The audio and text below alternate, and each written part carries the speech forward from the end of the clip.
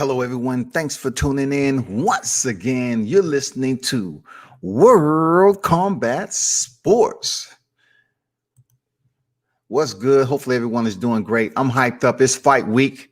You know what it is, man. I had to get on here and represent my boy Teofimo Lopez. Teofimo, however you want to say it, tomato. You know what I'm saying? When it comes down to it, Gordo, team takeover. Hey, it's a big deal that's popping off this weekend. The best thing about it is we didn't have to wait forever and a day like all the talk that was going on with the welterweight division, Terrence Crawford and freaking Errol Spence. We got Teofimo Lopez with 15 professional fights, y'all. Challenging 14-1 Vasily Lomachenko, top pound for pound fighter on the list for quite some time. He's been perched on that hierarchy. Now it's time for Teofimo Lopez to spread his wings and swoop in and take the place of Vasily Lomachenko. You know what I'm talking about? That's what's going on right now. D-Ray, what's good? Appreciate you stopping in. I want to first touch bases, right? Some people don't understand what it means to support fighters in general, right? This fight is huge. You just don't have to go for, what's the easy, favorite. They have Teofimo Lopez as the underdog, and they're supposed to. Come on, they're supposed to, dog, because we're talking about 3-division champion and Vasily Lomachenko, top pound for pound. Of course, Teo is going to be the underdog. But my point is why people are afraid to bet with their heart. They want to bet with how their impulsiveness. They want to bet to play safe. I'm not playing it safe. I'm going for Teofimo Lopez to stop Vasily Lomachenko. I'm going for Teofimo Lopez to stop Vasily Lomachenko. Yes. But check this out. I've had some individuals, leading up to this fight. They want to say, well, World Combat Sports, when you support a particular fighter, just say it ain't a black fighter. You black media, it ain't a black fighter, right? They always want to put the cliche up that you jumping on the bandwagon and you dick riding and all this other shit. And in actuality, they just haters, period. It's been something that was floating around from an individual. I'm not going to say his name, several, whatever, they want to jump on the bandwagon that they was trying to put some type of false narrative out there as if me saying I covered Teo on several occasions, they was like it wasn't true. You know what I'm saying? I was out here capping and doing all this other shit. When people say that shit, you got to do your research. Because the only reason I jumped on this behind the screen, to appease the avatar rangers and the screensavers and the temporaries that's on here is because the pandemic hit. I'm the type of cat that goes to the fights and show my support and get the interviews. But that has all but changed now. You have the bubble. You probably go to a fight today as media and you won't be able to talk to a fighter. But I was happy to be able to recon as short of a mission as it was. I was able to get some good names. You know what I'm saying? I appreciate that. And Teofimo Lopez was one of those guys. Yeah. I want the ones that's been dropping this shit in my inbox and all that, straight up hating and telling lies and worried about how my channel is doing. Listen, I may not get the biggest viewership. It doesn't matter to me. What does matter is that we got fight week. What does matter is I have a huge catalog, right? And I'm going to show you. For those of you that may have heard or may have came across, that I was just supporting Teofimo Lopez just because it's leading up to this fight. That's absolutely untrue. You know what I'm saying? It's more lightweights in the division than one fighter. And I know it's easy for a lot of people to sit up here and lean on Vasily Lomachenko because that's the safe way to go. But yeah, I've been up there before. I'm going to show you this. Teo only has a right hand to me. Hey, we're going to see. So D-Ray, if T.O. has a right hand and he was able to stop Richard Comey with that right hand, well, shit, he got to punch his chance, don't he? We all know that Vasily Lomachenko, he's not a knockout artist. He has 2 good feet. Is he going to be able to dance around and use that movement against Teofimo Lopez? Will he be able to absorb that power? We all know fighters have went the distance with Lomachenko. Pedraza, Luke Campbell as of recent, getting up from a knockdown. Come on, man. He's going to have to do better than that. We're going to have to see 150% from both fighters this weekend. Free TV, y'all. Free ass whooping, free TV. But look, I want to show you something right quick for the ones who, kind of listen to certain people, who's all upset and angry, talking shit about World Combat Sports, thinking I'm just pulling shit. I did a lot of shit behind the scenes. It was a recon mission, man, when I went on these media adventures. I love the sport of boxing and MMA. And when I'm there, I'm working, right? So check this out. And don't forget that I showed you, because some people just stick to what? They stick to this shit right here. Oh, man, social media, putting a video. That wasn't my shit. I like attending the fights and then coming home, edit my shit. I put my own stuff up there. You know what I'm saying? I put my own content up there. Now you got to get on here, create thumbnails, get subscribers up, you know what I'm saying? Talk to people, try to get people to come to your channel and all that. And that's all good. That's all good. But with a common daily schedule, you have too many channels believing that you're trying to compete. Listen, let me tell you one time. Let me frame it like this. I'm not competing with none of them. I'm not. You either support World Combat Sports or you don't. But to put falsicities out there about I haven't supported Teofimo Lopez, I just want to sit up here and act like I'm doing something new. I'm about to show you how that is absolutely bullshit. People should do their research. Do your research, people. It's hard, right? What's going on, Alexander? What is good, people? Everybody that's in the building, man, I'm turned up, man. I took the weekend off because I was chilling with my girl, for real. But I'm back. It's fight week, man. And look, it's free.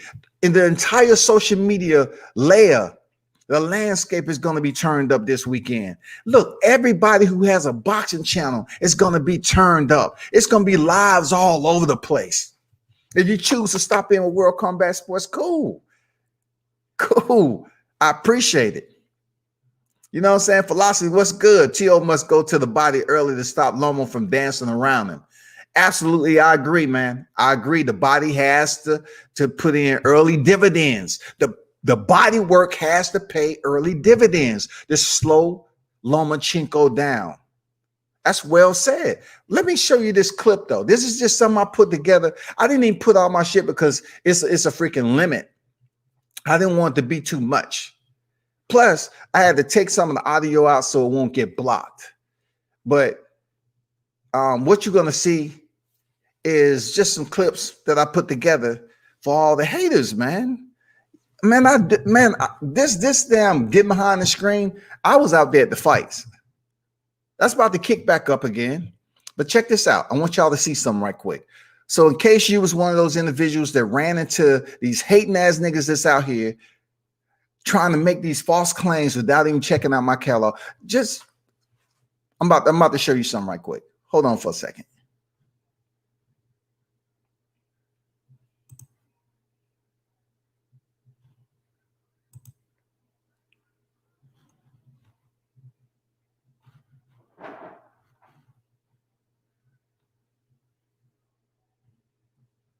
Knockouts. Heavyweight segment fighting down in Texas on ESPN Plus app. Tune in. I just want to give a shout out to World Combat Sports.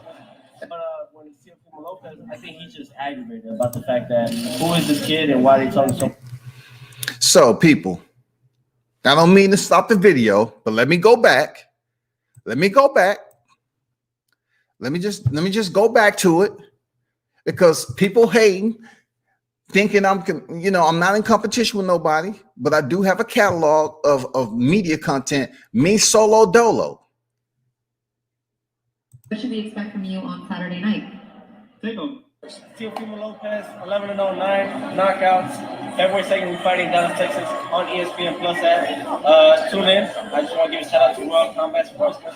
But when it's Teofimo Lopez, I think he's just aggravated about the fact that who is this kid and why are they talking so much? They should be talking about me. So I'm about to show you, which I was on a live previously. And I was telling people that, you know, he called him a bitch.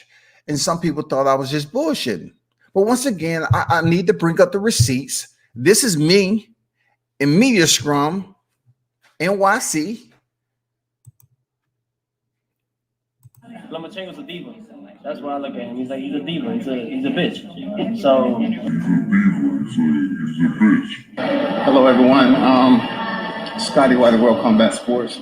I'm following Team Teofimo Lopez to the weigh-ins. Exclusive for you, the supporters of World Combat Sports. All right. So check this out. I'm at Teo's fight last year, right? And I'm actually doing media coverage on the team. Teo, you tell me how many other media people that's around this team right here doing this. This is why you cannot believe everything you hear. Just because people don't have all these amount of views. Man, I got this shit before Teo was stepping in the ring this weekend. I was able to follow him exclusively on his fight last year in Texas. I'm grateful for Team Lopez for that. Shout out to his father, his mother. Shout out to everybody. Milk, you know what I'm saying? Shout out to everybody who made this shit happen. But people, it extends further from this right here leading up to this fight. I fuck with Teofimo Lopez, man. For real. I just didn't start this week. Let me continue to let the video rock, man. Exclusive World Combat Sports with Teofimo Lopez, and also live with Lee Black. Behind the scenes shit. Getting on the elevator now. His entire team.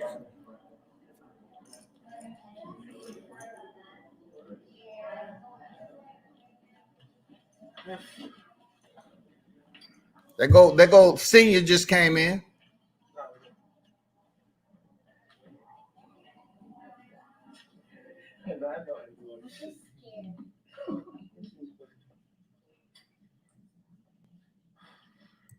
Do you see what I see?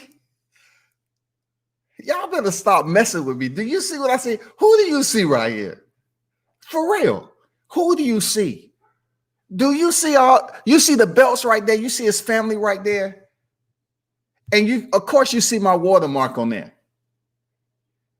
Bruh, all you cats is out there thinking I just started media because the pandemic hit and, you know, I jumped on this screen. No, I have countless footage of fighters that I was actually on site. I don't even talk about, I don't brag about that shit, but the lack of respect to tell a lie. Dude, who do you see in front of you, man? That's Teo before the Vasily Lomachenko fight. I'm just keeping it 100, people. Man, I gotta use that. Sure. See, as expected, you have to. I'm giving my people the exclusive, man.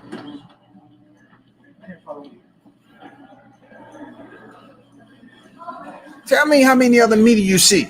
Let me know. Behind the scenes shit.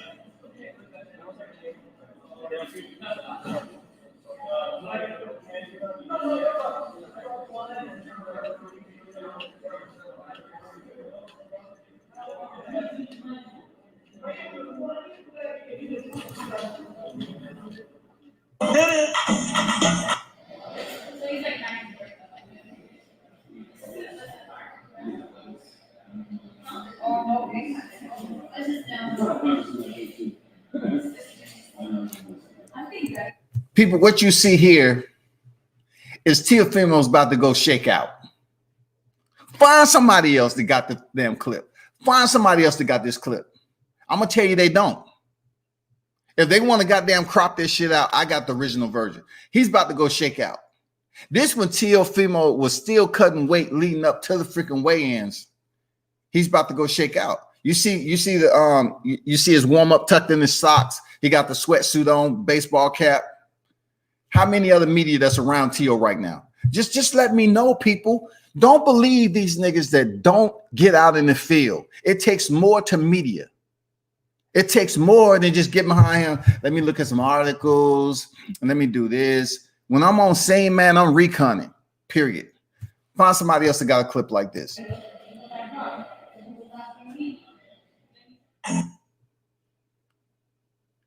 Look, I took the audio out because this is him on the ring walk.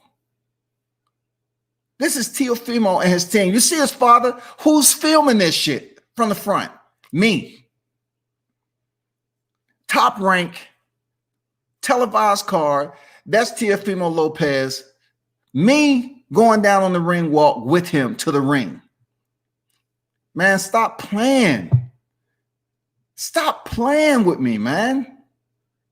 I just didn't start fucking with Tio right now. Find somebody else that got a clip walking to the ring with Teofimo Lopez and recording this shit.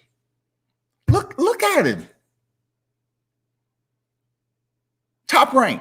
You see the turnbuckle, right?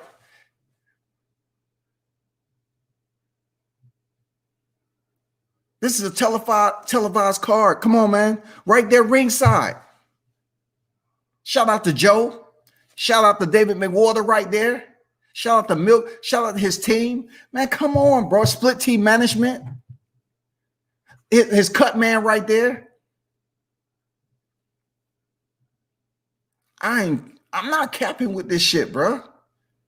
Find somebody else who's working a cell phone, a mobile phone, and a freaking damn DSLR.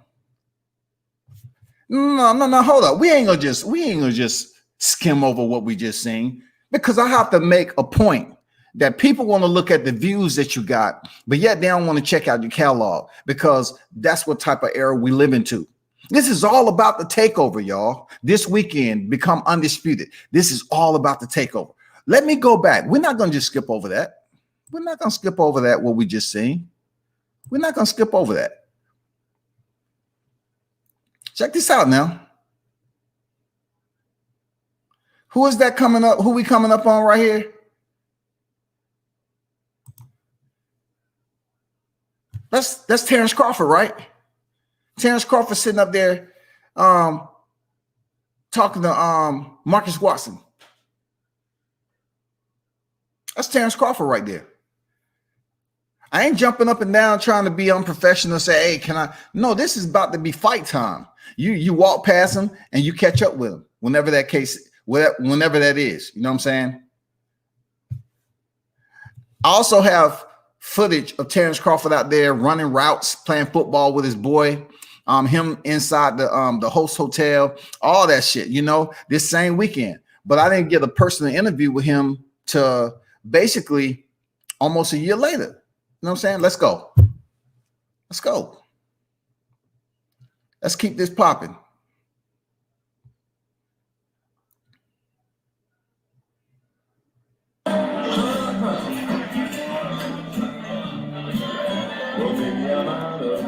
Okay, let me also explain. This is after his win. This is after his win. Dinner, chilling. I'm drinking a Long Island iced tea that Tio's mom purchased, and I even said this on the live that when Lopez Senior came by, I said, appreciate your wife buying that Long Island, man. Good people. I'll always support Tio. Good people, good family. We up here chilling after the fight. They go Tio in the background. Sipping on Long Island. It's a long day. I am chilling with Lopez. They go Milk.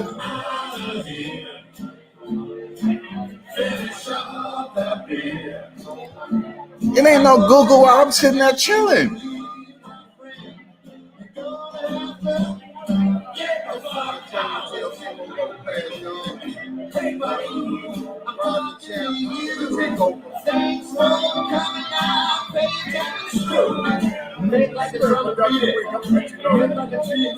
It's been a productive week.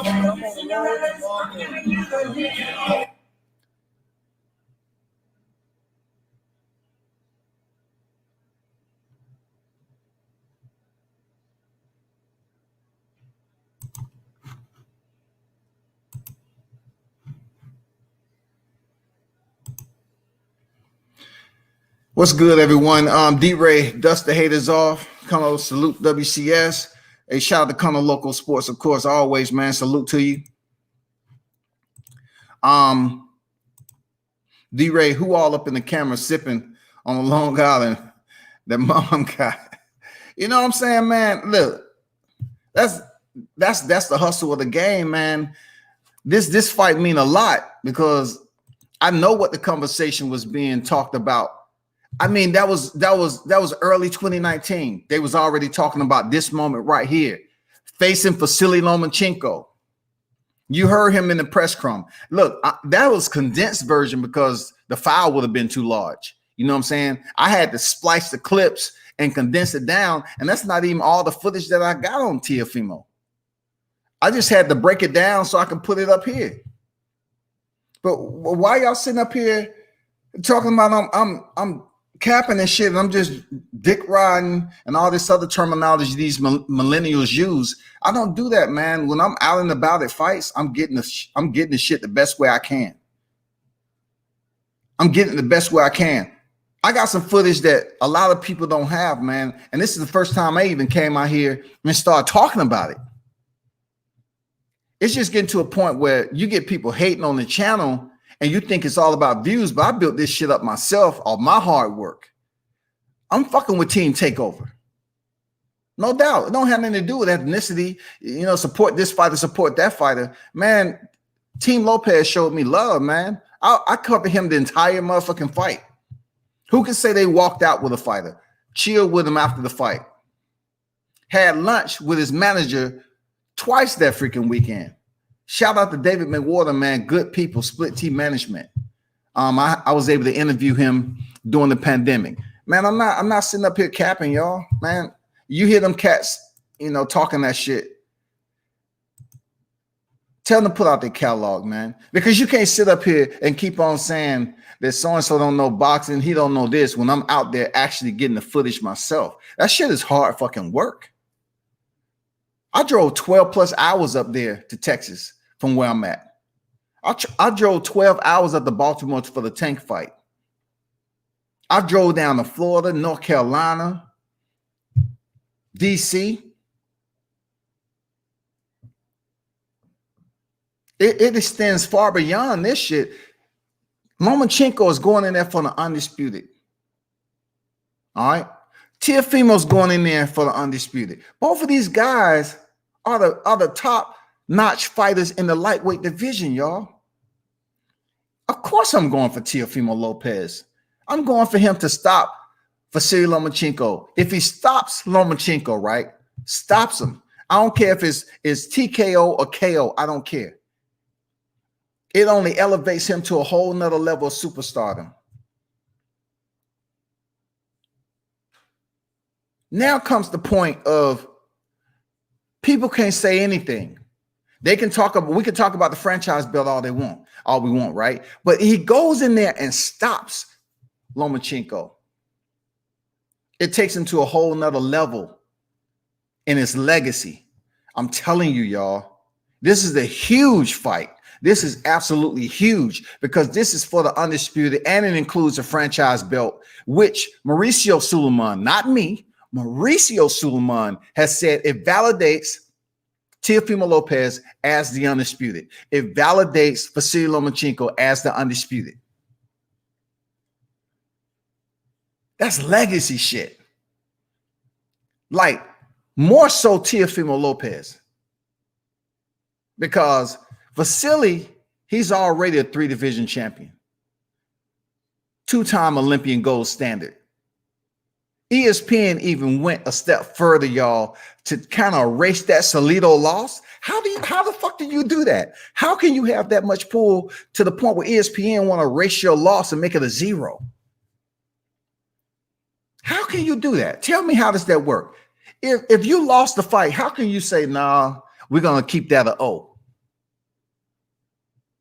But for Teo being what, 23, talking about the takeover, talking about being world champion in 15 fights, his pops, being able to go in there and stop Richard Coleman in 2 rounds, picking up the IBF belt. Now he's challenging. Now he's challenging for the undisputed at the lightweight division. Listen, let me tell you how the criteria works, people. D-Ray said, is it true? No Wilder Fury. I'm going to get to that. D-Ray. Let me tell you how you need to pay more attention and kind of brush off all the barking that goes on that really is unimportant. It's unimportant for you all to just put it in your recall memory. When people sit up here continue to say, well, Teo has to do this if he wins. He has to do that. You're not looking around you, are you? You're not paying attention to the sport changing. You're not paying attention to who's making the calls. If Teofimo Lopez wins this weekend and he moves up to 140 for a shot with Taylor, it's not going to blemish his record. He don't fight Devin Haney. It's not going to blemish his legacy. No matter who barks, no matter who sit up here and keep on meowing all the time and scratching the wall, you are unimportant. You're irrelevant. The voices that's out there are irrelevant. They keep saying the same thing. It's not going to make a freaking difference. The fact that Teo has won the IBF championship, now not only on that perspective, but the weight that he's holding, y'all, the weight to turn around and go in there with the top pound for pound guy, Lomachenko. Not only that, that's the 3 bullet point. He has the opportunity to negotiate his worth in one of the biggest fights of his career. Negotiate a contract for $2 million. Do you see how all that shit lined up? IBF championship, fighting for undisputed. Look, check this out. Negotiate his purse up to $2 million. Check this out. 4. It's a 4th in there, right? It's a 4th in there, which makes this even more crazy. He's going to be given the franchise belt, which puts him on a whole nother level of attributes and amenities to becoming undisputed. He does what the fuck he wants to do. Privileged. Look, am I the one who has been elevating this franchise belt and saying, oh man, I love it, they doing it? No, I call it the franchise green panty title. The more and more I look at that franchise belt, Canelo, he didn't create the franchise belt. Lomachenko didn't create the franchise belt. And definitely, Teofimo Lopez has not created the franchise belt. The WBC, World Boxing Council, Mauricio Suleiman, he has implemented this franchise belt. It don't matter how much you kick and scream about the franchise belt. Teo doesn't have to sit up here and face anybody. Boxing is a business first. If he chooses to want to go out there and be the mandatory for motherfucking the junior welterweight division and move ahead of his compeers being Devin Haney, Ryan Garcia, Richard Comey, Javier Fortuna, Gervonta Davis, anybody else is at the lightweight division right now. If he chooses to separate himself, space him out, stretch him, as we call it in racing, stretch him out and go to the 140, and he's the number 1 guy, and you're trying to tell me if he gets the opportunity to go to a new division and fight for the undisputed, that's not intelligence, that's not business savvy, that's all of that shit, y'all. That's why I'm so turned up for this fight. This shit popped off the right way. Boof. This shit came together quick. It wasn't no you on the other side of the street. You got this going on, you got that. This fight came together just like this, y'all. Just like this, y'all. You don't stop Like that, you don't stop. To the bang, bang, boogie, the beat. This is where we at this weekend. We have a free fight. And not only is it a free fight, it's one of the biggest fights this year, y'all. This fight is one of the biggest fights this year. Believe it or not, and I don't care how you feel about what I'm about to say, this fight is actually bigger than Charlo and Jason Rosario, because you have two legitimate fighters with a name that people are going to tune into. This fight right here, unification-wise, is bigger than Jermell Charlo and Jason Rosario. It is. It's bigger than that. Because it has to do with, first of all, Vasily Lomachenko. I have to give him his credit. He's a two-time Olympian, and he has a lot of energy and a lot of palms to his back. All right? He has a lot of palms to his back. People pushing him and pushing him into the limelight. They love Vasily Lomachenko. But Teofimo is a likable guy. Good dude. Been through a lot. You know, people want to always talk about Nakatani. If you're basing one fight and trying to establish a person's progress in boxing, you're absolutely a temporary. You're the lowest caliber of temporary in boxing. If you're trying to say, oh, he had problems, but yet and still, isn't boxing, you supposed to get hit? You go to sparring. Who goes to sparring and don't get hit? Nobody. So if Nakatani was an issue and he made adjustments and easily won the fight, why are people still talking about it if he has an O on his record? He has a motherfucking O on his record, people. He's 15-0. He's the IBF world champion. He's competing. Right now, he's in the bubble. Teofimo Lopez is in the bubble right now, y'all, preparing for the biggest fight. And I guarantee you, if this was not in the bubble, I would be there getting footage.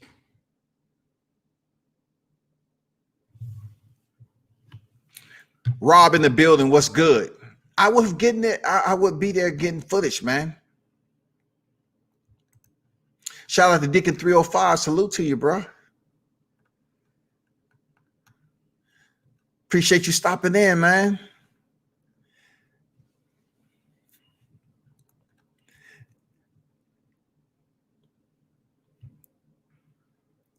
G-Man Boxing, what's good? He probably get $500,000 after he splits it with his training promoter. Absolutely not.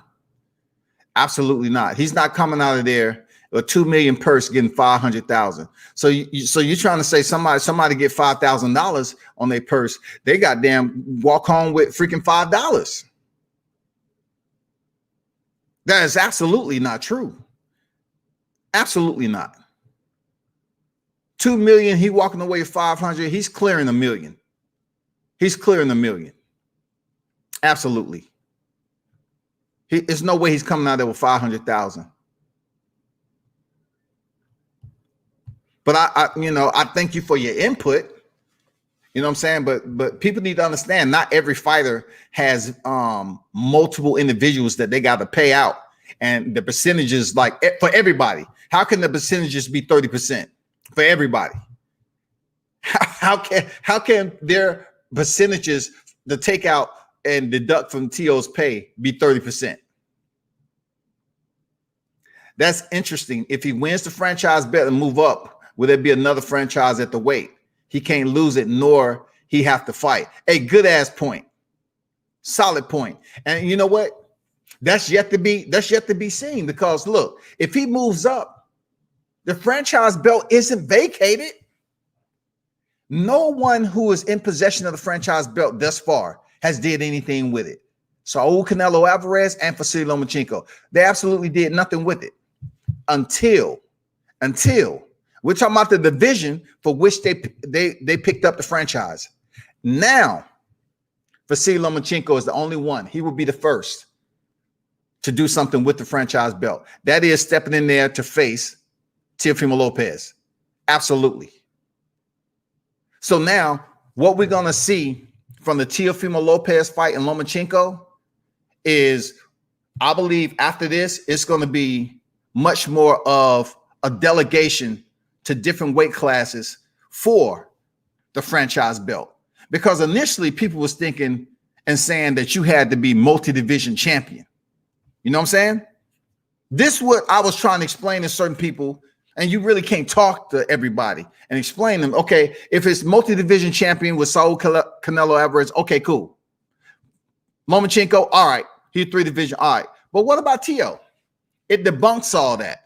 You don't have to be a 3-division champion. You don't have to have owned the WBC title.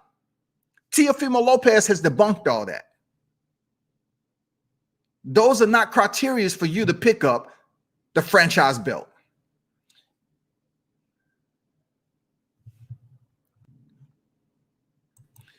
What's good? Deacon 305 in the building. Salute, man. Salute. True blessed to be stretched and highly favored. What's good, family? Blessed by the best. What's good, man? Hey, man. Oh, man, I'm listening to you cook, man. You're cooking real good. I don't want to interrupt the flow, but I do have a few questions once you're done cooking. Oh, no. I mean, I'm basically, I just had to get out because it's, you know, it's on this social media, man. People take it for face value sometime when they just see you out here popping up on, you know, your YouTube channel, you know, talking boxing and MMA, whatever the case may be. And then you just have individuals behind the screen, you know, avatar warriors, screensavers, whatever you want to call them. And they say you want to jump on Teofimo Lopez because this fight is coming up. And I just, you know, I had to put the clip up to say, I already been there. I already covered him on site. You know, I covered him for the whole weekend. You know, that's what I did in boxing in general. So I was grateful for his team and his family to have that experience because it was good to go.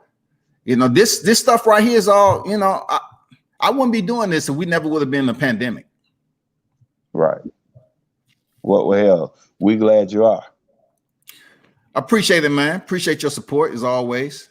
Absolutely. Yeah. Now, what do you listen? The winner of this fight, do you feel that the winner of this fight is absolutely undisputed? Or do you feel that the winner has to go through Devin Haney in order for that to be solidified? Well, as I mentioned before there, Deacon, I even put it out there that I felt that Teofimo Lopez, if he wins, it's in his right to do what's right. You know what I'm saying? It's in his principles to do what's right and go through Devin Haney and fight him. It'll be a big fight. It'll be a big ticket item. And plus, he has the WBC world title. You know what I'm saying? Now, this is where the dilemma comes in at on the business side of the house. I'm looking at it like, I can't understand where his pops is coming from with them if he is able to win with the franchise belt, and they have automatically said, okay, we're gonna provide you with a benefit to move up to junior welterweight. And not only that, you get to fight for the unified titles. You wouldn't take that? You wouldn't take that recommendation? You wouldn't take that for, you know, in order for them to move up to a junior welterweight division without fighting Devin Haney? You wouldn't consider that a good business move? I think it is. I think it is. I get your point, but that wasn't my question. My question is, the winner of this fight, let's stick to the point real quick. The winner of this fight, they are saying the winner of this fight will be deemed undisputed. Do you feel, without going through Devin Haney, would this be a legitimate undisputed fight? Personally, from the way I grew up in boxing with the WBC titles being what they are, it's not. Like I said before, I even did a live on it, and I said, is it truly undisputed? Right. I felt it was not. I felt it was a process earlier for Teofimo to fight Devin Haney. But with Mauricio Suleiman coming out, the way he's pushing the franchise belt and everything else, I'm looking at this, I'm saying, if boxing changing, You know, how can we stop Mauricio Suleiman? Get on social media and say it's not legitimate or undisputed? If Mauricio Suleiman is pushing this franchise belt and he's saying if Teofimo win, he's undisputed, you think a little voices on here on social media is going to stop that legacy? It's a change. Absolutely. No, it don't work like that. Listen, you and I is the consumers who pay for this. And you are selling us the goods. And if the goods that you're selling us, we're saying, hey, this is not what my money is paying for. As a consumer, it's my right to address you and say, this is not what I'm paying for. You can tell me, hey, I came up here for iced tea, but hell, you handed me some old outdated ass Kool-Aid. That's not what I'm paying for. You say, well, hell, it's both liquid, but that's not the liquid that I want. I'm paying for ice cold iced tea, baby. So that's what I want. Even though you present them both as liquid products and they both go down the same, but they're not the same. Hey, the way Mauricio Suleiman is pushing the narrative on this WBC belt, Devin Haney title is iced tea, and freaking the franchise belt is an Arnold Palmer. That's the way he's freaking pushing that shit, dog. But again, I stick to this. When so I want to salute my brother Connor Local real quick. What's good, family? Salute, Deacon. We ain't get no text yesterday though, but you know. Yeah. Man, hey, but again, before I forget my point, when this man brought this title out, when the Charlo, Jamal Charlo would say, well, what about my franchise opportunity? Why can't I challenge for it? What did Suleiman say? Well, you can't challenge for it. It's more of an award. It's for, you know what I'm saying? It's a trophy. It's really not a belt, a real belt. But what it does is it has certain perks, right? That will give the franchise so-called champion an opportunity to choose the opponent that he fights and not be challenged by mandatories or champions in the same division. But it's not a real title. So how in the hell are you going to tell me that, hey man, you pissing on me, but you telling me it's rain? You pissing on me, man. So you talking about Jamal Charlo, right? That's right. When he asked to fight Canelo, Suleiman quickly backed that down and said, no, this is a trophy belt. He has the right to choose who he will fight. No one can challenge him.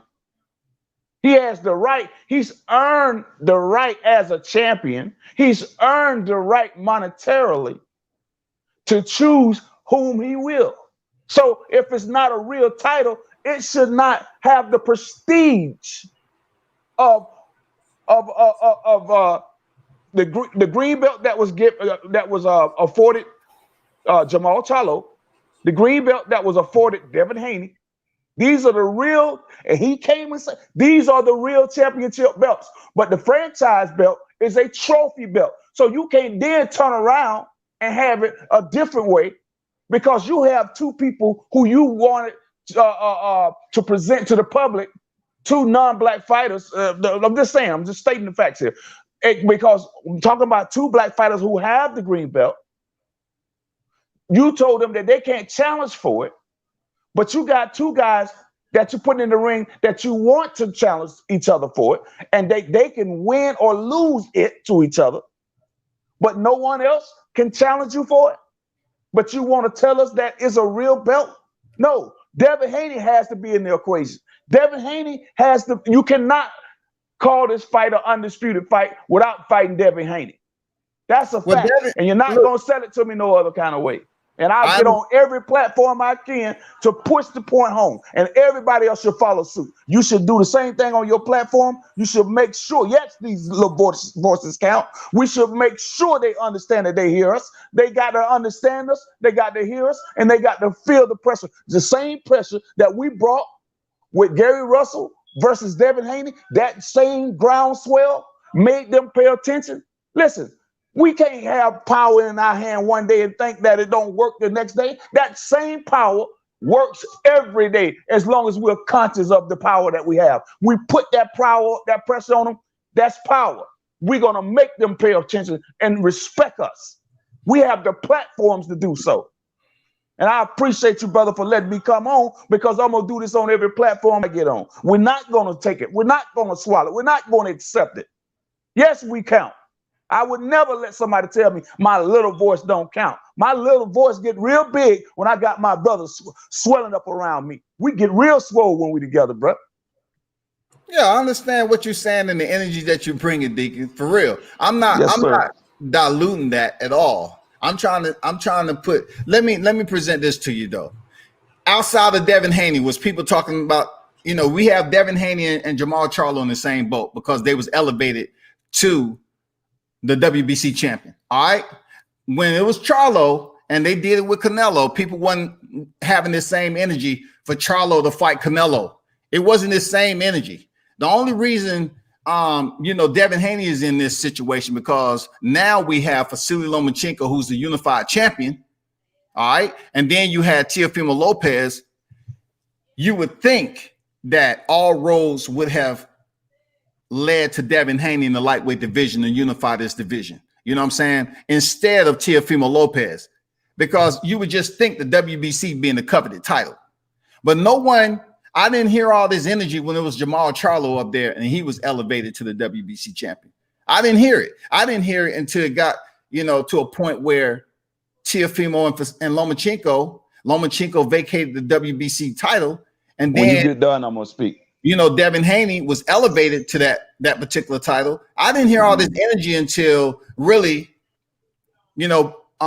people start wanting Devin Haney to fight Lomachenko because Lomachenko, pretty much said, I'm not fighting Devin Haney right now. He pretty much ducked him and said, I don't want to deal with it. Whatever his ulterior motive was. But then he went a different route and allowed Teofimo Lopez to be his opposition. And then those talks. People need to understand this fight between Lomachenko and Lopez has been in the works for a long time. A long time. They have been talking. Devin Haney was never in the equation.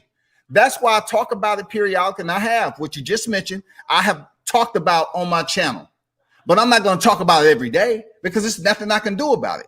I've spoken about it enough to the point where I totally understand behind the scenes. This has been spoken on long before now there was going to be Lopez and Lomachenko. But the only way you're going to know that is that you're speaking to certain people about the belt, about this particular unification and the WBC. I've known about this for quite some time, man, even last year. But people don't want to listen. And all they want to do is say, Devin Haney, Devin Haney. I understand where they're coming from. Devin Haney is legitimate WBC champion. And to be undisputed per the criteria that we are hardcore boxing fans are used to seeing, that, hey, if you have all the other titles, you have to go over here and fight Devin Haney for his title. I get it. But does he have to? He doesn't. Business-wise, he doesn't. What you got to say, Kano? Man, I think the biggest petition that we need to do is to get rid of this franchise belt thing. That's what I think we need to be pushing the big pushback on, because they keep changing and moving the goalposts on what this franchise belt is, and they keep rewriting whatever the hell Suleiman wants to write in there. And who is going to stop him from doing that? We all have to start messing with this, man. We all have to start pushing back on this what so-called franchise belt. It is ruining the divisions, in my opinion. Facts. I agree. Facts. I agree. You done, Connor? Because I don't want to interrupt you. Yeah, no, I'm done. I just wanted to say that, man. I knew you was ready to cook, so I'm gonna mute my mic, bro. Yeah. Listen, you said that you did not hear this type of energy before the Lopez Loma fight came. Well, I beg to differ. I just want to disagree with you on that, because we have been throwing bricks at chain game about this Charlo versus Canelo. I don't know if you watch Barbershop. I don't know if you watch Black Fight Fans 78. I can go down the list. All been talking about the same thing. All have been on this. All have been pushing back against this. Not just recently. I mean, for a year, same time that you say a year ago with Lopez, that we've been over all. This ain't new to us. It's just getting more intensified, right? Because the fight is happening now. Not just the fight is happening. The more blatant disrespect is happening. I'm talking about right in your face, right? It's like, just like Connell said, you're constantly changing the goalposts. Constantly, as the fight get closer, now it's almost here. Now you want to change. They just said this recently now, that it's going to be undisputed. They didn't even when they was planning to make this fight happen, they wasn't talking about no damn undisputed, family. Who is they? Who is they? Suleiman, the one that's over the WBC. He never said anything about it, but once again, I did an interview with Split Team Management, David McWater, during the pandemic, and I purposely asked him about the WBC title. If you don't know, man, of course I look at Barbershop. Of course I go around and surf everybody. Just because I don't go in here and relay other people's content, that doesn't mean I don't watch it. I asked him, I said, what about the WBC title? Is it going to be in the equation for undisputed? He said, yeah. I said, okay. So I'm looking at Devin Haney being in recess. Are they gonna take him out of recess, or are they gonna fight for the WBC world title? You know what I'm saying? The one that Devin Haney has right now. He say it's gonna be a WBC title in there. This was a while ago, later this previously this year. I asked him that purposely. The only interview you're gonna see with David McWater during the pandemic. I asked him, he said, yeah, it's gonna be for undisputed. Now, if Suleiman didn't say it, so be it. But I had an interview with the manager of Teofimo Lopez, and he basically said the WBC title will be in there. So when Devin Haney was in recess, we found out they took him out of recess and reestablished him as the WBC champion. Now we hear the news that the franchise belt is up for grabs, transferable for the first time. Now he's moving the goalposts, like you said there, Deacon. I don't have anything to do with that. We could talk about it all day long, but is something going to happen with Mauricio Suleiman? No, because he's going to do what the fuck he want to do. And again, that would not deter me. That would not stop me and folks like us from putting pressure down. It's not going to put duct tape over our mouths. We're going to embarrass them. We're going to put pressure on them, and it will make a difference. But if we say, you know what, ain't shit we can do. If we cannot walk around in a society that don't give two fucks about us anyway, and say, hey man, we might as well give up. There ain't nothing we can do. I mean, they'll walk right over us like they've been doing. We have to fight back like our ancestors did. We came from warriors, man. All of a sudden, this generation don't want to do it. Listen, I'm just speaking about the atmosphere when I'm talking like this. The atmosphere in this generation, it's like something is distracted. You know what I'm saying? It's like the focus is not there. You know what I'm saying? Where's the punctilious here? We have to continue to appreciate and recognize our own value, our own worth and power.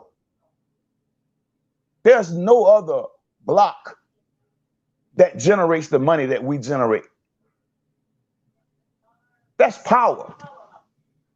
There's no other culture that's stronger, that's richer, that's more sought after than the African American here in this country. Just look around the globe, around the world. Everybody emulates us. The people who have been fucked over the most have been enslaved, murdered, raped, shoved through the, I can't even call the things, but yet we rise. Yet we rise. They never gave up. They never said, well, what can we do? Nothing. We can't do nothing anyway. No, if they'd have had that attitude, brother, we would not be on this platform today. We would not be as comfortable as we are in some settings. So we sat on the shoulders of greatness that allowed and afforded us to be in the position that we are in today. Listen, I am not one of the ones who say that there's no change happen. If you listen to some people, you'll think that we're still in slavery. That I don't agree with that. I don't think that we're so messed up to we haven't moved forward at all. We have moved forward because the people came before us, put in the work. And I appreciate that, and I respect that, and I would never demean that. I would never demoralize that by throwing up my hands and saying that there's nothing we can do. There's plenty we can do. Deacon, you need to understand where I'm coming from with this. Just because I say there's nothing we can do as far as directly changing what Mauricio Suleiman wants to do with this franchise belt, yeah, we can get on here and talk. But as media, I consider myself boxing media. All right. Outside of the ethnicity and what's black and what's not, I understand where I'm from. I'm from the South, and I've been in more protests and marches than a lot of people on here. And I don't sit up here and compare my blackness off a narrative that I'm putting out here for boxing. That's just not the way I identify myself. I know what identity I am. I know where I came from. I don't want you, listen, brother, I don't want you to misconstrue my energy. Because this is not about two black men getting on here having a pissing contest. It's not about that. What I'm saying to you is we must keep the same energy in order to move forward. What I'm trying to get you to see is I love that energy that we was pushing when it came to Devin Haney and Gary Russell. I love that groundswell that was moving the goalposts, even when the more naturalized in some sense, right? The more traditional media who looked down on the YouTubers and said they was nothing but YouTubers. Who gonna listen to them? So they really did. It's like they talked over us, right? But at the end of the day, they had to pay attention because the pressure stayed constant. It was constant pressure. So they had to get on board or get ran over. Only thing that didn't happen was the fight. But guess what else happened? Something happened. Something was proven that there is black power there. There is a structure there. There's a blueprint for us to move forward. Even though the fight didn't take place, there was something there, man, that showed us there's nothing we can't do. When we put our minds together and stay consistently together, pushing black and brown, it wasn't just black folks. It was brothers like our brother here. And the rest of us, it was a mix of us, ground swelling, pushing for something that was just bigger than us, because we got to think about the generations ahead. They're going to look at the blueprint that we sat for. You see what I'm saying? They're going to look back and say, you know what? I'm glad they did what they did because they put us in a better position. Had they not did anything, what would we be today? So, hey, Deacon, check this out, so every fight is a great fight to me. I don't look at it as a small fight that doesn't mean anything. I don't see it that way. Hey, Deacon, check this out. I understand and hear what you're saying, and I respect it. When it comes down to Gary Russell and Devin Haney, that particular matchup was accessible. They was in line with one another because neither one of them had an opponent. Russell's moving up from 26 to 35. He even wanted to go up to 47. Then you take Devin Haney, who was out here without an opponent, but we knew Gamboa was in the shoot. It was more accessible to talk about Russell and Haney. Both of them got opponents. Gary got a mandatory at 126. No, if this fight between him and Devin Haney would have took place the right way contractually, that so-called opponent that's in the shoot or in the slot for them to step into the ring with, it wouldn't have been none and void. They would have faced each other. We can't say, okay, they put all this energy in there and, black people was all gathering together to make this fight happen and then say they had opponents lined up. Yeah, they had opponents that they can resort to if Russell and Haney did not work. And that's where we at right now. Devin is fighting Gamboa. And then we have Russell. Whenever his fight day come out, he's going to be fighting another opponent, whether he chooses to move up or he stay at 26. We're talking about the encompassment, how it encapsulated all the freaking channels from the LDBC to ITTV to all these channels that was out here talking about this fight on a daily basis. I agree. The energy was amazing and everybody was talking, but also there's a lot of criticism. If we talk about black people, we need to understand the criticism that was going on for those who supported Devin Haney, and then they were sitting up here vilifying and denigrating Gary Russell Jr. So we're going to bring these fighters, two black fighters together to step in the ring, and we're going to raise their character up so all these people can tune in, or we're just going to support one black fighter and then dog out the other one. It doesn't make any sense to bring black power into it when you got channels out here. Can I get you to hold on for a minute? Black channels excoriating other black fighters, not even respecting the fact we're grown men with families out here. Can I speak with families and calling them bitch, Deacon? You know damn well you wouldn't accept that shit. Now hold on. Can I say something real quick? I'm just saying. Listen. I know you as a person. I've heard you be attacked before. I know you as a man and who you are as a person wouldn't accept that shit. I wouldn't accept it, and no one else that stands on a square would accept that shit. Right? Can I say something? Listen. I don't care who platform I went on. Now you say you see me, you got to know that this is true. You had some who and I talked to Devin's father. I talked to Devin. Listen, I told Devin's father that I am rooting for Gary Russell. I am pulling for Gary Russell. And I remember that. I say it has to be balanced here. Everybody can't be on one side. I say, because I want to see this. I want to see these brothers do good. I want to see these brothers eat. You know what I mean? So I'm coming to give balance. And it wasn't just me. You had a lot of people who was rocking with Gary. You had a lot of people who was rocking with Devin Haney. But at the end of the day, when the fight didn't happen, I say, well, you know what? And I don't even see Gary coming out no more. I got to rock with Devin Haney. This young man study coming out. He's talking to us. You know, he's interacting with us. Hey, I'm not no messed up person, bro. You reach out and speak to me, or if I reach out and talk to you, and you talk back with me, man. Hey, man, I love that. I'm gonna communicate with you, brother. As long as you communicate with me, and as long as we being respectful to each other. You just said a whole lot right there. A big key right there is respectful. Not all the people on YouTube are being respectful, though, Deacon.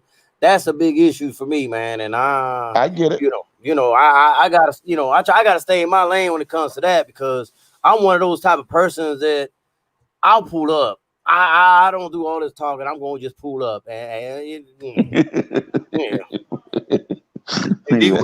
have to be clear if we're talking about, black supporting blacks, because it just seems like on this social media landscape here, if you're a black media voice out here and you're not supporting certain black fighters or whatever the case, my perspective is supporting boxing in general, regardless of how they look. I already know who I am. Absolutely. Absolutely. But you know what does I do? Some of the channels, what does I do? You just seen it.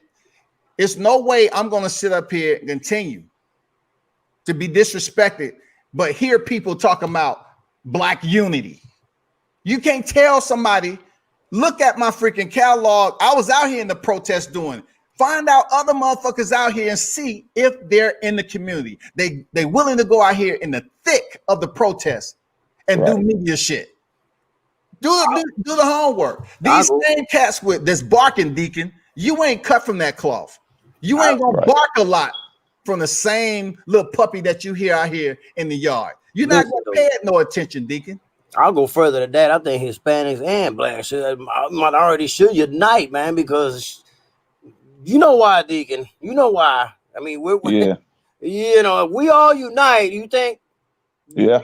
You think we could make a change? Because I think we could.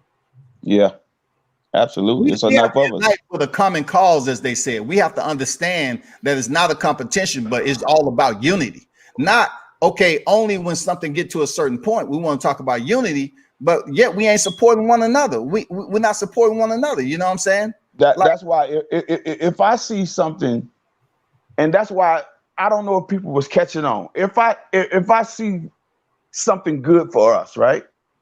But I see that there's no balance there. If I can do anything, just me, my little, I'm not a whole lot of nothing, right? But if I can just voice my opinion to give peace to a situation, I came and I say, you know what? Hey, man, I just want to give, just my words, I want to give balance to this situation. I'm rocking with Gary Russell. And I gave why. I gave the fact that I felt like he was one of the top pound for pound fighters that needed to be respected, that has been the WBC champion for 5 years. You know what I mean? And I felt like he had a legitimate loss against Loma, but he didn't complain before. See, a lot of people get the word excuse misconstrued. They use it the wrong way. For me, if you are a fighter and you're going to make excuses, you're going to make it known at a point when it's convenient for you. And everybody else will have to swallow that. I see guys get in that ring, man, and you will never know that they was injured the way that they was, but yet they took the fight. But when the fight's over and then they tell you about the injury, guess what the audience say that don't understand? Oh, he making excuses. He making an excuse. If he was making an excuse, he would have never got in the ring. He'd have say, hey man, y'all would have called him a coward. He ducking, he don't want to fight. The man tell you he's injured. So instead of going through all that, he takes the fight, right? Injured and all. But when the fight's over, they put the microphone in his face. They say anything. Yeah, I had a little issue. Da da da. But now he making an excuse. I don't like that. So I don't like that. So hearing that, Deacon, you have been frequently a channel that I was just on that you invited. You told me to come on and things like that. But yet every time we want to talk about Black Power, some people out here so ignorant, they're not even freaking educated enough to understand, okay, just let the narrative go out. We all supporting boxing. Let the narrative. But for their own reasons, they want to make it personal. And this stuff right here on social media is not personal for me. But Gary Russell, just like Lawrence Williams said, Gary Russell has been notated in social media. His dad's been having health problems. You know, that's why, to think back on it, we look at Leo Santa Cruz, his dad having health problems. And behind the scenes, I heard Leo Santa Cruz's dad passed away. He went flatline and they brought him back. It was a point in time where Gary Russell was like sending out like, hey, I apologize. I see him. I wish you the best. You know what I'm saying? So I don't understand how you can change to Devin Haney all because Gary Russell ain't talking to you. His dad going through health problems, Deacon. No. You should respect the man for his boxing skills. Not him talking all the time. No. See, you took that the wrong way. You took that the wrong. See, because if you know me, you know whenever I speak like that, there, brother, ain't no ill will. I understand. We having a dialogue, Deacon. That's it. Yeah, but but that was a dialogue where you just really you just jumped on me just then, because what you said was that I said since the Russell ain't coming out no more, I just chucked him to the side and I'm jumping on the Devin Haney bandwagon. I didn't say bandwagon, Deacon. I don't use that terminology. That's not what I use. It don't matter. You said I'm on the side of Devin Haney now. You said he's not talking to you on a regular basis like Devin Haney is, so therefore you pretty much leaning heavy towards Devin Haney now. And I'm telling you, that's okay. Let me break this down. Let me break this down then. Okay, I thought I cleared it up. I didn't just leave it out there naked either. Okay. I said if me and you are having conversations, say if me and you talking every day, right? Yeah. But me and Conor Loco, we cool, right? But if me and him ain't interacting every day, I see him every now and then. No, let me break it down like this here. Because my wife always say this. She's like, how can you feel for people that you don't even know like that? Some folk be on TV, man. I don't know them people like that. And them people die, whatever. I don't feel nothing. Because I have been in pain when some of my favorite folks have passed away, and she's like, man, but you ain't never met her. It's different for me. If I got love for you, I got love for you across the screen, bro. You feel me? It's real, bro. So if I'm talking to you every day, or if I'm interacting with you spiritually every day, it's a connection there. But if I don't hardly see you ever, I might see you once every 2-3 years. It's really not a connection there, right? I'm saying I'm putting it out like that, so the picture will be bigger, broader, so you understand what I'm saying. So for me, when I said Devin Haney is more accessible, him and his family, his father pops up everywhere. He's more accessible. He's in your face. That builds relationship with the public. Understood. That just caveats to what I'm saying, though. You initially started supporting Russell more. You was initially for Russell, but since you don't have that accessibility, now you for Team Haney all the way, but right? That does not mean that I do not love my brother Gary Russell. I never said you didn't. That's what I'm saying. I'm talking about boxing. When you lay it out like that, people can take it the way they want. That's everywhere on social media. Absolutely, that's everywhere. So for me as a man, I have to push back on that, because if I fuck with you, I fuck with you all the way, bro. You know what I mean? I ain't nothing. Listen, man. If I say World Combat, come down here to the FLA and fuck with me, man. You know what I'm saying? I mean that. When you come here, I'm gonna make sure you good. I'm gonna make sure you get back home to your family straight.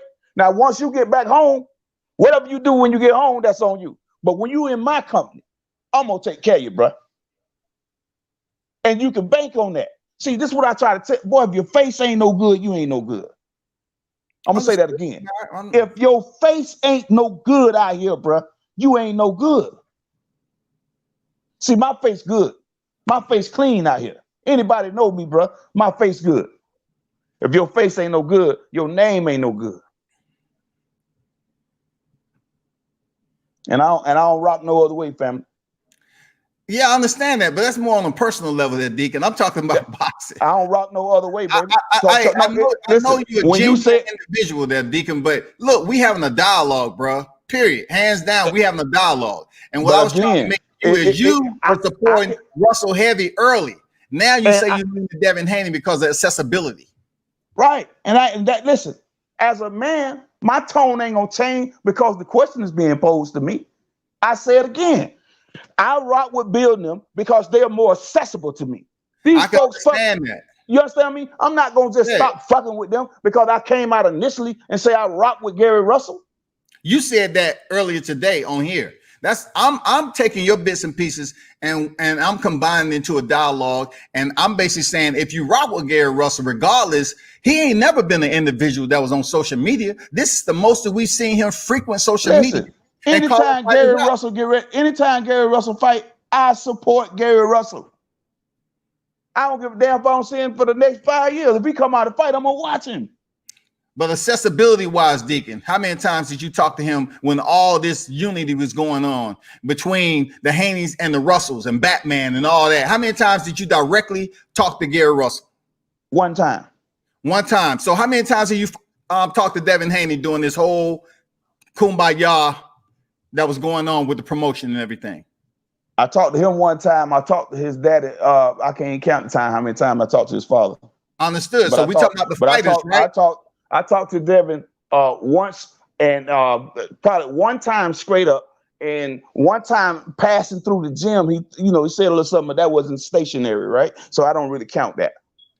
Understood, Deacon. The only thing I'm equating is you talked to them equally. You was able to talk to Devin once, and then you was able to talk to Russell. So you digressing from your support and leaning heavy towards Devin Haney because of Bill. We're talking about the fighters in general. I get what you're saying. Bill has changed the game in a sense that him as a father that's in the game, his son boxing. I even said it on my live previously. I said I commend him for putting in all the hard work. Bill was on here morning, afternoon, evening, talking about freaking his son, Devin Haney, promoting. I commend him for that. But when it comes to this conversation, this dialogue here, I'm just taking your words and I'm saying that if you supported Russell, regardless of how many times he's on social media, still support him whether you're talking to Bill Haney or not. Because I don't know how many times I got. Listen, I don't know. I don't know how many times I got to say it. I don't know what way you want me to say it. I support Gary Russell. I also support Devin Haney. I know that more. But you say you're leaning more towards Devin Haney now. You're not listening, family. Listen, I talk to those folks more. That means I have a better relationship with them because I'm interacting with them more, right? If I'm interacting with you more, that means I'm building more with you than a person that I'm not interacting with. That's just reality. That's life. Understood. And if you don't understand that, family, I don't know what else to tell you. Bro, it's not what I don't understand. That's your perception. I understand, and I'm digesting what you're telling me. The only thing I am regurgitating back to you is you said earlier when you got on here that you're leaning more so for Devin Haney. I never said you totally didn't support Russell anymore. I'm taking what you told me. You say you're leaning more towards Devin Haney now because you have more accessibility. I'm listening to what you're saying, man. Okay, so if I say that, tell me what's your problem with what I said. I never said I have a problem. I'm having a dialogue, Deacon. I'm having a dialogue on here. Oh, Connor Loco, help me out, family. See if there's anything wrong with what I said. Help me out, because it is. I need to know what I'm missing. Nah, bro, ain't nothing wrong with what you said, man. You know, you basically, I guess I'm gonna have to regurgitate the same thing. I guess I never said it was a problem. Okay. First of all, you can hit the replay. I never said it was a problem. That word never. No problemo. I never said it was a problem. I'm saying your reasoning for linking everything up was your accessibility to Bill Haney and Devin Haney per se. Gary Russell, he's not really on here too much anymore and all that. So my question was, how many times did you speak to Gary Russell and how many times did you speak to Devin Haney? But you can support who the heck you want to support, Deacon. But what I understood from it is, which makes sense anyway, because if I'm talking, let's say, I'm going to use this as an example. I'm talking to two different chicks, man. They both fine as hell, blase, blase. I'm talking to one more than the other. You know who getting smashed. I don't know. That's the best way I can break it down, Deacon, man. I guess I'm looking at it from a media standpoint, that Kano, that the whole process was dealing with support of boxers in general. I get what you got with the females. Hey, the other one can still get it too. She just gonna get it less. Right. You know what I'm saying? Still gonna support them. You know what I'm saying? That's all it is, family. Listen, man. Hey. I had to break it with some street lingo, bro. God, I love to break down. I love to break down, bro. I love to break down. But man, I'm gonna put this on mute real quick. I'm gonna go outside for a minute, but I'm not gonna jump off of it. I'm just gonna go outside. I gotta do something for about 5 minutes. If y'all still on here, I'll unmute myself. Yeah. You good. Yes, sir. Go ahead and run it. Let me reiterate this too, Deacon. When I was over there supporting Devin Haney because I was appreciating his father, Bill showing up and everything, I was told that all of a sudden, even though it was before Bill started showing up, I was told that I'm jumping on the Devin Haney bandwagon. And I was like, to me, as a black man supporting other black media, I was doing the exact same thing you talking about, Deacon. From the South, 50 years old, mature in the game. I was supporting another black media, but some black people are too ignorant to digest what's being done for them, who's working with them, and what they should respect in the company of those individuals. Right. Period. We can say black all day long, Deacon, but when it comes down to it, you ain't gonna tell me I'm supporting you and I'm being respectful, and you're gonna sit up there and say some shit like I'm on the Devin Haney bandwagon when I'm like, okay, I was supporting, I was over there helping you out, period, before Bill started showing up to the show. But I ain't checking in with no nigga, period. I support who I support. I built my shit up. I don't give a damn how many people are here. My point is I'll talk to 10 people in the live chat that's communicating back with me. It's not all about views to me. It's all about the respect. It's all about the love and the passion of boxing. I'm Listen, not. I'm gonna let you know. I get everything you saying. You right? Listen, but at the end of the day, the elder statesman has to come out at some point, and I'm gonna give you my point. Exactly what you just explained. It happened to me, right? I was When there. I came, I seen it. I heard it. right. So when I came out, oh, now you want to jump on now you in front of Bill. Now you want to jump on Devin's D. What? Oh, and I snapped. And I snapped so hard, I went to a dark place real quick because I ain't used to this YouTube shit. Exactly. Right? So what I did was I backed off and I went and prayed. And I had to have a talk with God because I know that, hey, man, for one, let me, because I can't explain too much, right? But anyway, I hurry up and fix that problem with my young brother. So the elder statesman has to come out. So I had to be bigger than what it was seeming like in that heated moment and show our young people this is how it goes. You know what? I'm not even gonna say you were wrong. I'm not gonna say I was wrong. Listen, forget all that.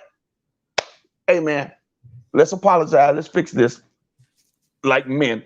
Let's move forward. Guess what? We've been better for it ever since. Right now, we like family. Me and that same person, we like family right now. You understand me? Because had he kept pushing the envelope, something bad was gonna happen. Off YouTube. So by us being a little bit older than these cats, we have to show our maturity and show the wisdom, not just the knowledge, because a lot of people got knowledge. We have to show the wisdom to show them how we get to be as old as we are and still be here. You know how many babies not living to see 21? Hey, Deacon, I understand the wisdom part of it. I'm not sure how old you are. You might be my age or older. All right. But check this out, my brother. It comes a point in time when blacks supporting one another and you talking about the elder statesman, for the younger cats to understand the maturity aspect and respecting the elders, right? We shouldn't have to sit up here and surrender and take a knee and say, let me turn the other cheek from individuals that are old enough, cognizant enough to know right from wrong and know what the hell they're doing. They know who they're disrespecting. And we do want to talk about black unity, all this. Why isn't those particular individuals respecting other blacks? Why is it we're supporting a black fighter there, Deacon, but yet if you over here and you have an ignorant ass voice that's being supported over there and keep on saying, oh, you on over here, you on Devin Haney's dick. Who the fuck? Why can't you be on a female? You know what I'm saying? Why aren't females used as the analogy? Why are these new cats this immature as hell? They sit up here and say, oh, you on the freaking Devin Haney bandwagon. No, I'm supporting him. He's a black fighter. Yeah, I'm supporting it. And he's one of the top fighters in boxing. And his dad has did the groundwork and been in the trenches. That's the way I look at it. But you have to understand the company you in, Deacon, they disrespected you several times over there. And it tells me these niggas don't care. They sitting up here trying to sit up here and tap dance for a common cause because they believe that's going to be their end state. They're going to make it to the high ground. All the wisdom, they basically saying, fuck all that, Deacon. They don't give a fuck about your wisdom. But a cat like me, I understand where you coming from because I'm much older and I come from a different cloth. I know that same nigga that you be frequent, he wouldn't even sit up there and use that same energy to me in person. Let's keep it a 100. I don't have to sit up here and explain my background to people.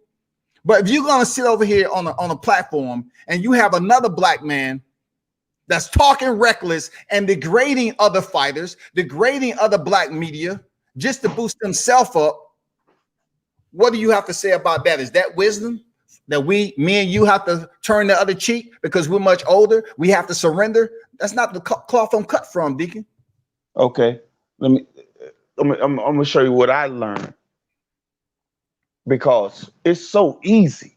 It's for listen, man. You can sit here and lay out our background. Most people probably wouldn't believe it, or whatever the case may be. But for me, it's so easy. My background could be duplicated, not all of it, but for the most part, can be duplicated by a child. So it's so easy to do that. But how much of a man am I? What am I really made of when I can say, you know what? Let's not do it like that, young man, because that's too easy. Let me show you a different way. Let me extend my hand and something else to you. And I'm going to be able to talk not just to you, but I know other people are watching. Let's show our other young people, hey, it's a different way to do this. We don't have to always resort to killing one another. We can do it like this and become family. We can do it like this here and learn from each other, build each other. Not just each other, but our other brothers and sisters who are watching. They'll begin to learn a different route. See, because everybody going down that same quick road. It's quick to go down that road. You know what I mean? That's a quick end result. But here's something else. You can take your time. You get to see everything. You get to learn different things. You begin to appreciate different things. And the thing that you appreciate the most in the end is longevity. You begin to understand it's about being a fixture, not something that come and go real quick, but being a fixture here on this earth and in your family's life, in your friend's life, at your job, at your church, wherever you're at. Be a fixture, baby. That's what I want to convey to our young people. Because it's easy and quick to go down that short road. Do you think nothing to turn all the way up there, Deacon? Real talk. Do you think you conveying that over there? I do my best. Chilling peacefully. You asked me to come on, and then this same individual want to take upon himself to have the social media fingertip power. You know what I'm saying? The freaking kick somebody off the platform when he didn't want to let me on in the first place. But look, you know how they always say when you raise your voice, Deacon, that you getting emotional. But I see this same nigga raising his voice all the time, Deacon. All the time over there. And he's crying and whining. He's talking shit. Motherfucker got arms like ramen noodles. And I don't see your message being conveyed in a way that he's respecting it, Deacon. I don't see it. I don't think he's listening to you. I don't think he want to listen to you. I don't think he respect you over there, bro. And I know what type of individual you are, man. Well, I did. That's why I don't know if you caught what I said to him. I said I need to speak to you off air. Yeah, I seen that. He didn't do it. He kept on procrastinating. Yeah, but I still got to him off air, and I let him know that I didn't appreciate that. And at the same time, I talked to him behind the scenes a lot, and a lot of times when you see him amp up like that, he almost can't help it. But the more I'm gonna stay on him until I can be able to get him to a point in because he's still a baby yet. He's still young yet. But at the same time, he's 33. He got to understand. He got to understand. But this ain't the path that we need to take as men. So it takes some elders to be in his life and help guide him. And if we can, and check this out. And if we can help change his attitude on that platform and for the world to see, then how many other young boys can mimic that and see, damn, I used to be just like that, but look how he done changed. Look at all these good things happening for me. When you do right, good things will come your way. But you can also do things to run good shit away. So we have to keep these young people on the right path so they can get all the blessings that they deserve. Because it's easy to go down that short road, flying off the handle like that. Absolutely. That shit wouldn't pop off in the street like that, Deacon. You want to talk about being a fixture. Running your mouth will put you in a goddamn fixture in a cemetery. Real talk. Your mouth is the sword to life and death. Your tongue is the sword to life and death, period. I wish there was a way for me to get both of y'all. Social media, Deacon, the recklessness that goes on out here. I just look at it. Look, most of the time you hear me talk, I ain't cussing people out and everything. I ain't saying nigga this, nigga that. I'm not doing it. But that same individual who you frequent his channel, he's not getting it, bro. He's not getting it that if you're going to But talk about black unity, he's not respecting what you're saying. And you can't sit up here and say, oh, so-and-so won. I've been to combat. I did everything. I ain't whining. I'm speaking the same message Deacon 305 is speaking. But I'm not willing to do it up close and personal when you keep on saying, oh, well, I'm going to take this opportunity to once again defame this individual and everything else. I'm going to make it personal and, you know, try to make sure you're bigger, knowing damn well you saw me in person, that energy would be much different. That's my respect to the game. Have that same energy in person. You know it's not going to be that way because this is where your kingdom is at. This is your safe zone. Don't sit up here and say, oh, don't worry about here. We'll take care of you, blah, blah, blah. The motherfucker talk reckless all the time, Deacon. You know that shit. And you know he's 33 years old, bro. You ain't changing diapers on a grown-ass man like that, man.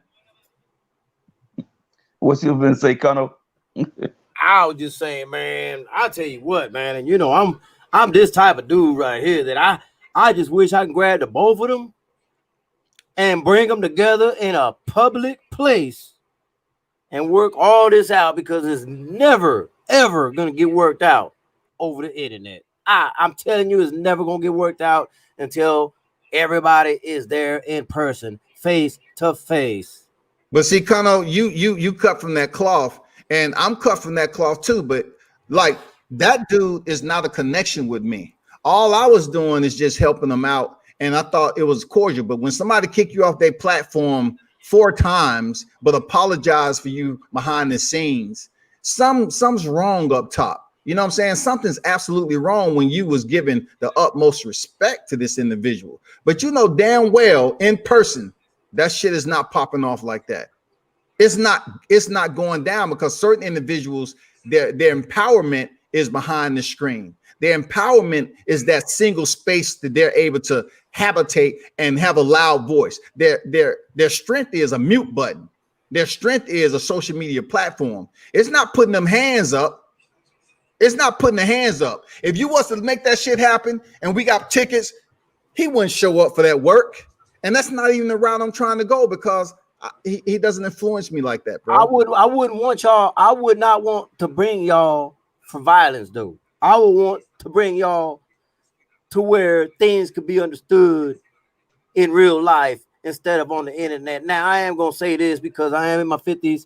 I'll go to his channel. I'll come to your channel. I'll go to Punch Drunk channel. I'll go to all of these channels, man. And whatever happens between 2 other individuals, like for instance, with you, I don't let it leak into my spirit. You know what I'm saying? Because he's never disrespected me, and Lord hopes he never does. Because Lord knows he hope he never does. But anyway, it never disrespected me, so I will always continue to watch. I don't always agree with what it says, but I guess what I'm trying to get at is I'm old enough to the point where I don't agree. I just let them be.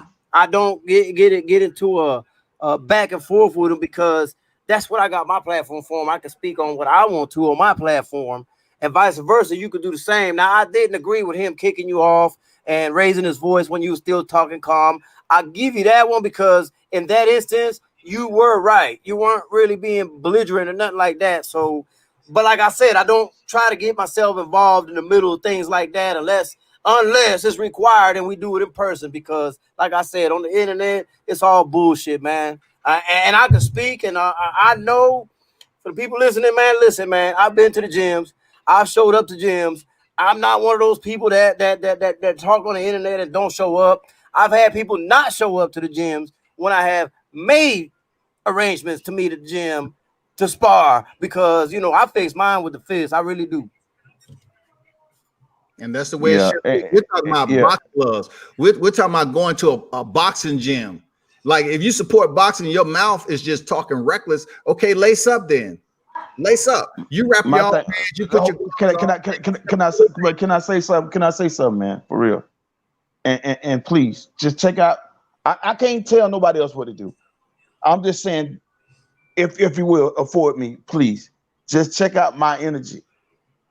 I'm not finna be, and if I catch myself doing it, I check myself. I don't worry about nobody else checking me. I check myself.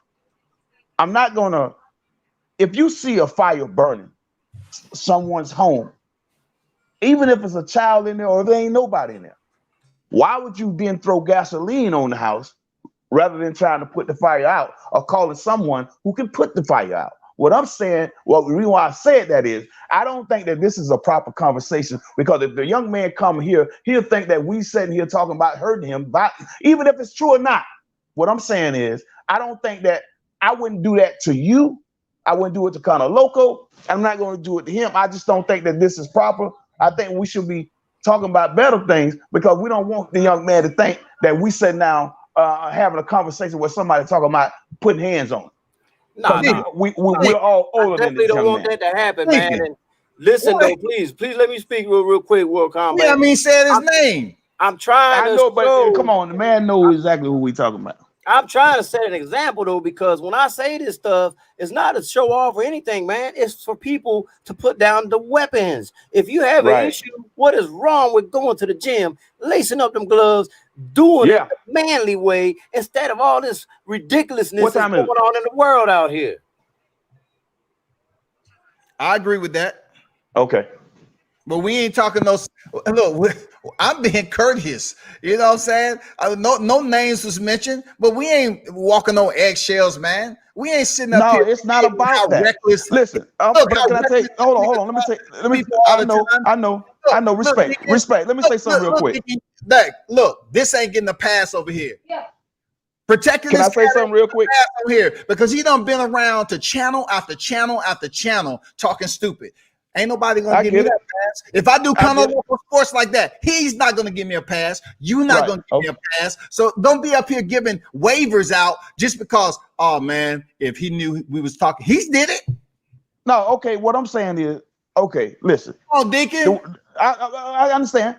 The way I was raised, a dog is due respect. And I understand that you feel like you was not respected. But what I'm I didn't say for you. I said I asked y'all to check out my energy, not yours, not Connor's, mine. I say I'm gonna pull off that conversation because that's not the conversation. I don't want no. Listen, if I respect a damn dog, I'm gonna respect a human being, and that don't make me no. Listen, that's why I'm member 52. I got to be this old for not being a fool. Listen, you got to know when to hold them, know when to fold them. You know what I mean? Every fight ain't to be had. See, it's a lot of people think just because you get in an argument, you don't have to fight every fight. Sometimes you got to know how to finesse. And I finesse more than I fight. And when I do fight, I make it count. So I don't have to worry about no wind back. You feel what I'm saying? I don't have to say what I'm just saying. I'd rather finesse myself through a situation rather than dawdle that shit. Now, if I ain't got no choice, let me tell you something, man, about when you're in a situation in that war mode, for me, I hate that feeling. Because when it comes on me, it's a do or die feeling. And I don't plan on dying that day. That means the other side got to get it. You feel me? So if I could finesse myself out of something, I'd do it quick. But if I can't, it's on. And I try my best not to do, because once I'm in a do or die situation and I feel it spiritually, not on the fence, it's in my spirit. That's a feeling I can't explain. But once that feeling hit me, it's no turning around. You're all in and you can't turn around. I'm on my way right now. Hey, I gotta go. I'm on my way right now. Hey, I appreciate you stopping through, man. Absolutely, man. I appreciate y'all, man. Got love for y'all, man. I gotta go take my grandson to get a haircut, man. All right, salute, man. Salute. Yes, sir. Yeah, I think maybe we should change the subject because it's actually not going to lead to nothing. Like I said, I'm not here to what do you bring it up? Yeah, I don't want to pick sides or anything like that. I run myself pretty much solo anyway. It is sad to watch some of the way, not just that one, but there's other channels. There's a lot of channels that just go back and forth on each other, and I don't agree with it because we're all talking boxing, man. You know, we shouldn't be down on each other or like if we got different opinions, that's why there's different platforms, you know. Like you should be entitled. I know I am. I'm entitled to my opinion on my channel. Right. And you're entitled to your opinion on yours, and I gotta respect it, man. Punch drunk, You know, I like him a lot. I don't agree with everything he says, but I respect his opinion. You Correct. know, everybody's gonna look at fights differently, and everybody's gonna look at management differently. And now I do got to say one thing though, that if you were gonna be doing this, you really do have to educate you. Not you. I didn't say that right. You got to be educated in what goes on in the sport of boxing, not just on fight night, but everything in the background, from the contracts, from the training camps to the sparring sessions, to everything leading up to the fight, the weigh-ins and different ways that people have to make weight and all that, things that happen that a lot of folks don't get knowledge of. And then when they see a fight, all they see is the fight and say, damn, that dude was a bum. And this dude was not a bum, you know? That's all I'm saying, Kono. And you spoke a hundo right there. I mean, that's what I'm saying. You know, when that's the perspective I look at it too. You know, how many amateur fights have you sat in there? How many fight cards have you sat through? How many fighters have you talked to? How many fighters do you have a relationship with? You cannot sit up here and denigrate every fighter that Devin Haney might have lined up in his sight, and you're being the voice out here dogging other black fighters out that may be in line to face Devin Haney. How's that black unity? That's not black unity. No, You're not sitting up here giving waivers to a 33-year-old man who continued to dog out other black fighters, other black people, and have no freaking reserve. Period. None. You're not going to sit up here and explain to me that I gotta turn the other cheek every time. When I'm looking at it, I'm like, okay, I'm play this cool. I'm you know, maturity wise, okay. And then they just keep on and keep on and keep on. Well, obviously they're not listening to the people that's trying to provide that wisdom to them over on the channel. Because you know well as I do, Kono, the last time I was over there, what happened? I have no ability in that shit. But people are gonna say what they're gonna say, man. I mean, you see my portfolio, you know I'm not bluffing. Oh, understood. You know, right? And you know, I appreciate you keeping it authentic as a human being, as a man in general. You know what I'm saying? As far as what your background has to offer. You know, and I mean, I've been called a casual on my channel before. A casual. Can you imagine that? I can with these millennials. I can imagine that. I can imagine someone not giving you that respect. You know what I'm saying? Because listen, how can they respect you if they don't understand what you do anyway? What's the depth of what you do with these boxers? How? If they sit here in a chair with their fingertips on the keyboard, how will they respect your work ethic? They're not. Yeah, you know what I do. You seen who I've been around. You know all the access I have. I mean, people contacting you behind the scenes, boxing. Bruh, if I'm a casual guy, I want to know who the hell is the one expert. That ain't. Yeah, I want to know the expert, man, because man, I'm in the trenches all the time. I'm in the boxing gym with my team, and I don't know, man. I don't know. Now, my perspective ain't always gonna be 100% right, because nobody's is ever going to be, no matter if you're in the game or not. But you know, I do have a good grip on what's going on, and to be called a casual is really disrespectful, man, with all the work I've put into this boxing game. Absolutely. And you know, what Deacon brought over here as a talking point that Kono was this: do I consider it truly undisputed? And my point was, he's pushing the envelope to come over here and advocate for Devin Haney. And the reason why I said I won't do it all the time, because I'm boxing media. I'm not going to talk about the same subject all the time when Devin Haney is not lined up to face Lomachenko. He's not lined up to face Teofimo Lopez. But ultimately, Mauricio Suleiman has made it clear: whoever wins this fight is considered undisputed lightweight champion. What am I to do about that? Get on here every other day and talk about, well, Teofimo haven't made his choice yet. He won the fight this weekend, but we're going to go all in, and now it's going to go from Teofimo facing Devin Haney, and Teofimo ain't shit, and he ain't that, he ain't this. That's not the way I get down. I'm not going to sit up here and destroy another professional fighter just because I want to build up Devin Haney. I like both of the fighters. I like both of them. Nah, me too. I like them both. I got a lot of love for Devin Haney and Bill Haney, and of course, you know, I like Darren Cunningham the most down there. But you know, Yeah, that's yeah. neither here nor there. But listen, man, the way I look at this, man, I don't see why people had a problem. First of all, with saying that calling Teofimo a duck because he's fighting Lomachenko is irresponsible because It's ignorant as fuck, man. that is the biggest fight he could have made at Yeah. the moment. It's a, you know, whether we like it or not, do I consider it a genuine undisputed bout?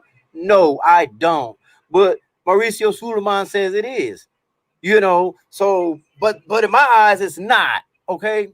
But that was the fight to make, you know. And then if Teofimo wins the fight, and we're going to if speculate, he wins that fight and decides to go up to 140. When he does go up to 140, it will be after Ramirez and Josh Taylor fight that unification bout. So I don't think he's losing nothing there. Like, I don't think it's a duck, because if you got an opportunity to go to 140 and challenge to be undisputed, which he will be number one on the list to do challenge for that. People need to understand that if he wins this fight, he can go up to 140 and request that fight, and they must give it to him or vacate. You know what I'm saying? So to be multiple weight classes like that, to me, is a smart business move, and it's a shame for Devin Haney. Now I feel bad for Devin Haney because he's the one that's sitting in there with the WBC, which I revere as a great belt. Mauricio Suleiman is the one watering it down, which is a shame. You know, you're gonna make this. You're gonna make this belt at lightweight, though.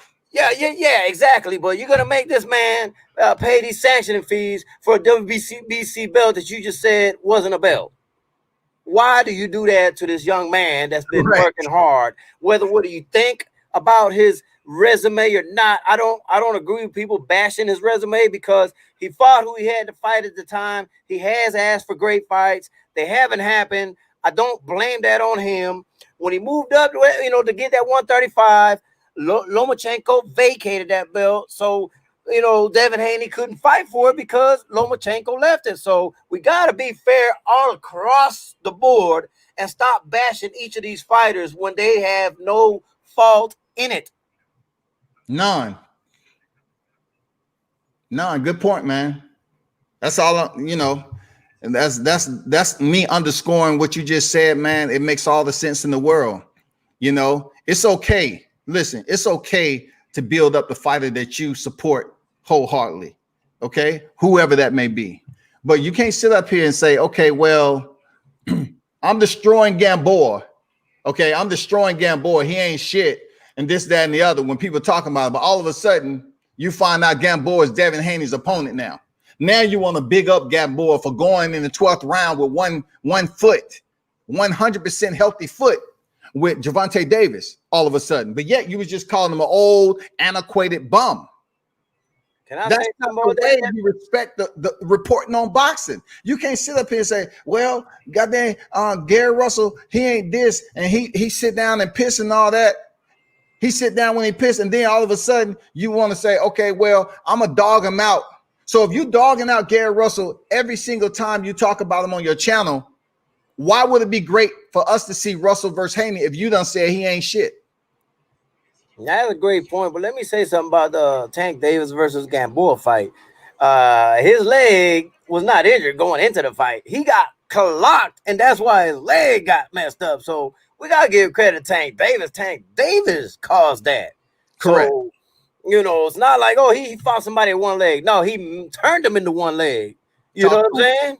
So, I mean, where do you think that he got injured from? You know, he hit him hard and he buckled his leg and it pulled his damn thing. And that was from a punch. And I was there ringside where the referee was about to stop the fight and the crowd was going crazy, chaotic. And then people called the ref over there. They had a conversation. And then they say, okay, we're going to continue this fight because you had the celebrities in the building and all that shit. So they continued the fight. Yeah. Gamboa didn't want to continue. I tell you that. Y'all go watch that. I understand Spanish. So he did not want to continue that fight. His corner made him go back out there. Correct. Okay. So you got to pay attention to everything that's going on in there. But like I said, you can't take credit away from Tank Davis on that. I hate the narrative that he fought somebody with one leg. No, he fought somebody with two legs. He turned them into a one-legged man. So I gotta give him his props, man. Whatever, you know, I don't know, man. I'm not about. I can't degrade these fighters like that. Like I said, I love Devin Haney too. I wish him nothing but a success. I hope he gets the big fights down the road. But we as boxing media and us as boxing fans, we have to be patient because this is not going to happen overnight. It's not going to happen overnight. I think Bill Haney did an outstanding job bringing David Haney up, and he's got him to a point where he's ready to fight for these titles. So whatever you think of the resume, look, I don't pay attention to the resume, but that's because I have fighters in the you know, that I know what these resumes are built from and what the backstories are to a lot of these fighters. They're not as weak as people think, man. Usually, from my experience, World Combat Sports, from my experience, most of the hardest fights have been with people with screwed up records. You like I'm gonna give you an example. I'm not gonna say the fighter's name, just out of respect. I had a fighter that went in there and it was supposed to be his toughest fight because this dude was like outstanding and had a great record. The fight ended in 1 round. Easiest fight he ever had.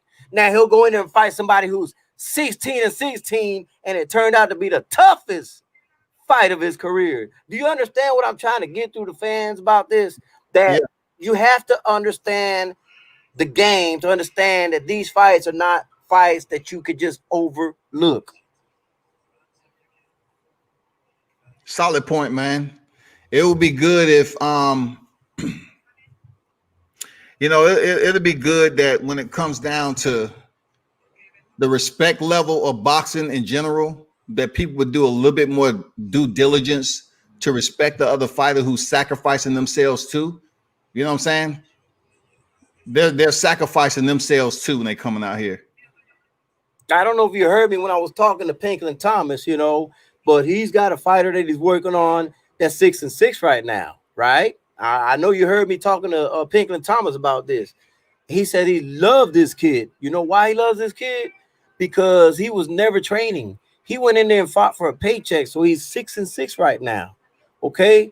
His name is Danny. I don't know his last name yet. I'm going to call Pinklin again and ask him about his last name and stuff. But anyway, Pinklin is telling me that this guy can fight his ass off, and he is excited that he's got him in his hands, that he's finally getting to put his hands with him to where he can train him and polish him and turn him into a star, because he says he can fight, but he was always fighting for a paycheck, just, you know, going to work and then just as soon as he get off work, yeah, let me go take this fight. Boom. You know, he wasn't training or nothing, you know? And so the kid's got a 6-6 record on BoxRec. Now, is he going to surprise me? Absolutely not. Is he going to surprise the ordinary boxing fans? Definitely. And they're going to wonder why. I'm trying to explain to people that different boxers have different paths. They got different things going on in their life. It doesn't mean that they're not talented. You know, it could be like Danny, that he never trained. He just fought in there for a paycheck. Now he's got the opportunity to get world-class training that's going to make him, turn him into a great boxer. That's true, man. Hey, I just look at the sacrifice.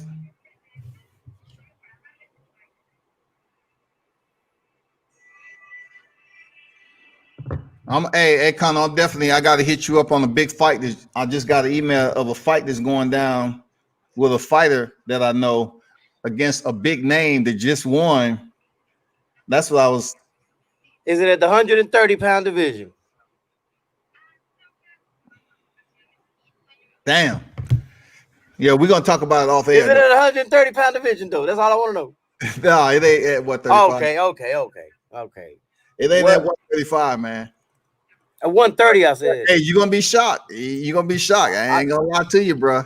1 minute they saying Tank fought an old washed up one-leg Gamboa. Then he said he fighting a tough vet Gamboa. So I just don't pay no mind. Like I said, I don't pay no mind. Who turned him into that one-legged fighter? You know what I mean? Like, Watch the fight again. His feet, you know what I'm saying? I know Velocity Cuts is agreeing with me, so I'm not getting on him. He is 100% right about this. Yeah. If they sit back and rewind the fight and watch it, you'll notice when his leg got hurt. He got hit with that right and buckled him. So if a punch caused that, you gotta give Tank credit for doing that. Correct. But Yeah, yeah, man. man. You know, I just look at certain fighters with losses on their record, and you know, what as I do, Kano, when it comes to Gamboa, right? You know, people always want to compare him to coming off that hiatus against Crawford. You know what I'm saying? That's is going to be his claim to fame, so to speak. You know, in his career, not his amateur pedigree, not everything else that he contributed to the sport of boxing. They always want to link him up to Crawford. When you rehearse those freaking narratives and rewind them and regurgitate them all the time, it really limits your scope of knowledge in the sport of boxing. You know, because I seen Gamboa fight in Baltimore. I drove up there 12 hours and seen him fight on the undercard Gervonta Davis. And that was at a lower division of 130. And then they say, okay, the word is that Gamboa and Gervonta is going to move up to 35. Yeah. They said it in Baltimore. So I seen him fight already, and he knocked out Rocky Martinez. Man, they need to go to these fights before they sit up here and say, oh, man, so-and-so's a bomb. You need to watch these fighters fight, man. No, definitely, man. And I'm not going to take no credit away from Devin Haney for fighting Gamboa now. I'm not one of those that are the narrative that, oh, why is he fighting Gamboa? Because honestly, everybody else at 135 is occupied. He doesn't have anybody else to pick from other than, if you want to mention, Felix Verdejo, which would be the only other good fight I would want to see him at 135 that might have been available. I'm not even sure if Verdejo was even available, but that's the only name I can think of that might have been available. Everybody else is occupied and has a date. Hold up for a second, Con. Oh, yeah, Velocity Cuts. No, you're absolutely right. I know. I understand what you're saying. I do. And Franz Antu says at Combat Sports, what's up, brother? Much love to you. Great channel and good box talk as always. What's up, friends? How you doing, bro? You know, everybody's in the chat. TJ, you know, Velocity Cuts, man. D-Ray. You know, these conversations happen like this, Kano, sometime. But, you know, when you have a talking point that comes to the surface about one specific fighter, when you have hundreds of fighters, and you want to say, okay, obviously, I've talked about it on my channel before about Teofimo. If he truly want to consider himself undisputed, he needs to go through Devin Haney. Obviously, I did a live on that already. So that's why I really didn't put enough energy today to say, okay, bro, I have spoken on this before, and I've been on record saying that I thought Teofimo Lopez should fight Devin Haney. I've been on record as saying that, but it don't make a difference when you have individuals that want to say, well, you know, you're jumping on the Devin Haney bandwagon. What is it going to be? Are we supposed to sit up here and scream to the high heavens as black people to support another black fighter? Or are we going to sit up here and say, okay, well, Black Lives Matter if you're here, if you that person, this, that, and the other. I look at it as covering the sport in general. I already know my identity. I know who the fuck I am. I don't know why it has to come down to it when you can't see what's going on across the street.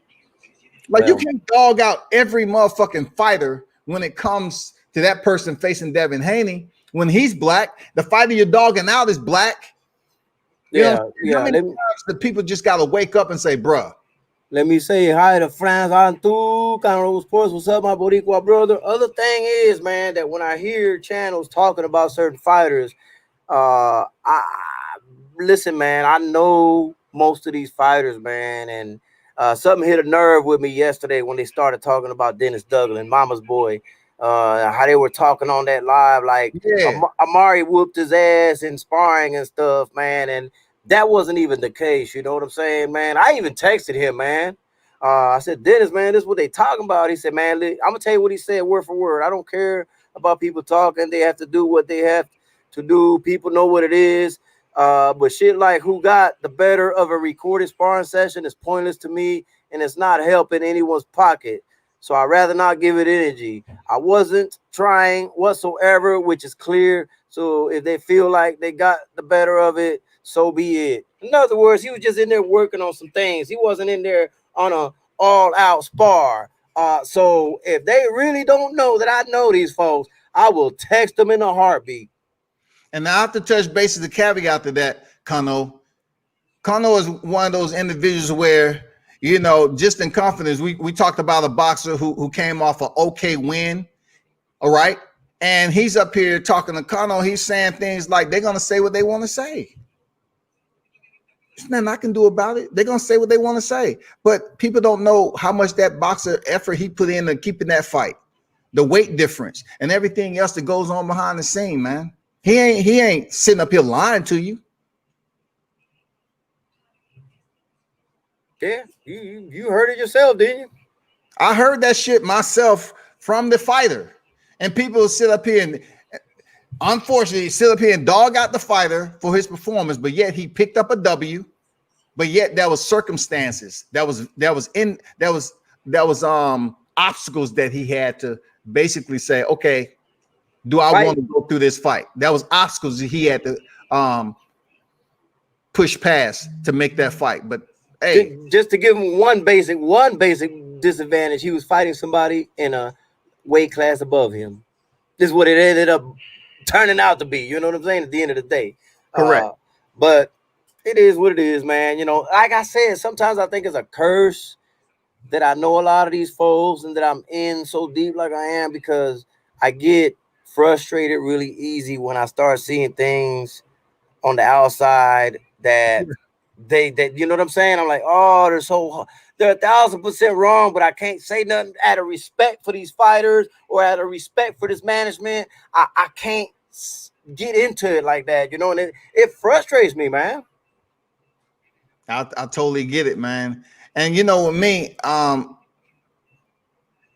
know the work you put in, you know, the work that I put in going to the fights and everything. And I just didn't start putting, I've been going to fights in combat sports for the longest of time in the gutter. Like I talk about it all the time, going in Thailand, South Korea, Australia, Japan, going in there by myself, sitting in on these dojos, being a student in some of these dojos, man, and being able to witness how some of these schools over there still result back to old school tactics, which was be considered inhumane over here in the US. They have old school tactics on building up your durability as a fighter. You know what I'm saying? And it really toughens you up. So I kind of take it in reporting on fights. I look at all that. I reflect on all the shit I've been through and what I've learned and what I've seen. And that's my respect to the sport of combat. You know what I'm saying? I just can't report on boxing because I love mixed martial arts, Muay Thai, grappling, and all that shit. But calling a fighter a bum all the freaking time, man, it's just too much. Do you mind? Do you mind if I do a shameless plug in here for something I got going on tomorrow night? Go ahead, man. All right, tomorrow night I am going to be going live at 8 p.m. on my channel. I will have Jay Rivera on my show. He used to coach a lot of amateur boxing and works with a lot of pros. He is trying to become the Puerto Rican Boxing Federation president. He's going to be talking about the hurdles that he's having to go through. He is a well-deserving person. He's put in a lot of work over a lot of years, and it would be good for y'all to tune in and listen to what's going on that side of the world. Well, if you're Puerto Rican, I mean, if you're not, you know, it'd be good for you to listen to it anyway, just so you can see how things crumble down there. You know what I mean? Hey, y'all heard it. You know, be sure y'all check it out, man. You know, he needs no introduction, man. If you understand and respect the individuals that's behind the scene in this boxing game, you know, Kano Loco is one of those guys, man. I know for a fact, you know, legit. He has a extensive backstory and background to working in the trenches with these fighters. So check out his interviews, man. It's one thing that I regret is staying up on Spanish when I had the opportunity, because really that would broaden my media to a whole nother level if I was bilingual and speaking to the Spanish fighters and the English speaking fighters too. So he has he has the best of both worlds, man. I know you're trying to bleed over to the black fighters. That will come. The white fighter, the European fighter, so to speak. That will come though, bro. Oh, no doubt, no doubt. I mean, I got my little plugs. I got Pinklin Thomas. I've had Dennis Douglas on. Yeah. I've had Dylan Parsley on, which is Dennis Douglas' cousin. I've had Charles Conwell, of course, you already know I had on. I made that happen, so because I wanted him to come on your show. I really did, man, because I respect the way you conduct your channel. So I thought it would be fair for you to bring him on as well. Oh, my goodness, who else did I have on? That, man. I think I had Nick Price on, Slick Nick also, man. So I've had a handful of them as well, man. I just would like to get more of them because I don't want my channel to be a stagnant channel to where, yes, I'm Puerto Rican. Yes, I'm going to talk a lot about the Puerto Rican fighters because I have an obligation to the boxing world to give the Puerto Ricans a platform where they can be heard, but I don't want to be limited to that. I want to be able to overcome that and be able to talk about everything else, because I mean, like Jerron Boots Ennis, I love that dude right there. I think his ceiling is high. Like that would be one great. If I could catch him on there, it would be great, But you know what I'm trying to get at? I'm trying to be versatile with it. Yeah, absolutely. Versatility is. Look, versatility in this game right here is all about who you know. I'm not gonna lie to you. You know what I'm saying? It's all about who you know, because I appreciate you. The only way I can be versatile and stepping in on one of your shows is that the person that you interviewing has to speak English, so to speak. I know you can speak both, but you know what I'm saying? For me to kind of have an understanding, like Richard Rivera, you know what I'm saying? Last night. I just happened to run into him, cool cat, coming up in the game. But a lot of people don't know who Popeye the Sailor Man is. You know what I'm saying? But, once again, showing up to the fights, seeing the person, contend on multiple occasions, you build up a rapport of respect with him, man. So when you say you was having Richard Rivera on, I was like, hell yeah, I got to check him out, man, Oh, man, it was a blast to have him on last night. If y'all haven't seen that, it's on the channel, man. Popeye the Sailor Man. But I'm going to tell you something about him, man. I know you're in agreement with me, man. He's one of those fighters that won't pop out on the screen, but if you see him in person, it's like, whoa. Yeah. Whoa. This dude can fight. You know what I mean? Yep. He can pop, man. And, he's not sitting up here putting on subpar performances, man. The last fight I seen him in Daytona, he stopped his opponent. I'm talking about he legitimately stopped his opponent. So he has boxing skill and talent, but a lot of people just need to get to know him a little bit better, man. His alias is only one of one. Popeye the Sailor Man. It ain't nobody else in the game. Popeye the Sailor Man. Correct. One of a kind, man. He fights at cruiserweight, man. I think. Listen, man, if he's gonna make any noise, the cruiserweight is a perfect weight class to do it. Yeah. G-Man said, big up to everyone. You should try to get Crawford, AJ. He must be talking to you because I know I ain't gonna get AJ up here. Crawford, AJ, Haney, or Better Beeve on. Well, I can tell you two names that I would not have would be AJ and Better Beeve. Those two won't be on.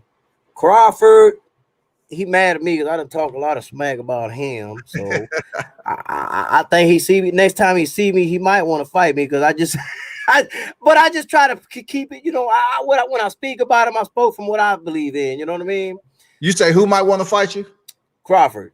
Oh yeah. But I would love to have him on though. But I don't know. I think he, you don't think these fighters here? They here. Oh yeah, absolutely. And Haney, I would love to have Haney on, but I would love to have Darren Cunningham III on before I had Haney, believe it or not. I'm not going to stop talking about this Darren Cunningham III, man, until people start watching him. Yeah, and I feel you, man, and I respect how you stick to your square, man. You know what I'm saying? You respect the fighter. On a lot of y'all who's tuning in may not know the history that he knows Darren Cunningham, and that's my respect to it. That's my scope. I like to take that telescope and tune back into the backstory of boxing, and the reason why he support Darren Cunningham the way he do, and I've heard it, and I can understand why he support him the way he do, and consider him one of the best fighters in boxing right now without that notoriety yet. You know what I'm saying? Hey, stay tuned for Darren Cunningham, man. I tell you what, he's fighting on November 7th on that undercard with Devin Haney. So that's going to be your opportunity. Watch him then. Hey, you think you can get Miguel Perchel on here? That should be kind of outside the impossible. You don't think you can get Perchel? I might can try to get him for you. I know I can't get him for me. Why? Man, bro. Okay, I said that Shakur Stevenson. I told him Shakur Stevenson will school his ass. Oh, okay. I got you. I told him Shakur Stevenson will give you a boxing lesson, kind of like what Mayweather did to Canelo. Those are my exact words. I can't lie about it. Yeah, he definitely ain't gonna show up. Okay. Yeah, he ain't gonna show up for me, bro. But like you said, I stick to my square though.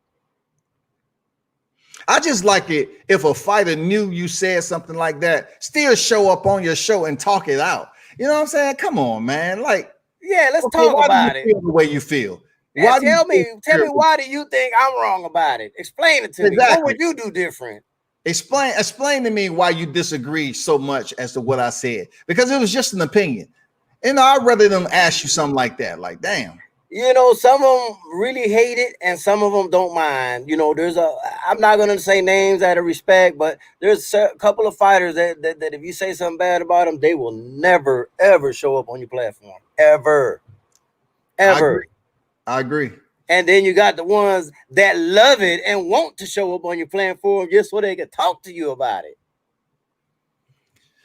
Hey, Con, I wanted to get your perspective, right? Velocity Cuts say G-Man Boxing, you think AJ and Fury would happen? So what's been going around as of late there, Connor, is the fact that the UK media and some of their media print has been putting out the narrative that Deontay Wilder fight has been called off.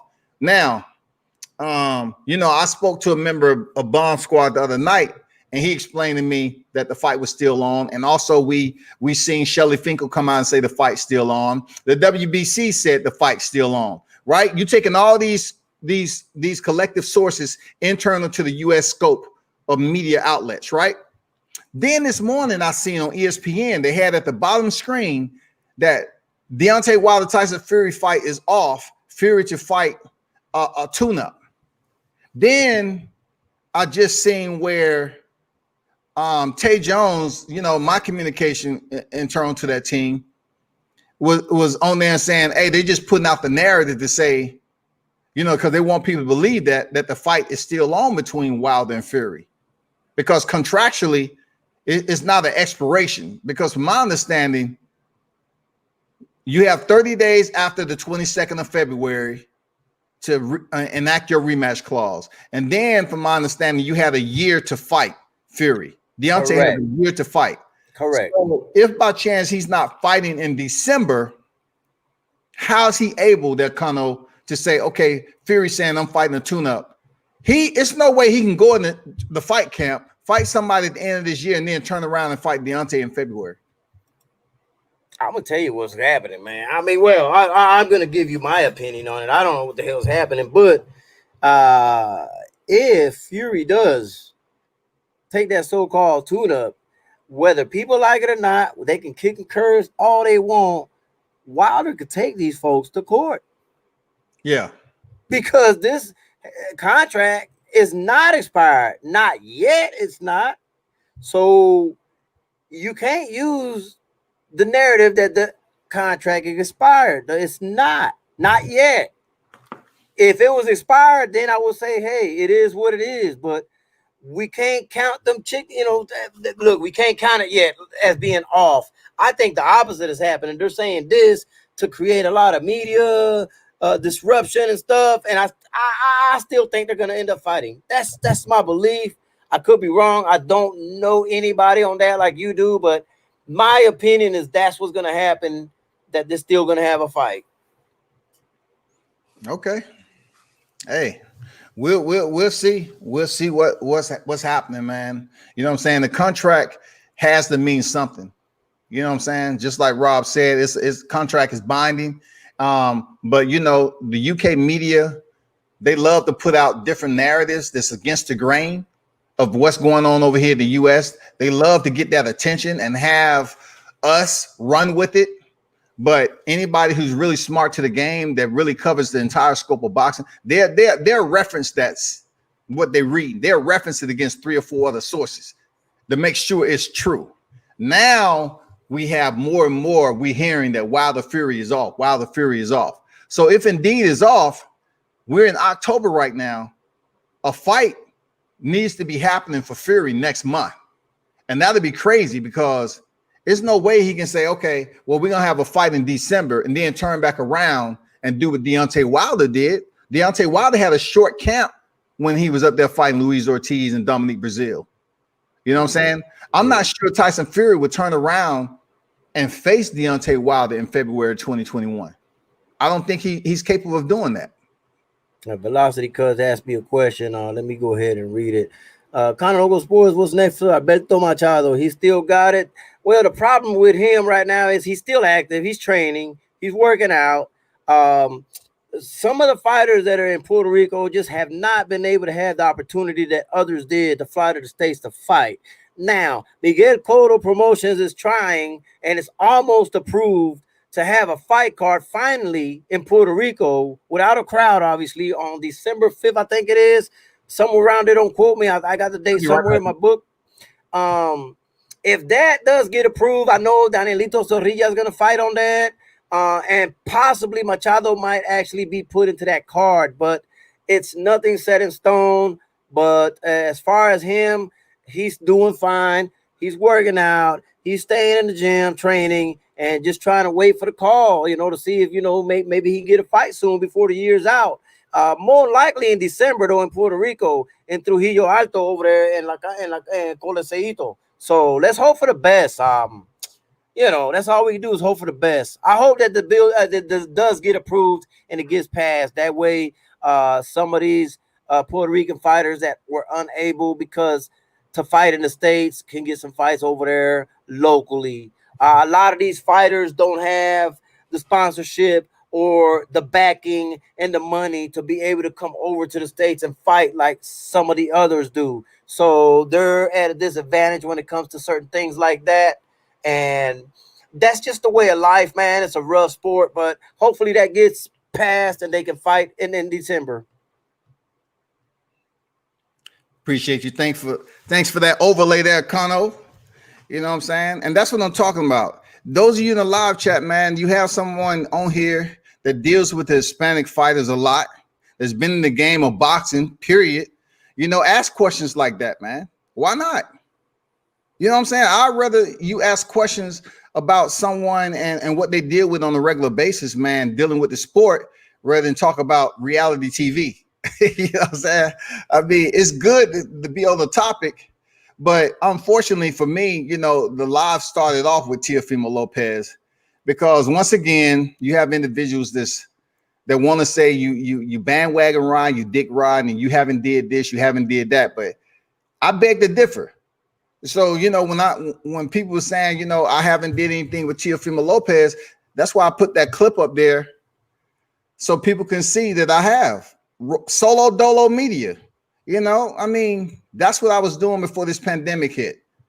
I was traveling and connecting with these fighters, their teams, all by myself. No manager, no PR. I was out in the trenches, low crawling, getting these freaking interviews, man. And you about to see, once again, it's about to happen again to close out 2020. Watch what I tell you on what's coming up. And all I want you to do is support. I'm not being braggadocious. I'm just saying, man, it's some of us out here that low crawl, man, that really love, putting in for the sport. That's all I'm saying, man. No doubt. No doubt. What was I gonna say? I had something on the tip of my tongue. and I was gonna speak about it, and it just kind of flew my mind because I was looking at this Rob Quantum. I don't know. I guess he had beef with Punch Drunk or something. I don't know. I was trying to read into that, and I forgot my thoughts, man. Hey, I don't know if you saw, but you know, you had individuals that I know, certain people who love coming in on fake accounts. I don't know if you saw it pop down there or not. You know what I'm saying? But people want to kind of show up with fake accounts for you to give them access. I know who those individuals are. You know what I'm saying? Come in on, look, come in. If you're going to click the link, come in on your own account. That's all you got to do. Don't come in with a fake account. Come in on your own account, man. It's all good. Definitely. Man, a little footnote, man. I was never gonna do YouTube. This was there's a pro boxer by the name of Kent Cruz that fights at 140-pound weight division, being trained by Ronnie Shields. Yep. Good friend of mine told me I should open a channel, and that's how I began to do the YouTube channel. Damn. No lie. I mean, I wasn't even gonna do this. He said, "Man, Connor, you should go ahead and do it. You know, you're around. You know what I'm saying? You're here. You're there. This and that. You know, shoot, go ahead and do it, man." So I was like, "All right, man. All right. I don't know nothing about this, but I'll try it." So, I'm obviously not where I want to be, but I've gotten what I say from day one to now is day and night, and I think I have progressed a lot, and I'll continue to work until I progress fully, man, because my goodness, man, this has been a journey, man. I've had fun doing it though, but it ain't easy work either. Oh, hell no, it ain't easy work. Is he in Dallas or San Antonio right now? Where Ronnie Shields train at? Where's the gym? Houston. Okay, here in Houston. Damn. Okay. Yep. Okay. World Combat. I apologize for talking about another issue on your show, brother. Great channel, bro. You and Connor have great opinions. I think, man, appreciate you, Franz. I know I'm speaking for him a little bit, but I didn't hear anything that you was out of line in that I remember, unless it was when I wasn't here. So, no, Franz, it's all good, man. You know, I don't know what it's about, but I don't know. People like to dive into numbers and stuff like that. If you check out what I did, man, when I was just posting videos, I didn't have none of these live videos. Like you said with Kent Cruz, man, I wasn't doing lives. I was freaking going to fights, posting videos of my content. I wasn't freaking doing no lives until the pandemic hit. Yeah. That's why I really start focusing on doing these lives, man. And they can be quite hilarious sometimes, Kano. You know what I'm saying? Yeah, I don't go live a lot, people. I don't, but when I do, I like for it to go just like this, man, where it's respectful and productive dialogue that we can both go back and forth. And I don't even recall if we disagreed on anything or not, but had we did disagree on anything, we did it as an adult. Yeah, we had a disagreement where you was saying you was on here. You remember that time you said I disagree with who was it that we was talking about? That's how good our conversations are. I don't even remember the disagreement. Yeah, you had your take on it. I'm trying to figure out what was it about, man. Was it the Gary Russell or I forgot what it was, man, but it might have been. What was it when I said that he shouldn't have went on IG Live showing the contract instead of just sending it? Was it that? I'm not sure. I think it was some other than that, but I think that was in the conversation though. But yeah. Okay. Yeah, I do stand by that though, man. I wouldn't have went on IG Live. I just would have sent the contract. Then if he wanted to go live, but then I would have went live. I would have I've been okay with that then, but you know, that's just my thoughts. Yeah, I feel you, man. What I like about this, I'm not sure if you're going live this weekend, man. Look, I am. Everybody's gonna be live this weekend, Connor. Damn right. Everybody and their mama gonna be live. It's free. It's motherfucking free. People gonna be live. It's look, we have millions in the populace, right? So I'm saying like this, like it's so many people the populace to tune in to these channels. Everybody, channels should have like 500 people tuned in. I mean, it depends on where you want to go. You know what I'm saying? Everybody's gonna be live this weekend. Everybody. And for those of you that's tuning into the live chat, man, be sure to stop back through World Combat Sports this weekend if you choose to, for the live analogy, man, the live commentary. It's no need to stream the fight. I'm pretty sure some people will be streaming the fight because it's free, but I believe they will still ban your video. I'm not sure. I have to check into that because I did it before and they took the video down. Yeah, they did that to me on might have been the last fight card. Was it a PPV or a regular TV? That was a regular. Well, it was a Showtime card. Yeah, Showtime. I think if it's free, I think they'll still take it down. I'm not sure, man. Yeah, the only one I got away with was when Sandor Saya's pro debut, and man, a lot of people gave me hell about the way I uploaded that video, man. But listen, that was like one of my first videos I've ever posted, man. You know what I'm saying? I'm like, look, I was worried about them striking me or taking it down or something. So I kind of recorded it on my phone, and I had like a little screen where I was doing commentary behind the fight itself. And I had people gave me hell for it, but I don't care. I left it up. I didn't know no better. I never got a strike for it. It's still up, and man, like I said, man, hey, it is what it is. It was a learning experience. So yeah. I was just starting, man. That's why I laugh it off now and let people talk about it. Hey, Velocity Cuts asked Kano on the fighter that you talked about a lot, man. Thoughts on Matias, man? They say he had potential to be the next Tito. Whew. Man, look, I like Matias a lot, and I really do believe that going in against Malik Hawkins, I think he has the right boxing style. See, the thing about it is Malik Hawkins is talented. I just think that the boxing style that Subriel Matias has is tailor-made to beat Malik Hawkins, which I'm going to pick Subriel Matias over Malik Hawkins. The only problem with that is that I got to turn around and say Kent Cruz is the 140. He's got the better training going on over there. And, man, listen, man, if I'm going to pick anybody out of the 140 back home, it's going to be my brother from another mother, Kent Cruz, And G-Man says Saez is the next Tito. Listen, I'm going to say Saez, boy. I love Sander Saez. The difference with me and everybody else is I never compare him to like the next anybody. You know what I'm saying? I just see a lot of potential and a high ceiling, and I think he has all the prerequisites to become a superstar, but separate from Tito Trinidad. You know what I'm saying? Yeah. Nah, see, I don't compare him. I don't know. Let me see. What else did they put in there? Did I miss something? G-Man said he gonna have all the tabs open from all the live commentary. Oh man, that's what's up.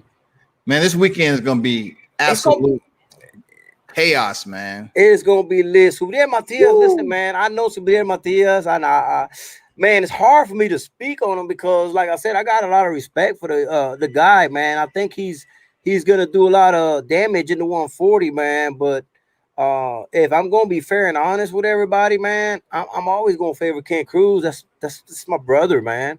And that is I'm gonna be honest. I'm completely biased towards him, but that's my brother. Yeah. Am I not supposed to pull for my brother? Hey, is that fair? Hey, is that a fair statement? Hey, if they did that with black fighters, in the way that you do it, maybe it'll be a more of an understanding when you're talking about it, because you put it in a way that you say, you know what, I'm supporting my brother. I understand, the people might feel some type of way. Instead of saying, okay, the person who he's fighting, he ain't shit, he a bum, but my boy gonna dog him out. It's a way that you go about delivering it. You know what I'm saying? Delivery means everything, man. You like the way I delivered that? Was that fair though? I'm saying, you said, hey, am I not supposed to support my brother? You know, I mean, I'm It's like, saying. am I not supposed to support my brother? Real, for real. G-Man Boxing asked me, man, they're asking me a lot of questions on your platform, man. Who That's do you good, think man. is going to be the next big Puerto Rican, Sayas or Belanga? Ooh, man, that's a tough one, man. I'm gonna have to slightly give the edge to Belanga only because I know his history from a little kid and the way he was brought up in boxing. I know that's gonna sound shocking to everybody. Boxing. This dude has never been a slugger. He grew into his man body, and if you watch his fights, I dare you to go back and watch any of his pro fights where he's trying to set up the boxing, when he's trying to jab and just be patiently work his way through his fighters. But it's just that when he touches them, they fall. He grew into his man body, and he's super strong now. He's a hell of a boxer, man. A lot of people are going to be shocked about that. Man, Belanga is a man. I did a Zoom call yesterday. And I know a lot of people, if it's not the main event, they don't tune in to the Zoom call. But once again, that is your scope of understanding when it comes to covering boxing. You need to tune in to the undercard sometime. Eric Belanga is on deck. This dude is an absolute problem. I mean, you look at him and Arthur Bellaby knockouts. Belanga is 14 and 14 knockouts, unblemished records. You know what I'm saying? Super middleweight. And he's going in there fighting Linnell Bellows. But that's a good fight, man. And for those who don't know Linnell Bellows, that's one hell of a fighter. He's a veteran, never been stopped. Hell of a strong ass right hand. Trained in that Mayweather gym a lot, believe it or not. Like I said, you got to do your homework on these folks, man. He just came off stopping Eric Moon that in July. Yeah. Now listen, man. I'm gonna say this right now, man. I expect Berlanga to put in some rounds against Bellows. If he stops Bellows in the first round, boy, oh boy, that's gonna surpass my thoughts on Berlanga. That's actually gonna make me move him to a whole different stratosphere on my list. Then I will tell you for a fact that he'll be the superstar before Sanders Sayas. Sanders Sayas, you must understand, is still young in the game. He's only 18 years old. He's still got to put in a lot of work. Does he have the talent and the high ceiling for it and the ring IQ? He does. But you have to work your way up there and make sure that you stay disciplined all the way through the ranks.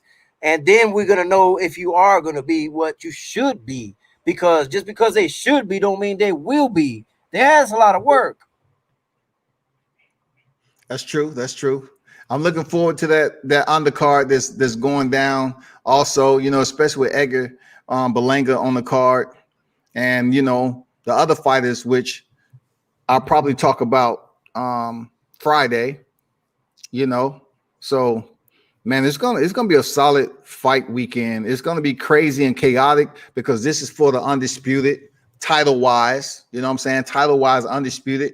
And what makes it so big, and in my opinion, bigger than Charlo versus Jason Rosario, is because of the status quo, so to speak, of Vasily Lomachenko. I mean, you have the top pound for pound guy. Jason Rosario wasn't top pound for pound. Charlo's not top pound for pound, but Vasily Lomachenko has been residing at number 2 in ring for the longest of time, even top 3 at BWAA. So he's been at the top, plus a double gold standard Olympian. And you have another Olympian in Teofimo Lopez, the IBF champion. It's gonna be good all the way around, man. It's gonna be absolutely phenomenal. Look here, Scotty, I gotta run. I got some things to take care of. Salute to everybody in the chat. I appreciate all the support y'all giving this man. Hopefully y'all tune in to me when I go live as well.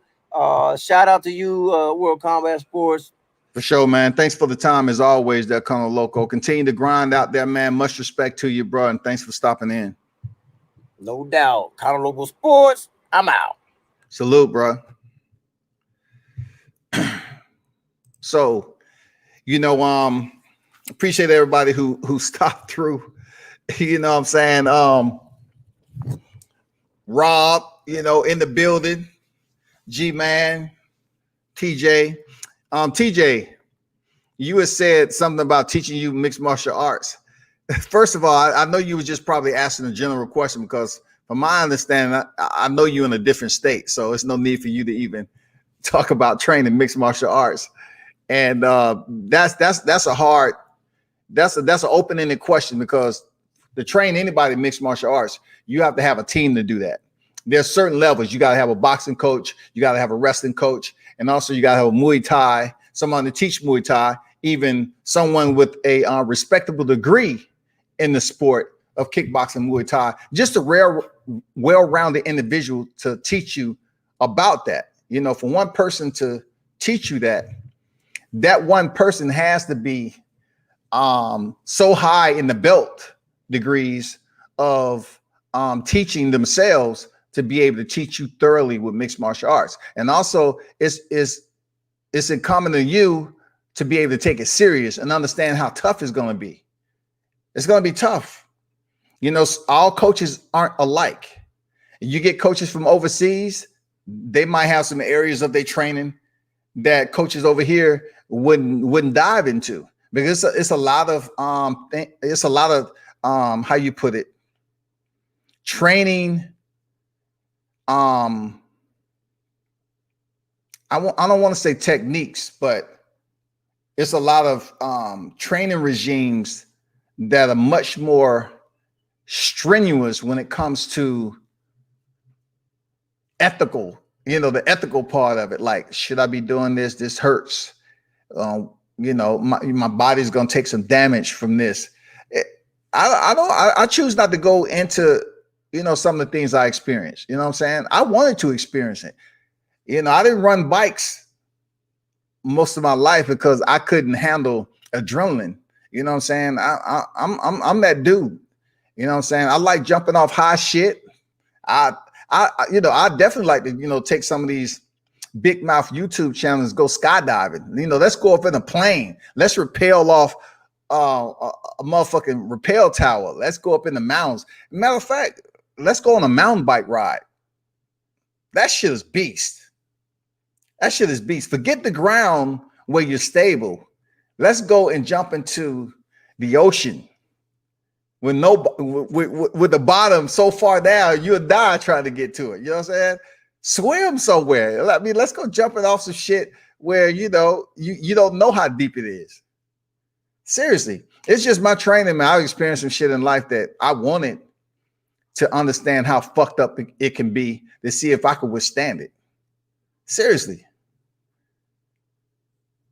That's just my mentality. Like certain things that people see out here, like someone felt some type of way with me saying that a certain fighter really wasn't beat up as much, and they'll look at it like, okay, you're not fighting professionally. I say you're right, but I'm just trying to say I've seen worse though. I just seen worse, so to speak. I'm not convoluting the punishment they have taken, but I just seen and felt that your body can go to different levels when you're pushed there. You know what I'm saying? Of course, you're going to feel pain, but you got to keep on experiencing pain to push past those levels to go deeper and deeper and deeper into the threshold. That's all I'm saying, man. You know what I'm saying? But shout out to everybody who tuned in today, man. I'm going for Teofimo Lopez via stoppage. I was on Punch Drunk channel earlier. I do have a bet out there with this other guy. I forgot what his name. What's his name? Somebody who was over there. Tell me what's that guy? Rap star, I think it is. I have a bet with him, and I have some other bets with people. But he's betting on Lomachenko, of course. And I didn't have an opportunity to speak with him. I wanted to bet on if it's a knockout or not. The bet extra, some extra bills on if the fight is a knockout or not. Kano Loco and World are the only lives can get away from the chaos. Respect their chance the most from all of them. True adults in the game. Appreciate that, man. Appreciate that. I'm gonna have all the tabs open from all the live commentary. Yeah, y'all be sure to sub to Kano local sports. Who you think is going to be? Okay, you asked. He answered that already. Front say nothing wrong with African Americans supporting their own, just as Mexican and Puerto Ricans do. Just as long as you don't make boxing racial superiority contest, just sit back and enjoy it. I totally agree with that last sentence. Making boxing a racial superiority contest. I just didn't understand what race had to do with me speaking about Devin Haney, goddamn undisputed. I mean, I'm from the South. I could put a video. I can't put a video up here, but I posted on my YouTube is when I went into the protest with this George Floyd. 3 protests by my damn self, taking pictures, embedded in the protest march, taking pictures, coming home, developing it. I mean, basically meshing a video together with audio and putting it out to the public. Man, come on, man. Like this is not something that deals. Devin Haney, if he's meant to get that fight with Teofimo Lopez, it will happen. I'm not saying he shouldn't get it. I've been on record as saying Teofimo should fight. Teofimo should fight Devin Haney to make it right, to make it legitimate. You know what I'm saying? Has nothing to do with black people struggling and going through slavery and all that. That's one thing. We spend too much time trying to see who's black and who's blacker and who's blackish. Who's black, who's blacker, who's blackish. But yet we still out here dogging one another out. Now, I don't have to sit up here and wake up in the morning and say, okay, let me talk to my people. Let me talk to my people. I already know who the fuck I am, man. I'm talking boxing, man. Devin Haney, Devin Haney is going to be successful. The lightweight division is only the starting point for him. Teofimo, all those guys, they're the starting point for these guys. Ryan Garcia. It's the starting blocks, man.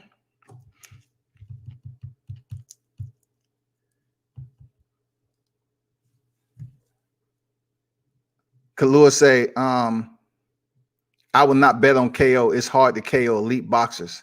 Yeah, man. I get what you're saying. All right. I look at it like this. Is this going to be the fight where Vasily Lomachenko starts to age in the ring? Is this going to be the fight? Because you look at Miguel Mariaga. Are we going to say he didn't train hard enough for that fight? He thought it was going to be an easy one. You know what I'm saying?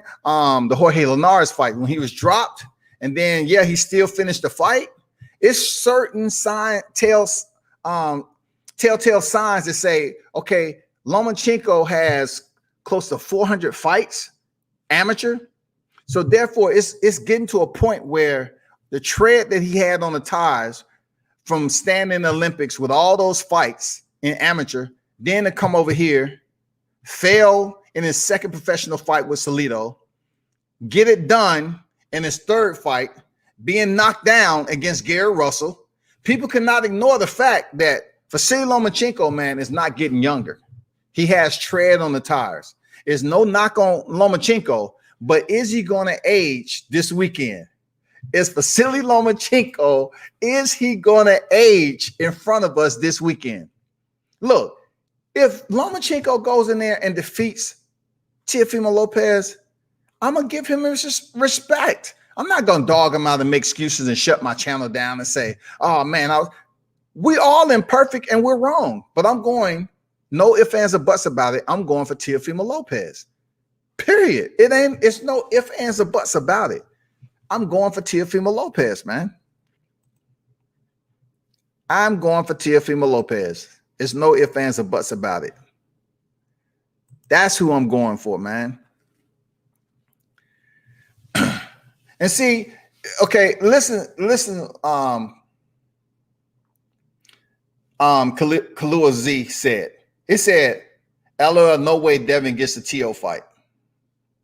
Now, why is he saying that? He has his own thought process and why he's saying Devin Haney won't get the fight. A lot of me in hearing his dad talk, I don't think Teofimo Lopez, being that he's number one, they're giving him a number one mandatory shot at 140 if he wins. Why would he jeopardize that? Seriously, why would he jeopardize that when he can open the gap up for him to separate himself, go up to 140 for business, and get a shot at unifying the titles right off the rip? Right off the rip. Why not take advantage of that? It's smart when it comes to establishing yourself as a front runner. The lightweight division right now is hot.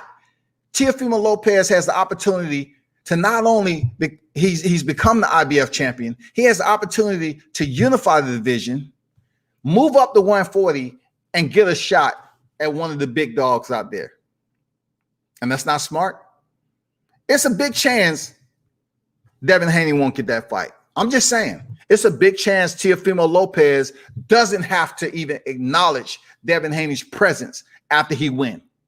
He doesn't. It's not going to diminish his career. It's not going to diminish his career. Look, this is the icing on top, y'all. Teofimo Lopez defeats Vasily Lomachenko. That would be one of the biggest names, top pound for pound, on his resume. Then also, he would become undisputed at lightweight per Mauricio Suleiman in the WBC friendship. Okay, friendship title. Third, he was able to win, multiple titles in the lightweight division. Multiple titles.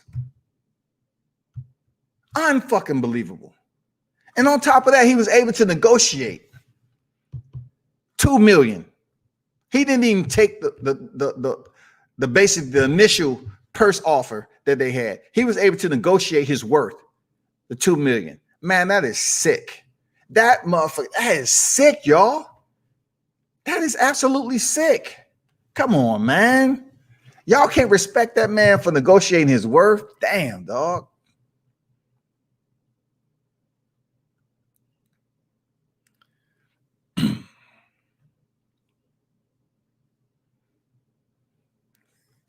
Yeah, man. People, man, I just don't know what it is, man. I don't.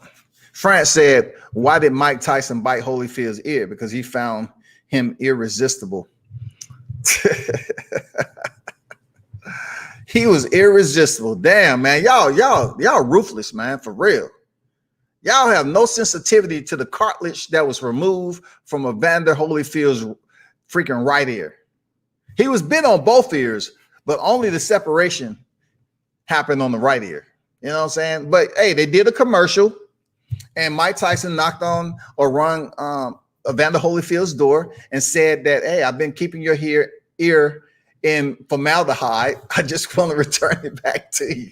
When in fact, he bit the ear off and spit it out into the canvas. He bit Evander Holyfield's ear off and spit it off into the canvas, man. So let me tell you a little short backstory to that. When I ran into Evander Holyfield in Alabama at JD's, was it Night of Champions? He had a boxing card, a regional boxing card. So you had Ernie Shavers there, Evander Holyfield, you know what I'm saying? Deontay Wilder was on deck, of course. Shout out to Dion Nicholson. You know what I'm saying? The Equalizer, he fought on that card.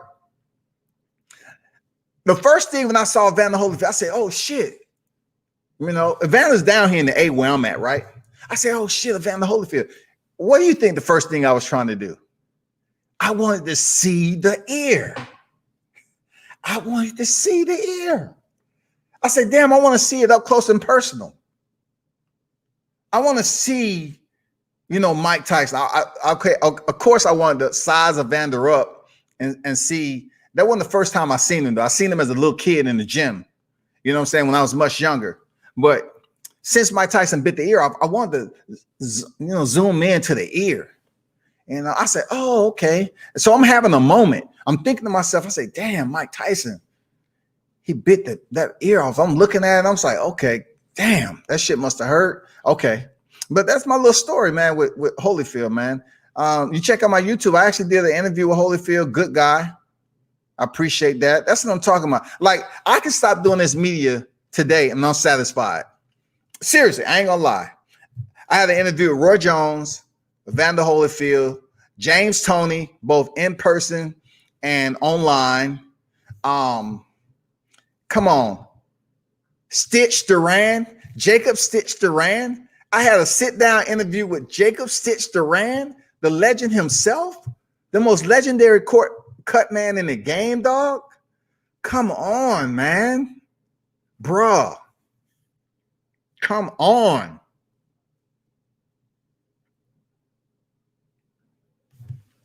Y'all just don't understand, man. Like I've had some interviews. Deontay Wilder, man. Look, Bone Crusher Smith. Bone Crusher Smith, man. Terrence Crawford. It's just so many fighters that I had the opportunity to interview where I can just say, you know, fuck it. I'm gonna call it quit. I interviewed some of the best that I could have ever imagined in boxing right now. I've been to, you know, down at Roy Jones several times. Appreciate it. Roy Jones Jr., salute to you. And, you know, his gym is on his property. So the only way you're going to get on it there is that you invite it or you know, to get that access. But ultimately what I'm trying to say is the individuals that I never thought I'd be able to interview in boxing, I have. So it extends way past this screen right here. Spoke with Jerry Cooney. Man, come on, Jerry Cooney. Damn. I spoke with Jerry Cooney in the MGM. Even Dillian White. I spoke with Dillian White. You know, Erickson Lubin, Kevin Kelly. Who else, man? I need to go through. I'm telling you, man, that's me getting on here. If the pandemic wouldn't have hit and we were still out there the same, the shit wouldn't have stopped, man. I'm grateful for being able to run into these pugilists out there. Wanderlei Silva, Fabricio Verdun, Crazy Horse, which I have a video, right? He go by Felony now. But I call him Crazy Horse because that's the most I've seen him fight. And he really was pissed, man. This dude cussed me out, so to speak. He's like, fuck it, the interview's over. And who am I? I'm not. Crazy Horse is fucking crazy. This dude is fucking crazy. This is the dude who knocked out Wanderlei Silva, and he's in a different weight class. They was fucking with him back in the locker room. Wanderlei and his guys. Freaking Crazy Horse was by himself, and a fight broke out with one of the other fighters. He ended up locking in a triangle submission on Crazy Horse. He was asleep, so they woke him up. Wanderlei was kicking his feet, and when he came to, he saw Wanderlei up like this, and he got up and knocked him cold smack out. And he was due to step into the cage and fight Bustamante, I think. Ricardo Arona.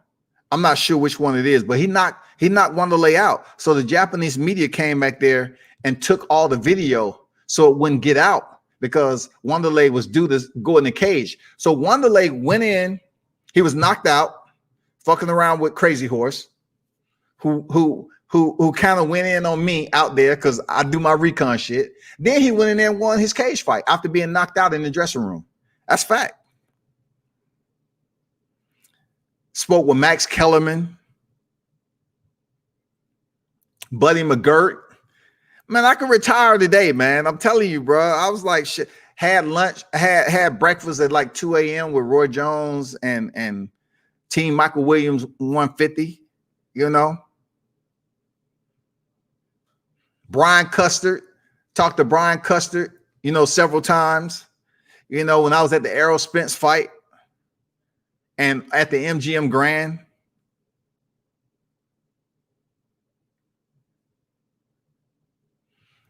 Talked with Bermain Stavern at the MGM Grand. And some of these motherfuckers are bigger than what you think, dog. You think you tall. And these boxers, I'm like, damn, this motherfucker big. Andre Rozier, Freddie Roach, talked to him several times, rode the elevator. You know, Teofimo Lopez, of course, Nate Campbell, Rolly Romero. Had several interviews with Caleb Plant, talked with Winky Wright in New Jersey, did an interview with some of the commentators, Jimmy Lennon, Jim Gray, Robert Easter, Timothy Bradley, Roberto Ramirez. And you're talking about black this, black that? Man, come on, man. Let's talk about the work, man. SB90, what's good? He said, WS salute. It bro, can't wait for Saturday night. I got 2 stop in Loma in 8. I have a 7 to 8 round, man. I'm gonna stick to it. Kalua Z say right now, Catterall is T.O.'s #1 fan. Only way he gets a fight for undisputed if T.O. wins and moves up. No way does the winner of Jose versus Taylor skips that payday. Yeah, man. From what my understanding is, you know who I'm going for. I don't want to say, okay, I'd rather Teofimo Lopez face Ramirez or Josh Taylor. I want him to face the best out of the two. Whoever wins that freaking fight. Catterall took the step aside money. I want to see, you know, whoever get that win. I'm pretty sure Catterall has some stipulations in there for taking the step aside money to get next up. So we'll see how that work out, man. But Teofimo Lopez has to win, y'all. He has to go in here and win. I would prefer him to win in dominating fashion via stoppage. Seriously. T.O. go in there and stop for Cyril Lomachenko. No way is Devin Haney getting a shot. I'm serious. No way is he getting a shot. Now, the good option is that Lomachenko has come out and said, okay, if he wins, he has no problem facing Devin Haney. So either way, Devin Haney has a fork in the road. He has like a wishbone. Okay, he stick his left and right hand out. He has Lomachenko on one of them and Teofimo Lopez on the other. Now, the one that's going to bring him the better wishes and the saving grace to him getting that unification match, in my opinion, Lomachenko. Only because Lomachenko recently came out and said, I have no problem. I'll face Devin Haney if I win. That's it. I don't think Teofimo, who's looking to separate himself and get bigger paydays and go to another division and win a title, I don't think him and his dad is going to wait around and give Devin Haney a shot. I'm just saying. But once again, Devin Haney is in a good position, so to speak, because if by chance T.O. vacates the belt, move up to 140, Devin Haney can fight to unify the lightweight division. He can fight for another belt. He has options. Lomachenko wins, he might get the unified title shot, or Teofimo wins and he goes up, vacate the titles, goes up to 140. Then Devin Haney still has options to face opponents to fight for the belts. So he has valuable options at his disposal. It just all depends on what happens. That's a big risk. Believe it or not, it's a risk for Teofimo Lopez to become undisputed, fight Devin Haney before moving up to 140. It is a big risk for him because that'd be a damn good fight. I'm not going to lie. Don't be shocked if you start hearing about AB versus Teal as a tune-up fight. Then the winner gets the fight between Taylor Ramirez versus Catterall. Okay. I'll wait to see that because he got to make weight. I don't mean to goddamn pull out the violin and start sewing this, sewing the damn strings and shit. But come on, man. I know. Look, I'm gonna tell you like this. AB is due to step back in the ring, I believe, in January. January, February. So what that means? That means if that is indeed true, Teofimo come off a hard training camp. He fights this weekend. He takes some time off. And then if that indeed is true, he will have to get back in training camp and have about 8 or 9 weeks if he's to step in there and face Adrian Broner. And you know what? People are going to tune in for that fight. AB Teofimo Lopez, absolutely people are going to tune in. You know what I'm saying? They're going to tune in. Friends say, Z, I have Loma winning, but Tio is young. And in my opinion, it's a 50-50 chess match. It's 50-50. Absolutely no doubt about it. It's 50-50. But I always go back to this, right? That Gary Russell was able to catch Lomachenko at the right time. Gary Russell now. I know this is at featherweight, but Gary Russell was able to catch Lomachenko and knock him down. It was a legitimate knockdown. It was with a punch, right? Linares, in the 6th round, was able to catch him coming around the corner and stuck him with a right. You see what I'm getting at? So you don't think Teofimo Lopez can potentially drop Lomachenko? I think he can. And not only do I think he can drop Lomachenko, I believe he can put him down to the point where if he does make the count, Teofimo has what it takes to go back in there with the cardio and stop him. And to it's not 50-50. I don't see how that crooked Ars boxing world lets Tio loses on the card. Well, we say 50-50. We're talking about the skill set wise as far as who winning. But I know there's a lot of individuals, including myself, that feel that if it goes to the scorecard, somebody's getting robbed. Somebody's getting robbed, period. Did you get to record? Need to post these. I'm not sure what that means. Did you get to record? I forgot. I don't even know what you're talking about, Rob. Kaluzi, I see a KO that can come from either fighter. What? No, friends. Hey, look, Vasily Lomachenko could not sit down Luke Campbell and keep him down. Luke Campbell made it to the final bell. Pedraza made it to the final bell. I don't think, and I would stand on it, I don't think he's going to sit up here and do that to Tio. I don't see him knocking Tio out. I see the vice versa. I see Teofimo Lopez knocking Lomachenko out. Francis, how many KOs does Loma have at 35? Good question. Good question, man. Good question.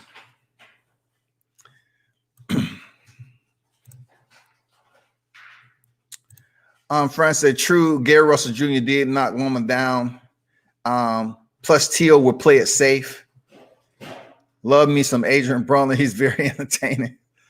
I mean, he hasn't been in the ring since January of last year, man. You must be a little bit sick. He didn't send you a Hallmark card since you're one of his good fans. I mean, he didn't send you a Hallmark card, man. He hasn't been in the ring going on 2 years, y'all. 2 years. And he's going to step in there, just a wishful thinking with Teofimo Lopez, y'all. I don't see that happening, man. That'd be a tough fight on the gods in them. Y'all know I did it for the hood. I did it for the hood. I beat that boy. Look, Tio is going to be a different type of dude. I'm not saying Adrian Broner couldn't teach him anything, but Tio coming up, if he go in there and defeat Vasily Lomachenko, him moving up to junior welterweight, and his first fight is Adrian Broner, who's coming off a 2-year layoff, it's going to be bad. It's going to be bad. Hey, make sure you mute there, Kalor Z. Scorecards, I see a draw. Damn.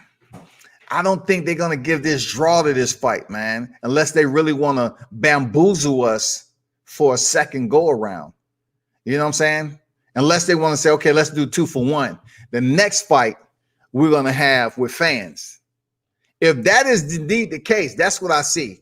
They do a draw, and then they say, okay, the next fight for sure in 2021 is going to be with fans. So we're definitely going to get paid. And once again, if that is indeed the case, Rob, they will not be looking at Devin Haney as a potential opponent. Why? Because it's going to be a rematch. But the one thing about it, it's no rematch in this contract. It's no rematch. So if it's a draw, it doesn't mean that either fighter has to. Lomachenko doesn't have to face Teofimo again. Teofimo remains, the IBF champion, and he doesn't have to face Lomachenko again. It's no rematch clause, people.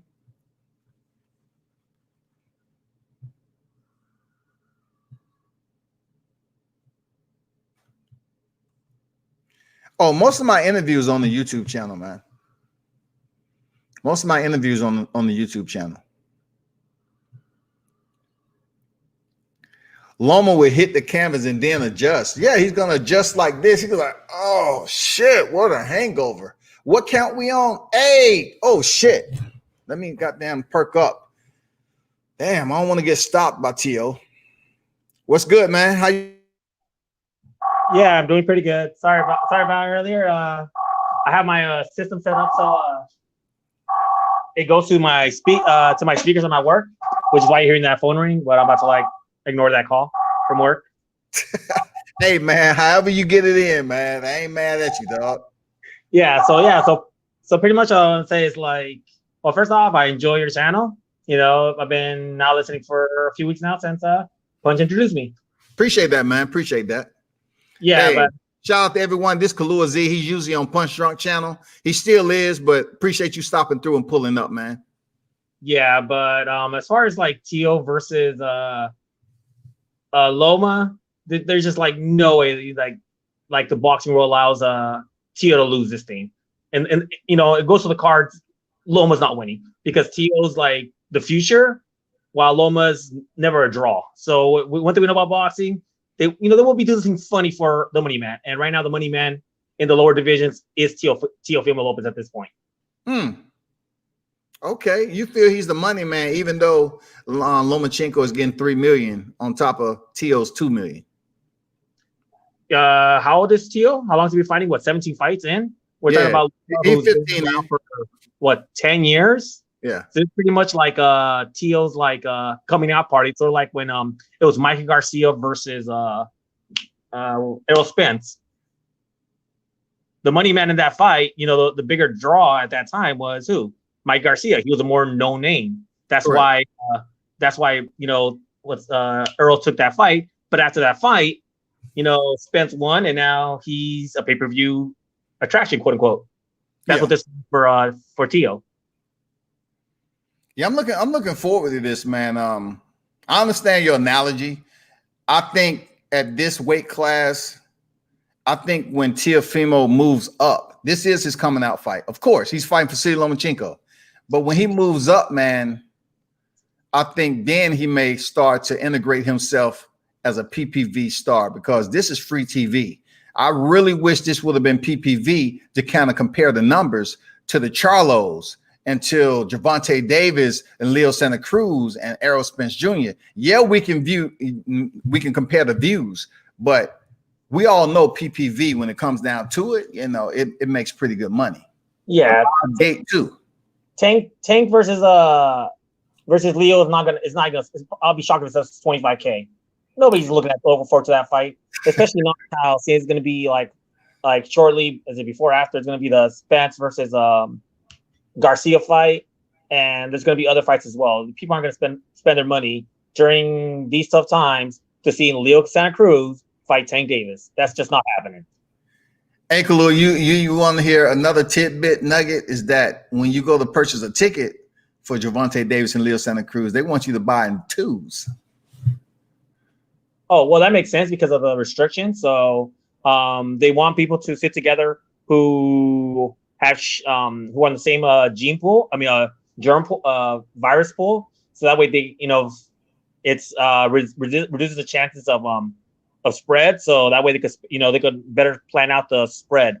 So they'll allow 4 people to sit together, but it have to be people within the same gene pool. So you're at your own house. That makes perfect sense. And they want to sell them tickets too. Yeah. That's gonna be a hard sell. But we'll see how it goes. Boxing is not exactly the top, but people are starving for entertainment, so it might sell. So you think a 4 division versus a 2 division cannot sell over 25K PPV buys? God damn. Who the hell's Tank Davis? Tank Davis gets like how many views on free TV? Now you want him to sell ticket? I mean, sell a $70 pay-per-view? I But think he was like it's somewhat like Errol Spence and Mikey Garcia, though. Leo Santa Cruz is his backyard. He's bringing the fans to the table just the same way as Mikey Garcia and Errol Spence, even though Errol Spence was in his backyard a little bit, in Texas. You can't even compare the two. Mike Garcia he was a pretty 4 division champion. No, I'm not even talking about that. YouTube star because of Adrian Boner. Some people have already seen, who knew Mike Garcia, which is because the way, he fought Adrian Boner. Correct. Because he's like in a bunch of what's it called? Like cocky fighter gets, put in his place and stuff like that. So that's why Mikey was able to draw. Of course, it's gonna be thanks to Adrian Boner, but it is what it is. And who has Leo fought? He fought enough to become a 4 division champion. You know what I'm saying? But I'm talking about who has he fought that's gonna sell tickets. I know the big ticket sales. I get it. You know what I'm saying? Yeah. I mean, the last person that Mikey Garcia fought before moving up to 47 was Sergey Lipinets, though. He's not a ticket seller either.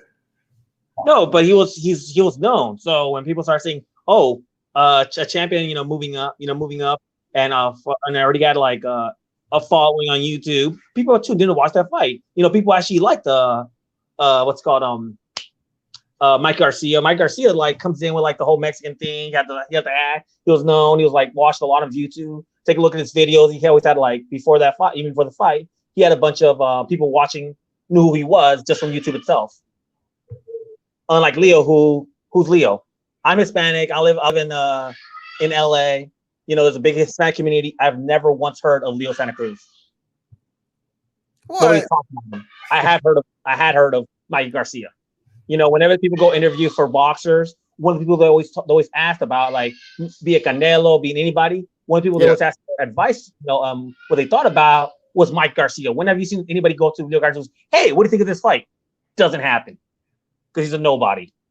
Well, he's connected to Frampton, though. Who? Carl Frampton, Leo Santa Cruz connected to Carl Frampton. They had a pretty good fight, you know what I'm saying? Who? Tony Casual, list that name, they'll be like, who? Hell, yeah. That's not hardcore fight boxing fans, but above, not hardcore, but ask boxing fans that name and they'll be like, who? France, do you find Canelo irresistible? Irresistible. Yeah, and and about Devin, I think he's gonna Devin better start changing his fighting style. He has. Since that injury, he's been working more on the left hook to the body. No, but I mean he has a Mayweather style. Yeah. And I'm not gonna cut it in 2020. It win fights, but the reason look at Andrade.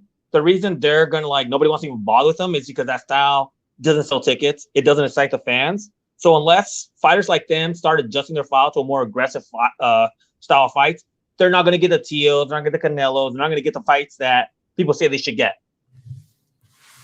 I think is his fighting style. Devin Haney fighting style is entertaining. I just felt when he drew his right hand back as far as he did and hit. I forgot the fighter's name. Hitting the way he did, it may result in an injury. And sure enough, dislocation, probably some soft tissue damage in there. But he's gonna have to straighten that up and line it up and throw it straight down the middle instead of winging it. Somewhat like they criticized Deontay Wilder for, having a looping, right hand. When he landed that shot, he's gonna have to line it up and keep it straight so he won't have to re-injure himself. You know what I'm saying? Yeah, but that's because you're a fan of the art of boxing. The art of boxing is beautiful, but the issue with the art of boxing, it doesn't sell tickets. Correct. That's a good point. That's a solid point. People want to see motherfuckers go in there and get all wild and sporadic and go against the grain and stuff like that. But yeah, If that was the case, they wouldn't be dogging out Deontay Wilder, though.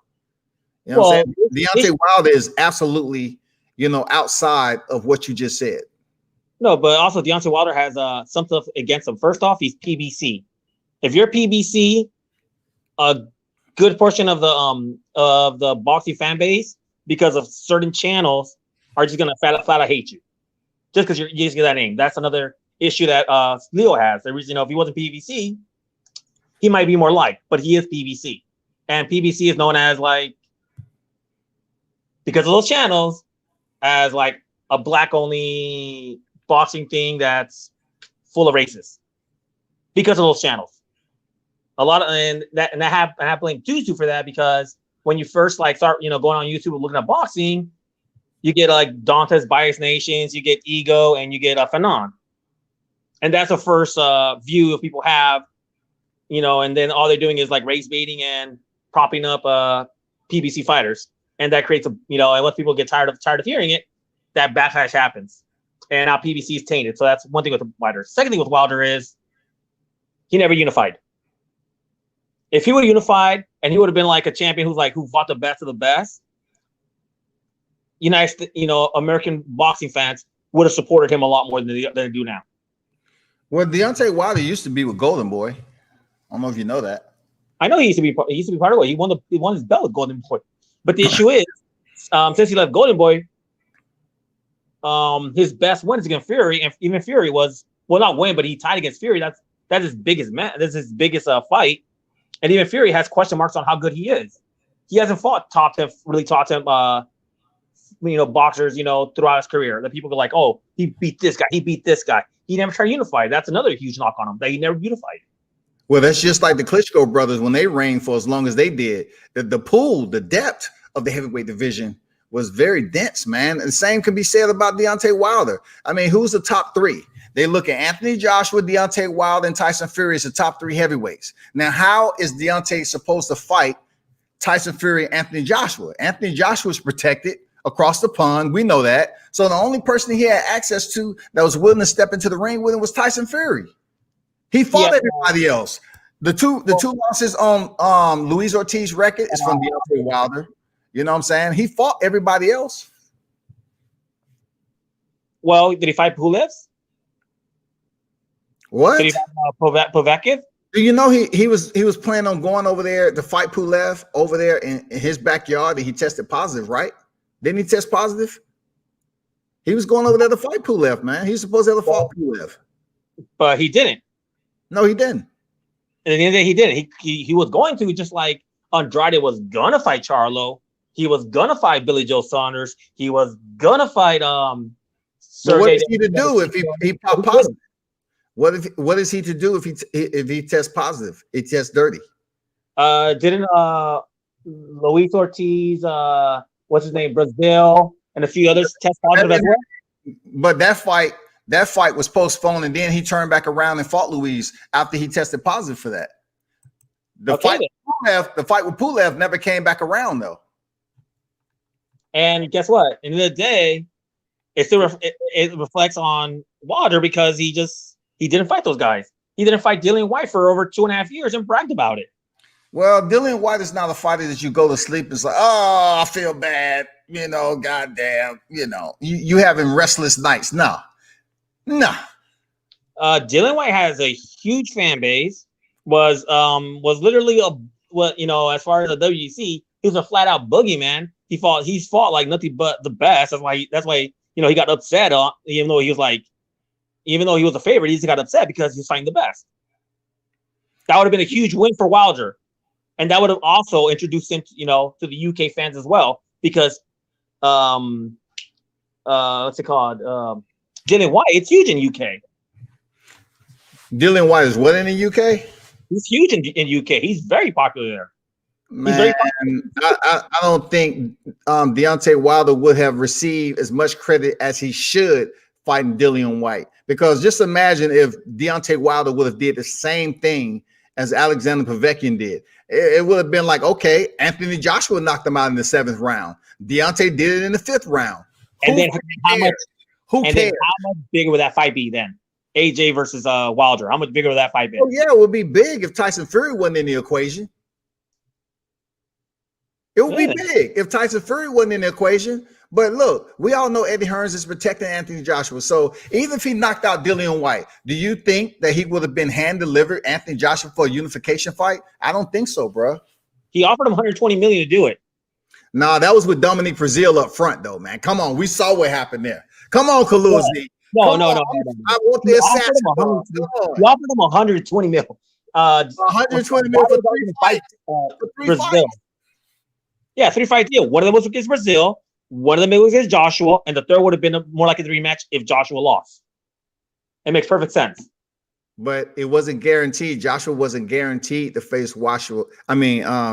Joshua wasn't guaranteed to face Wilder if he lost, because contingent-wise, if Wilder beat Dominique Brazil and Joshua, just say Joshua lost his belts or whatever, in the contract, they would have had to find a fighter that was on the level close to of Anthony Joshua. It was contingency in that contract too. It was 2 sides to that 120 million. And it's good that Deontay Wilder didn't sign it, because if Anthony Joshua lost his belts, they would have had to find him another fighter outside of Anthony Joshua to see if Anthony Joshua can get his belts back. Yeah, but once Anthony Joshua won his belts back, like he did, after he lost his, the fight would have happened anyways. They would have been talking about that now. But Deontay Wilder would have been on the shelf, Kalua. You know what I'm saying? He would have been on the shelf, because check this out. He fought Dominique Brazil and he fought Luis Ortiz in the wake of that. You know what I'm saying? I mean, hey. And then he fought Tyson Fury, and then he went back to fight a rematch. I mean, come on, man. Like, look, Tyson Fury refused to get the immediate rematch. He didn't want the immediate rematch. So who did he fight? He went over there and fought. Huh? Look, you're talking to somebody who at the time, against like people who are on like in this side of the equation.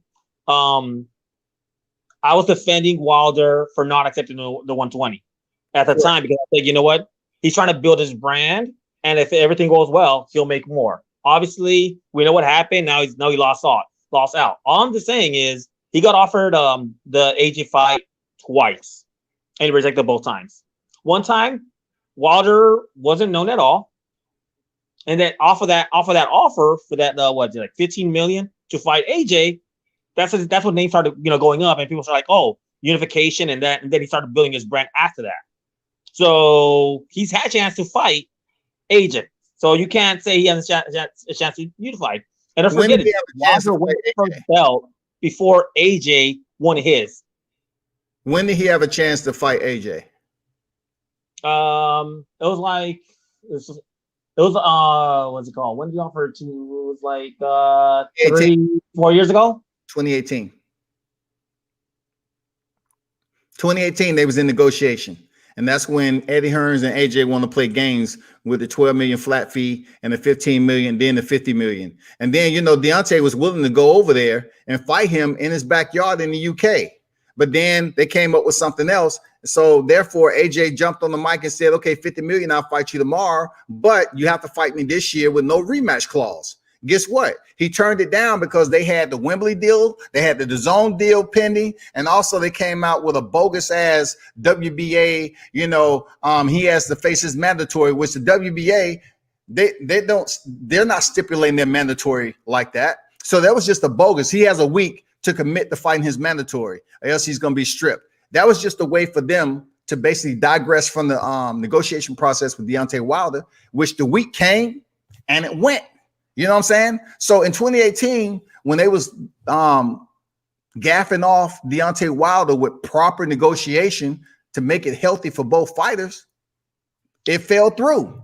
But Deontay Wilder was willing to go over to the UK to fight Anthony Joshua, but he couldn't because Eddie Hearns had the $1 billion dollar DAZN deal pending, and then the 2-fight Wembley deal, September 22nd and April 13th. In which he only used up one of them fighting Alexander Povetkin. So it was all fucked up. Anthony Joshua should have kept his mouth shut. I don't think he really wanted to fight Deontay Wilder. He offered it twice.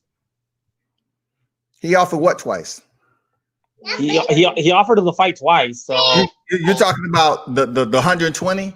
The 120, he would have been on the shelf with the zone if Anthony Joshua would have lost.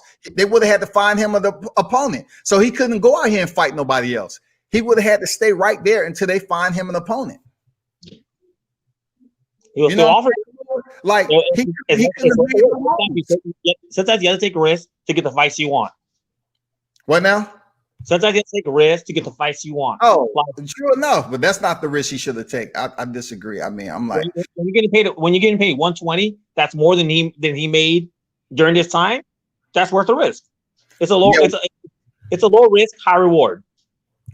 Yeah, I look at it like, okay, if you're looking at it on the surface, you know what I'm saying, paper wise, it sounds good, but dig into the freaking fine lines and start reading and shit, it gets a little bit distorted. And then also you're going to kick yourself in the end. Once you get embedded and committed to that contract, you find yourself like, God damn, I shouldn't have never took this fight. Because if he would have taken that fight, I mean, that contract, the 120 million, he wouldn't have got Tyson Fury. He still could have gone Tyson Fury. Not signed under the zone. He could have gone Tyson Fury. It was a 3-fight deal. One fight was Brazil, and then he had 2 more fights, and he could have fought Fury. Now that's only if they would have wanted to do business like that, to give him freaking Tyson Fury. It would have been too many people to pay. You know what I'm saying? It would have been too many people that had their hand in the pot for Tyson Fury to come over here and say, okay, I'll fight Deontay Wilder, when he still has one more fight.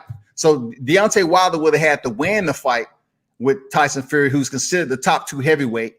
Then only contingent if Anthony Joshua would have won his belts back, because he lost his belts to Andy Ruiz. So if he won his belts back, then potentially, quote unquote, Deontay Wilder will face Anthony Joshua for the unification bout. We don't know. I think he made a good decision there, Kalua, not to sign 120 mil, bro. I agree with him at the time too, but looking at the investors, like, let's say, okay, he would have had a Brazil fight, then we had 2 more fights, so he still would have gotten the Fury fight, even if AJ would lost his belt. But guess what? Once AJ lost his belt and won it and won him back again, first off, after the Brazil fight would have been the AJ fight. The whole, they wouldn't have been Miller. It would have been, instead of Miller, it would have been AJ versus Wilder. That's the way the timelines would have worked out. I don't think that Jarrell Miller fight falling out would have resulted with Wilder getting the fight. Still, no. Eddie Hearns has his say so, and Anthony Joshua stepping in there with a fighter like Deontay Wilder. You know what I'm saying? Let's be real. The only loss that Andy Ruiz had was against Joseph Parker, which I thought he won the fight. A lot of other people thought he won the fight. So as a last minute replacement, him stepping in there and defeating Anthony Joshua is all the optimism that Eddie Hearns had in the first place. He wasn't totally confident in Anthony Joshua facing Deontay Wilder.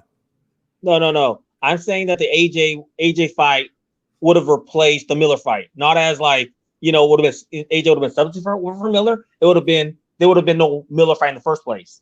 The whole reason for Miller was AJ's United States homecoming. What better homecoming would have, not homecoming, but US debut? What better debut than to fight for Undisputed? That would have been huge. That would have been big money. I don't know, man. I don't know if it would have been bigger money. It all depends, bro. I see where you're going with it, but people don't know AJ over here. Who do you think is bigger over here, Tyson Fury or AJ? Tyson Fury, bro. Now Tyson Fury is, but we would have before would have been bigger than AJ. They don't need to know AJ. You can't be on the outside. You can't be on the outside building up this huge persona with all the pyrotechnics and freaking the grand entrance, the levitating stages with AJ and sparkles and shit, and then come over here to the US and think people are going to be like, oh yeah, that's that guy named AJ, man, we love him. No, it's not going to happen, because they would have been like, they're not going to get the same reception as Tyson Fury.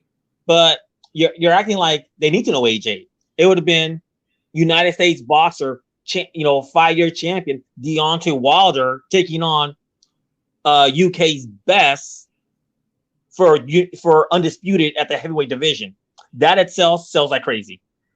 Yeah, it would have sold. I'm not saying it ain't gonna sold. I'm not saying it wouldn't have sold, bro. It would have sold.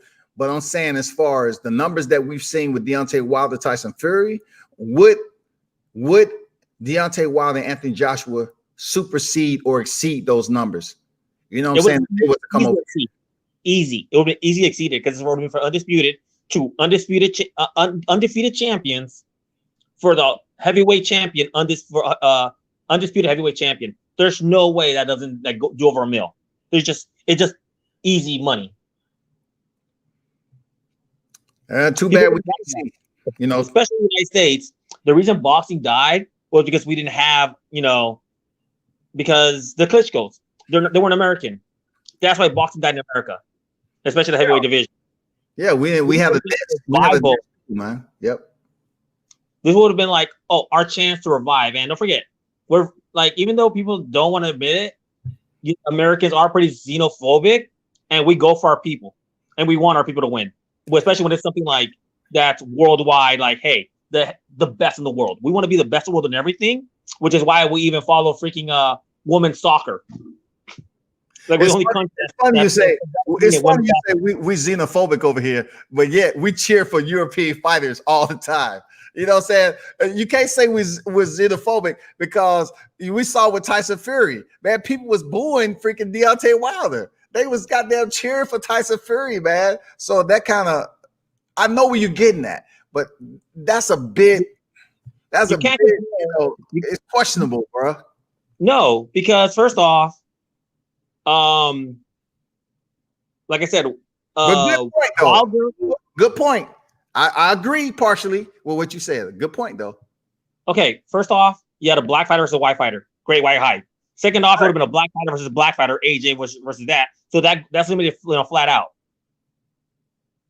And on top of that, like Wilder started doing, acting a fool during that time too. So and that sort of like hurt his brand. What? Okay, explain how he was acting a fool. What are we talking about again? How was he acting a fool? I want to do stuff like that, and people are like didn't like that. You what now? He wanted what? He wanted a body on his record. Stuff like that. Bronze Bomber, not him, not Deontay. Bronze Bomber, two different people. Came out of the same mouth, so I know it came out of the same mouth, but he used the alias, bro. You know what I'm saying? He used the alias. But it doesn't matter. But all people heard was Deontay Wilder said he wanted a body on his record, and that doesn't like a lot of people don't like that. So we want our boxing. We like well, he's not Tyson who could get away with it. Most of the boxing season like that, you're gonna get backlash unless you're Tyson, who everybody knows is the baddest man on the planet to this day. When he's like 50 some years old, that's why he's about to like crush like all the pay-per-views this year combined, probably. Well, I can see if he bit off ears and shit, man. Talking about he want to eat kids, man. I can see people, holding him to the fire, man, for being that type of person. But, he never left the sport, for drugs and peds. He never freaking, had the unified titles and just never defended one of them. I think that's more of a thought process to hold against somebody, to place judgment on somebody when it comes to boxing if they fucked up the way Tyson Fury did. But Deontay Wilder making one single statement, are you trying to tell me, Kalua, that here in the U.S. we have such a lack of tolerance for stuff like that? No, we have a tolerance for that. Him saying the Bronze Bomber want to catch a body is very minuscule compared to what boxers have been accused of doing here. I mean, we've seen it play out on TV. I can name you some that's way worse than him saying he want to catch a body. Way worse. Well, we do have tolerance, but you have to be elite. Correct. You have to be elite. Like, defending your titles that many times isn't elite, man. Come on, Deontay Wilder's elite. Who'd he beat? Period, dog. Who'd he beat? It don't matter. We're not going on who he beat. He beat every top competitor that was in the heavyweight division besides Anthony Joshua and Tyson Fury definitively in a rematch. What top 10 boxers did he beat? Who else is left? Dillian White? No. Cooper? No. Alexander Povetkin, okay, I would love to see him fight Alexander Povetkin because I respect him losing to Vladimir Klitschko and Anthony Joshua. I respect it. People wanted to see the Wilder versus White. That had a lot of hype behind it. And Why did that happen? It wasn't Deontay Wilder's fault. He said he bragged about it. I'm gonna phase you out for 2 years. That made Wilder look really bad. Man, so a lot of people say they're gonna freeze people out. You know what I mean? A lot of people say that, man. We know boxers are only a portion to make the fight happen. You know, the team, the management, and everybody else has to make that fight happen, the promotion and everything else. So you can't put all the culpability on Deontay Wilder. But that's what people are gonna do, and that's what people did. That's what we're still doing. I think when you take out the fact that Tyson Fury and what he's did to the sport, never defended the title, you know, and then you had Mr. Carefoot come out and accuse him of freaking, him having to lie for them, serving them uncastrated wild boar when he was caught. Even though the test was pending from Christian Hammer fight, still he should have never been allowed to step in there and fight for the titles if he had an appeal open like that, just so he can go in there and make people money. He should have never been allowed to do that. Yeah, but okay, one thing with Fury, Francis in here. You could, if some people who like watch, I know more people who watch Punch. I've been very critical of Fury's how big a win was Fury because I have questions about Fury because of what you just stated. Yeah. I have so you're right now you're speaking to the choir about Fury. Like I said, his biggest fight has been against Fury, and who the hell's Fury? He was a guy who was gone for 5 years. He's never defended a title. He got hurt against Ottawa Lean, who's just some low opposition fighter. So I'm like, so who is really Fury? I don't I had Dillian White over Fury for that reason, for all those reasons you just stated above.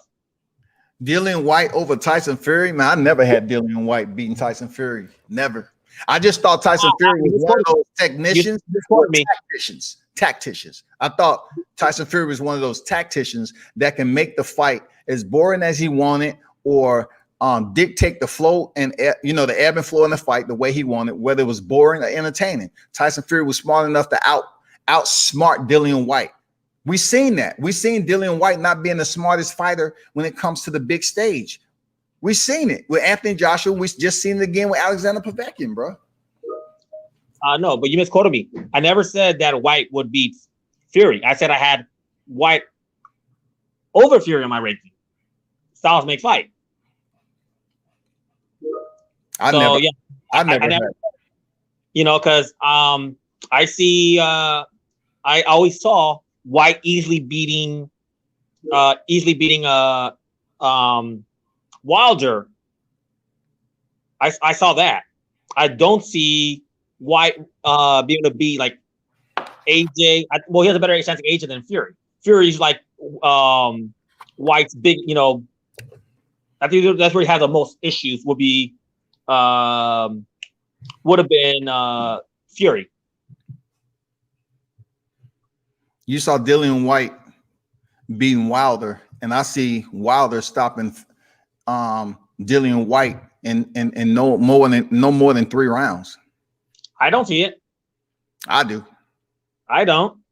He touched him on that little chin, that chinny chin. The whole motherfucking house coming down. Well, let's see. Wilder has fought low opposition fighters, so he's never been pushed like the. And what has Dillian White fought? What has Tyson Fury fought? Cephas Safari, Francisco Pianetta. What was the other dude that's irrelevant also? Tom Schwartz and Otto Wallin. If you want to talk about coming back, fighting some nobodies, that's what you can then run off. Those 4 right there. Cephas Safari, he was cradling the man in his arms, swinging him like a baby. You know what I'm saying? And then you have Francisco Pianetta, Tom Schwartz, and Otto Wallin. So if you want to ask who fought who, find out who those guys are and let me know. Did I say Fury? No, I said White. Hey, like I said, I have questions about Fury. You gotta admit, though, man, the heavyweight division is not as deep as you're trying to make it. It's not the 54 right now. It's not the 54 division. Come on, man. The heavyweight division is very minimal when it comes to the depth, man. You're talking about right now, but Wilder had 5 years. And it ain't getting it back. I mean, come on, look at the people that was back there. Okay, 5 years. Let's go back. Who's back there? Put back in. Man, I already told Yeah. White, AJ. Man, AJ was building up. AJ he could fight the Klitschko's. He had a chance to fight the Klitschko's. Didn't fight them either. No, you can't say he had a chance to. You're trying to put the culpability on Wilder as if he was the only one that was in charge of fighting the Klitschko's. He wasn't scared of the Klitschko. He wasn't scared to fight Klitschko. They might not have wanted to fight Wilder. Actually, they did. Jerry, but Sherry Zink said we're not going to rush Wilder to fight Klitschko. That was Sherry Finkel's own words. Look, if Vladimir wanted to fight Deontay Wilder, he could have. Vitali had the WBC, not Vladimir. Look, one common denominator between all these people. Right or wrong. So he could have stepped in and fought Wilder, dog. Hey, one common thing is all these top fighters throughout Wilder's career, he didn't fight. No, you can say it's not his fault, but facts speak for themselves that he's the common denominator. Man, you cannot use him as the front runner in the who did he fight analogy or the talking point. You can't do that, Khalil. That's unfair because I can say who is Joshua fought. You can't sit up here, well, he fought Charles Martin. Well, Charles Martin died in 2 rounds. Okay, he fought Klitschko, where he selectively chose Klitschko to fight, who was on the hiatus and coming back. Klitschko had both feet into retirement, dog. Why would he select the old guy to come back just because he wanted to sell out Wembley Stadium? That's fucked up. That's selfish. But he did it, right? And then Joseph Parker, the referee didn't even allow them to engage in anything, dog. Like he couldn't even get, into a scrap before the referee step in and break them up, man. And he was hurt in that fight. Yeah, but at the end of the day, he still fought these people. He's still unified. Something Wilder didn't do. Who won their first belt first? Wilder. So who has he fought? Who has he fought? Who won their belt first? Deontay has fought in Tyson Fury twice. He fought a guy who was undefeated in Luis Ortiz. He fought the champion in Bermane Stiverne. Man, come on. Really, Ortiz? Who has Ortiz even beat? Name a top. No, he was undefeated. Name a top 30. Top 30. Give me a top 30. He was the dangerous southpaw in the heavyweight division. People didn't want to fight him. Even Anthony Joshua. Martin didn't call him out. Martin didn't call him out. Why? Who didn't call him out? Why? Who didn't call him out? Martin didn't call him out, and AJ didn't call him out. AJ and Luis Ortiz were supposed to fight, but they kept stalling on how much money Ortiz was going to get, and then he popped positive. Facts. It's facts. AJ offered Ortiz $7 million. Look, more than he made fighting Wilder, and he rejected the fight. They stalled him out, man. Look at Martin how called out Ortiz. So name me a top 30 fighter Ortiz has beat. You cannot say a top 30 fighter when it comes to the heavyweight division, Khalil. That's not even fair. The heavyweight division has never been that deep. Heavyweight division, when it comes down to it, the only way you can come close if you're talking about the damn 80s and 90s. Ortiz hasn't beat anybody himself. We're talking about depth. You're talking about a guy who's 50 years old, has a blood pressure issue. It don't matter, bro. And he's supposed to be some boogeyman. He's not a boogeyman. Boogeyman don't get called out. He was called out 3 times already from 3 different boxers and rejected all of them. It don't matter because you can look at Anthony Joshua's resume and say he fought an old, antiquated Klitschko. You're just going to take Klitschko name and you're going to say, I'm going to dog out Luis Ortiz for being old, but I'm not going to dog out Vladimir Klitschko. Man, come on, bro. Don't let me start pouring gasoline on this. Come on, bro. You cannot sit up here and say that you're going to dog out Luis Ortiz, but you're not going to do the same for Klitschko. Hey, if at some point Wilder would at least unify, at least he would have a leg to stand by. But at no point he even tried to unify.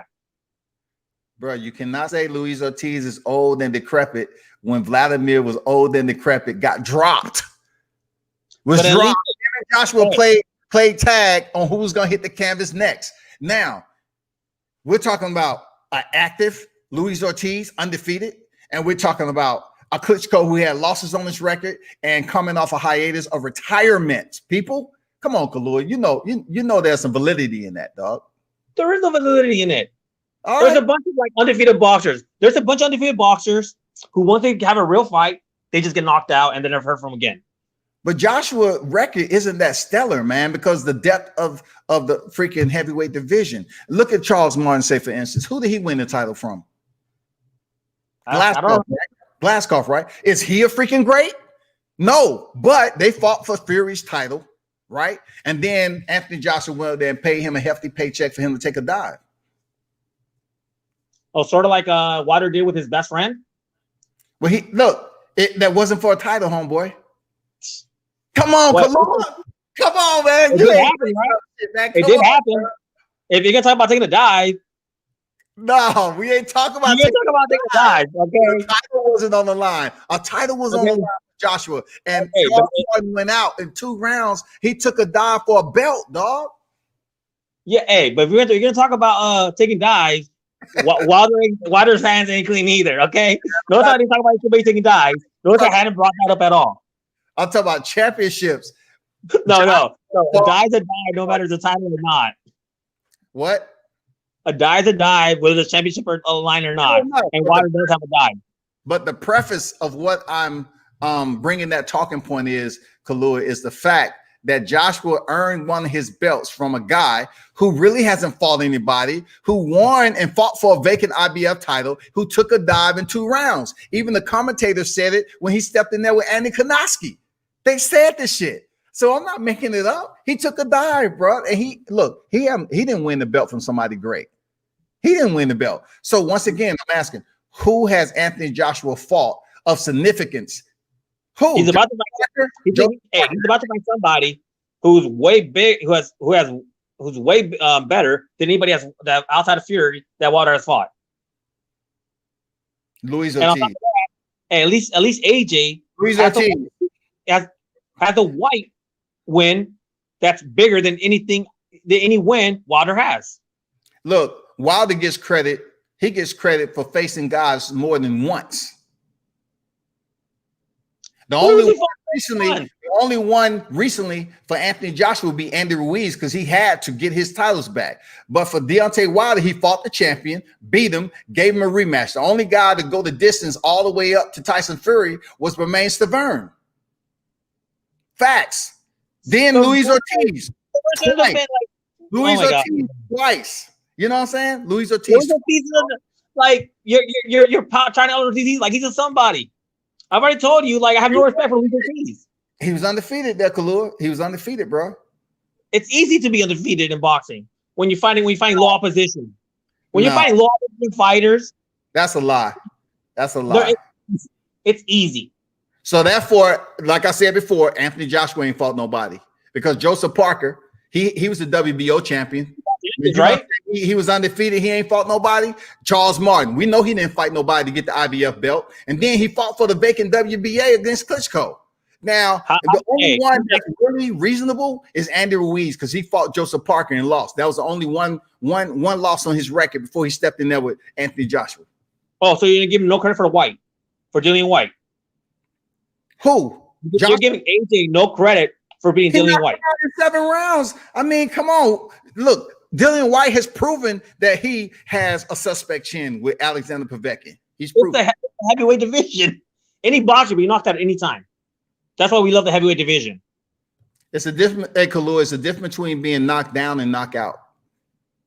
Okay, so Lennox Lewis is a bum too, right? He got knocked out. Tyson was a bum. Right. He got knocked out. He can't look. Check it out. Was a bum. He got knocked out. Lennox Lewis, right? But he turned back around and regained his titles, right? He turned back around. What did Joshua and White have? They fought again? Was he able to go back in there? Because the time he fought Joshua didn't have any titles. Fact. Hey, White has been fighting the top opposition since then. But Anthony Joshua didn't have titles when he fought White, bro. It doesn't matter. He still fought White. It does matter because it brings significance to the whole entire fight because it was just a meeting between them. Dillian White didn't fight Anthony Joshua for the belts. Dillian White's Dylan White's better than any name on Hey, on Khalil, you know, he's way higher ranked than any name on on Wilder's resume outside of Fury. I disagree, man, because you have to look at the depth of the heavyweight division. It's not like the 154-pound division right now. The depth is very limited when it comes to the heavyweights. And that's why the Klitschko brothers at that point in time was able to do what they was able to do, because we were just absent. We was tardy with credible opposition to make it happen. So now we're still kind of in that situation, but we have enough names in the heavyweight division around globally to come in here and fight. So therefore, if you want to say, okay, Deontay Wilder don't have anybody, he has fighters on there that he fought twice. And we're talking about Luis Ortiz. You could say he didn't fight Anthony Joshua, but Anthony Joshua then turn back around and make it a solid effort to go back and fight Luis Ortiz. Deontay Wilder fought him twice. He fought the champion twice in the rematch, destroyed him. He went over there and knocked out Dominique Brazil and fought Tyson Fury twice. One time a draw and the other one he was defeated. So you have to say that if you're going to put Tyson Fury, they're going to put Tyson Fury as the top number one, number two heavyweight, and Deontay Wilder fought him twice. His resume has to exceed Anthony Joshua. He's been in there with better opposition. Let's see. So you're telling me if Dylan White wins his rematch, which is more like he's going to win, he's not going to be ranked top 4. Who rematch? Dylan White's rematch. When Dylan White wins rematch, he's not going to be ranked.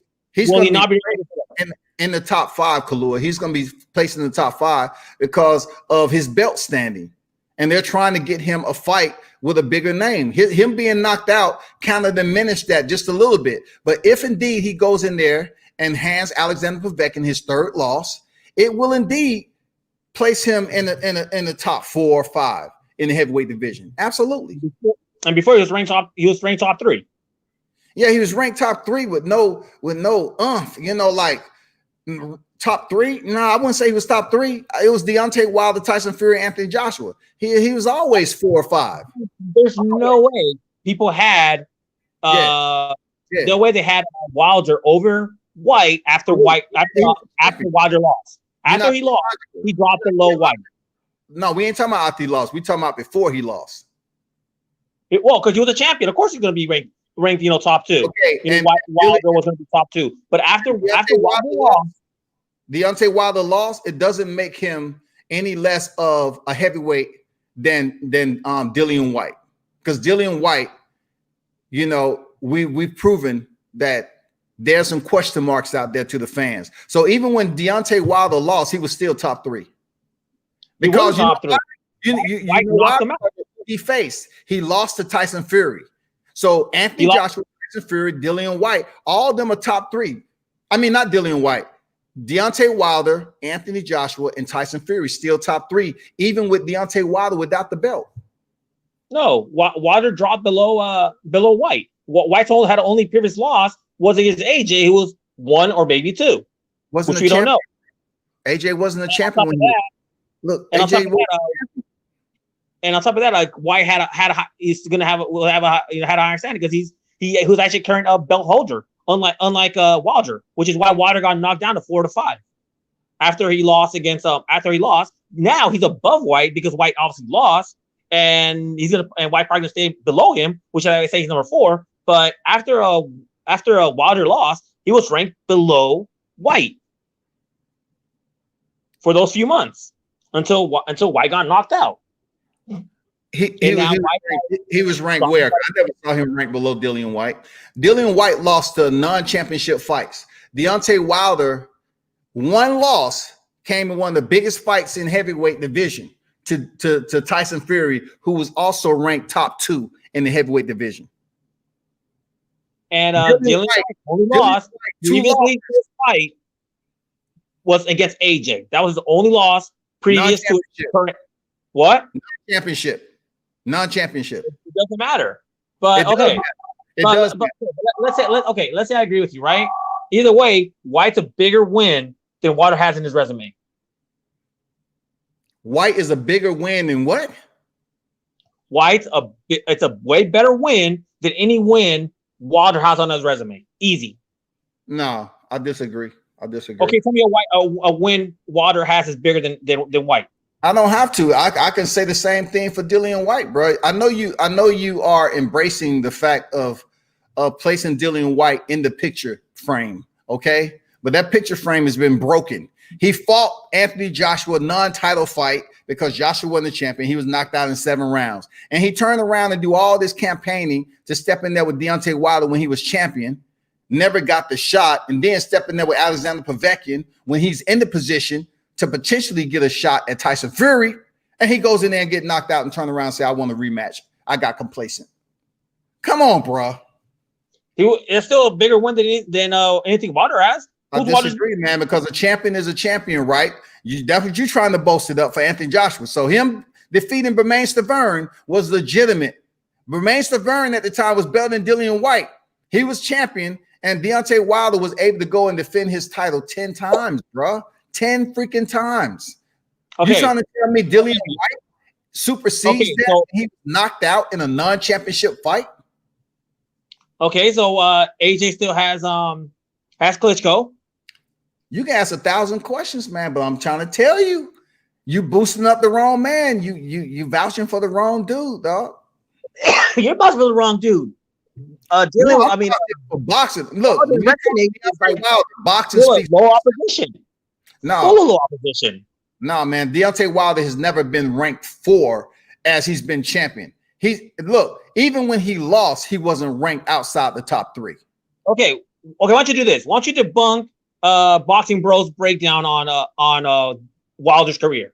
Why don't you I'm not here to do that. Come on. What kind of open-ended question is that?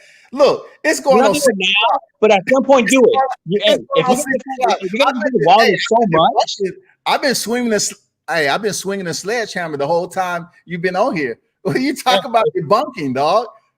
If you're gonna talk about now you do it now, but at some point, why don't you debunk it? Ask every Wilder fan to debunk that thing. They can't. Debunk what again? You can't. Debunk what again? Boxing Bros breakdown on Wilder's career. They go through every single fight, every single Boxing Bros. Who asked? Yes, I do. Who asked a front-loaded question like that to somebody else's breakdown when you have to go up here and analyze what the person actually put out here? That's not my content. That's not my way of thinking. Why would I go and debunk something that I may not agree with? Come on, bro. Come on, Kalua. If you agree with it, that's what you debunk. Why would I? If you did a breakdown, guess what? If you did a breakdown on Dillian White's career, I would debunk you. Yeah, I think do it now, but if I'm supporting a fighter and somebody's gonna tell me X fighter this and that, I'm gonna go ahead and debunk them, just like I have done with Canelo, with Lara, and other fights as well. That's you. If I support a boxer and somebody's gonna say, start trash talking them, and trying to talk about he lost this fight, I'll try to go in there and debunk it, which I've done with Lara and I've done it with plenty of boxers. Why? Because I'm a fan and I know I'll be able to win the debate on that. I mean, that's what you do. I don't. Sometimes a debate can debunk a lot in this discussion. You know what I'm saying? You don't have to sit up here and say, okay, you have to think about what you asked me. You want me to go and debunk somebody else's content in which I have to go out there and analyze that, and then I have to somewhat gauge on what percentage I agree with and disagree with. That would be crazy for me to say, okay, let me go out here and I'm on a live and say, okay, let me debunk it. Like I look at every single person's social media.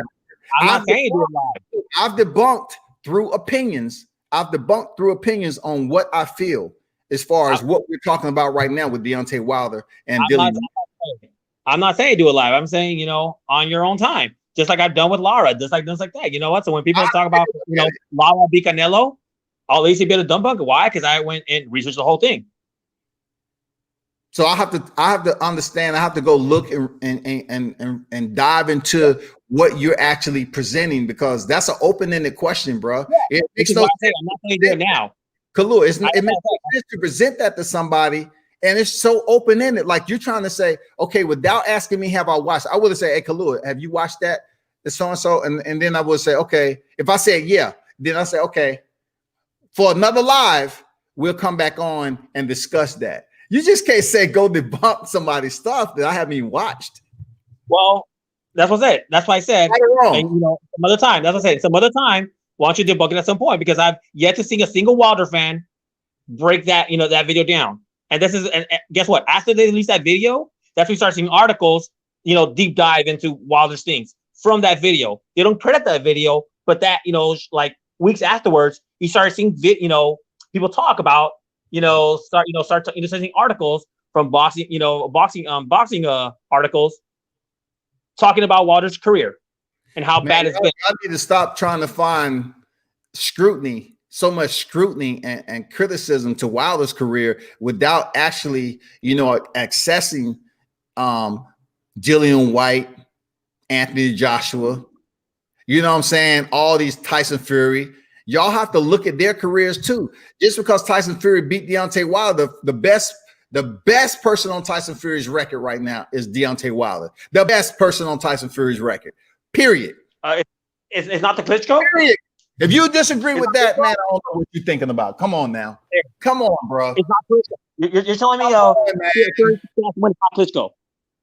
What? Klitschko was inactive, bro. Come on. They fought for the vacant title. He fought a guy who had already defended his title 10 times and went in there for 11th time. And you're going to try to say Klitschko just because of his last name is better than Wilder? Come on. I know you ain't going there, bro. I know you're not going there, Kalu. You better than Klitschko's, better than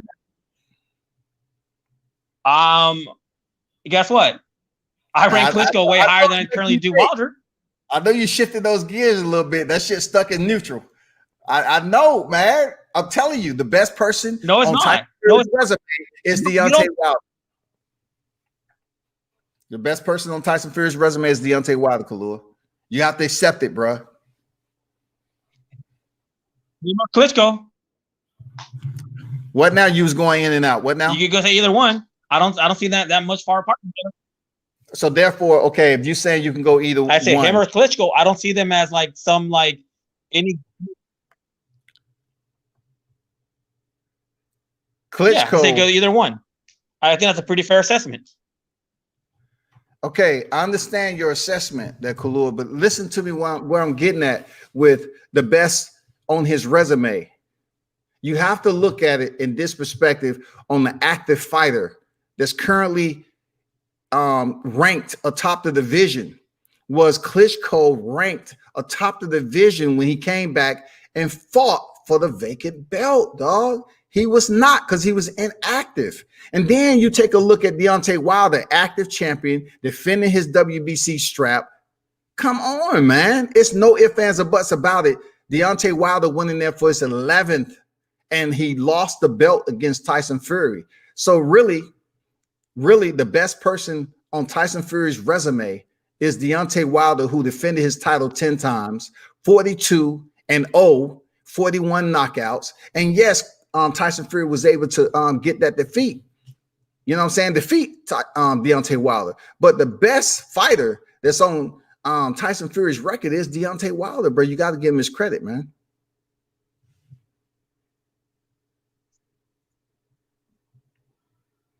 You on the phone?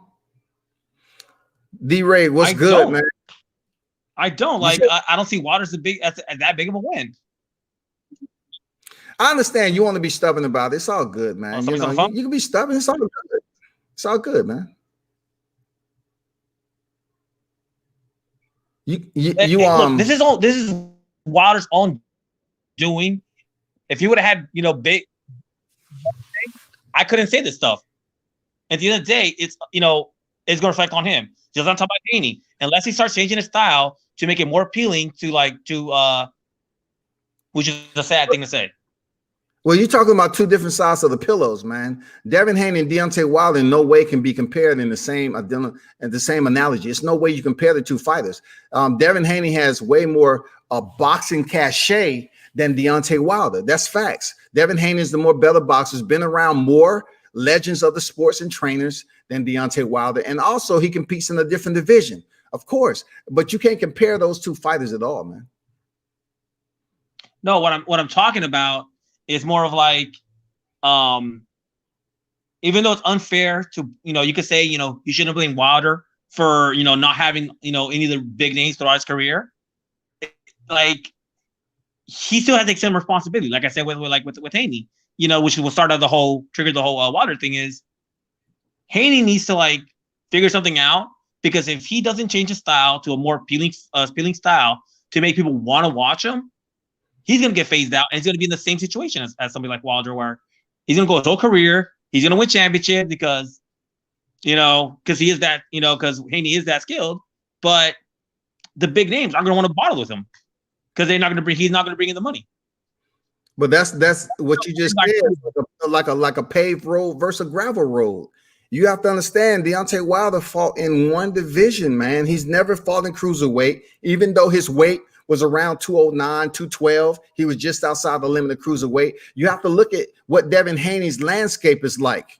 You have to look at when Deontay Wilder actually entered the sport and how he was fast-tracked through his career. He didn't have the amateur pedigree, per se, and the people around him like Devin Haney. Devin Haney is, 21 years old, about to be 22, and man, he has a whole landscape. He's at 35 right now. So by the time he ends his career, it might be at middleweight. But Deontay Wilder has contended in one division, and within that division, you have to look at the pool of fighters, the depth and the quality of fighters that's always been accessible in the heavyweight division. And that hasn't been much when it comes to the last 20. Okay, earlier you put up the top, the top 10, you put up the rankings of the heavyweight division. Why don't you pop that back up? I put up the drug cheats of the heavyweight division. I didn't put up the rankings. That was the drug cheats. There you go, right there. Those are individuals. Hey, I'm just fucking with you because you keep changing lanes on me, man. I'm just fucking with you, but this is what I wanted to put up earlier, was the drug cheats of the heavyweight division, right? So therefore, this right here, it wasn't the rankings per se. It was just something that was made up that people was like looking at and saying, okay. I could have sworn the other one was on there. And guess what? Wait, let's see, how many of these drug cheats that Wilder fight? He fought 4 of them? It's not the drug cheats who he fought, because they had to pass the drug test when they stepped in the ring. That's not my point. It's not even have really anything. I'm talking about why you asked me about Kubrat Pulev, why he didn't fight him. Then he test positive. I mean, goddamn, Deontay Wilder was willing to fight Luis Ortiz after he tested positive. He's that type of dude. He will fight any fighter long as you go back into the freaking rematch or whatever and fight. Anthony Joshua, Jarrell Miller popped positive. He wasn't able to get back in there because he tested positive again. So therefore, you have to praise Deontay Wilder once again, because Luis Ortiz popped positive and he went back in there and still fought Luis Ortiz. Still gave him a rematch. Do the same thing with Pulev?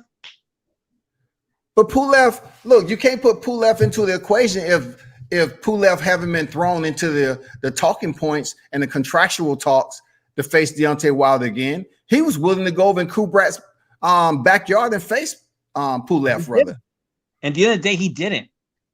Well, so you trying to say Deontay Wilder should reward Pulev for testing positive and then turn back around and stay in his freaking window throwing pebbles? Hey, I'm out here if you need me. I'm not here, bing. I'm out here if you need me. I want to reward you for testing and being a drug cheat. You know what I'm saying? Well, I want to reward you. No, come on, bro. You ain't making sense. Okay. No. Pull up that list of people who have tested positive, and you'll see quite a few Wilder fights in there. What does it matter who he fought? They didn't test positive when he fought them, though. I'm just saying drug cheats reign in the heavyweight division. When you talk about quality opposition, there's a lot of common opponents that you see in this list right here that's in the heavyweight division as top names. So he fought what, half of that list? He fought half of that list. Wilder fought half of that list. Wilder fought half of the list. He did. So obviously, he has no issues fighting drug cheats. So basically, you're trying to make the topic of discussion about drug cheats when that's not the topic of discussions. Well, you keep on saying the reason he didn't want to reward a drug cheat with Pulev But yeah, he half of One- that list, Wilder fought. You asked why it never happened again. I can't tell you why the fight never happened again. The only thing I can tell you is that he's supposed to go chasing around Kubrat Pulev, who popped positive. He didn't go around chasing Bermane Stiverne when he fought him, didn't test positive. Bermane Stiverne when he fought him the second time, didn't test positive. Who else on this list? He fought Tyson Fury. Did Tyson Fury test positive one of their two outings? No, he did not. I mean, where are you getting at with this, man? Where? Well, Luis Ortiz, did he test positive when they had a fight coming up? You know, the second time around? No, he did not. You can't at the same time say the reason he didn't fight he wasn't going to reward Pulev for testing testing dirty, and then half a list that you put up to show heavyweight doping cases, half of them are Wilder opponents. When I say reward, you keep on sticking to Pulev, and I'm saying you keep saying why it hasn't happened. I say he's supposed to reward him by chasing him around. He didn't chase around Luis Ortiz. They was accessible. He didn't chase around anybody else that he fought that popped positive. Bermane Stiverne popped positive outside of Wilder facing him. But that wasn't my point. He was sticking to Kubrat Pulev. I'm like, why should Wilder chase Pulev around? For what? Was he trying to get a belt off of him? Why should he reward him through effort? Well, when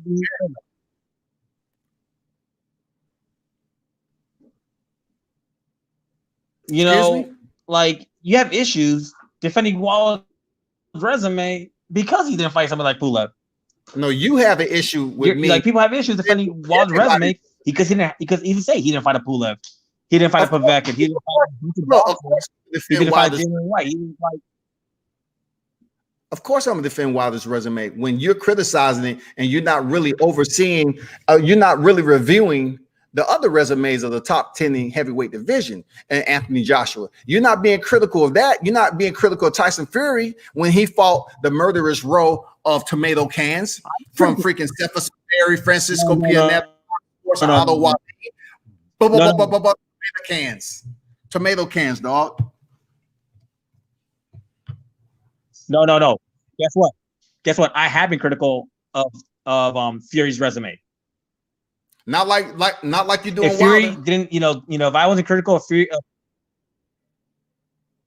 no. The fact of the matter is, if Fury's resume would have been, I didn't have questions about Fury's resume, I couldn't actually, have that many questions on Wilder because he did fight Fury. But one of the reasons I could knock Wilder is because I have questions about Fury's resume as well. No, you can go back. Wilder though, it's easy for you to do that. Like everybody else, it's easy for you to find discrepancies in Wilder resume without finding discrepancies in Tyson Fury, because Tyson Fury came back off a hiatus and he's supposed to be the quote unquote best heavyweight, and he'd been out the sport several years, and he come back and fought a lineup of tomato cans outside of Wilder. Look, you could ask Punch, you could ask D. Jefferson. No, I'm talking that I have been very critical of Fury. No, I'm talking about. No. I'm talking about So if you can say that I'm not that lie, you could ask them if I have not been very critical of Fury's resume. But today, between me and I've been always very critical of Fury's resume. Yeah, because you brought up Wilder.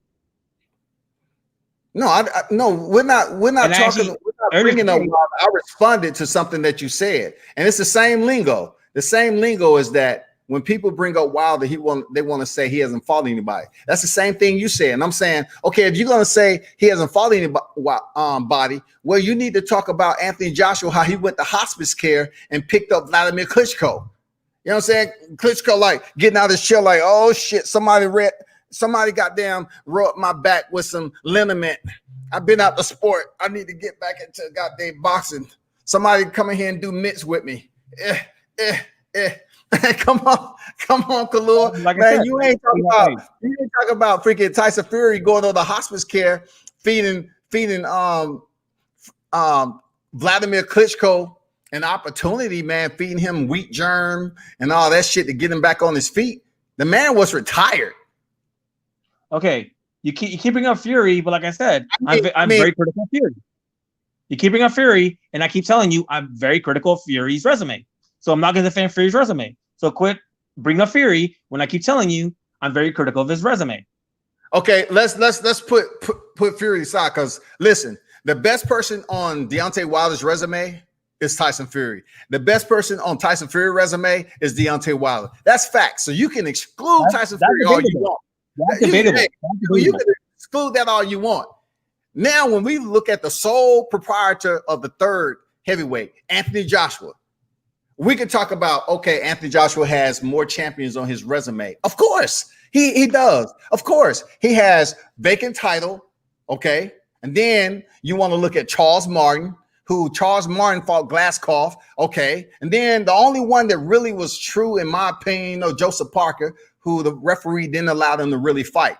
So the only one that you want to talk about resumes, when it includes Alexander Povetkin, that's better than, there'll be Anthony Joshua. I can give him that, because yes, he went in there and fought Alexander Povetkin, who fought Klitschko. You know what I'm saying? I got to give him his credit for fighting Alexander Povetkin in Wembley Stadium September 22nd.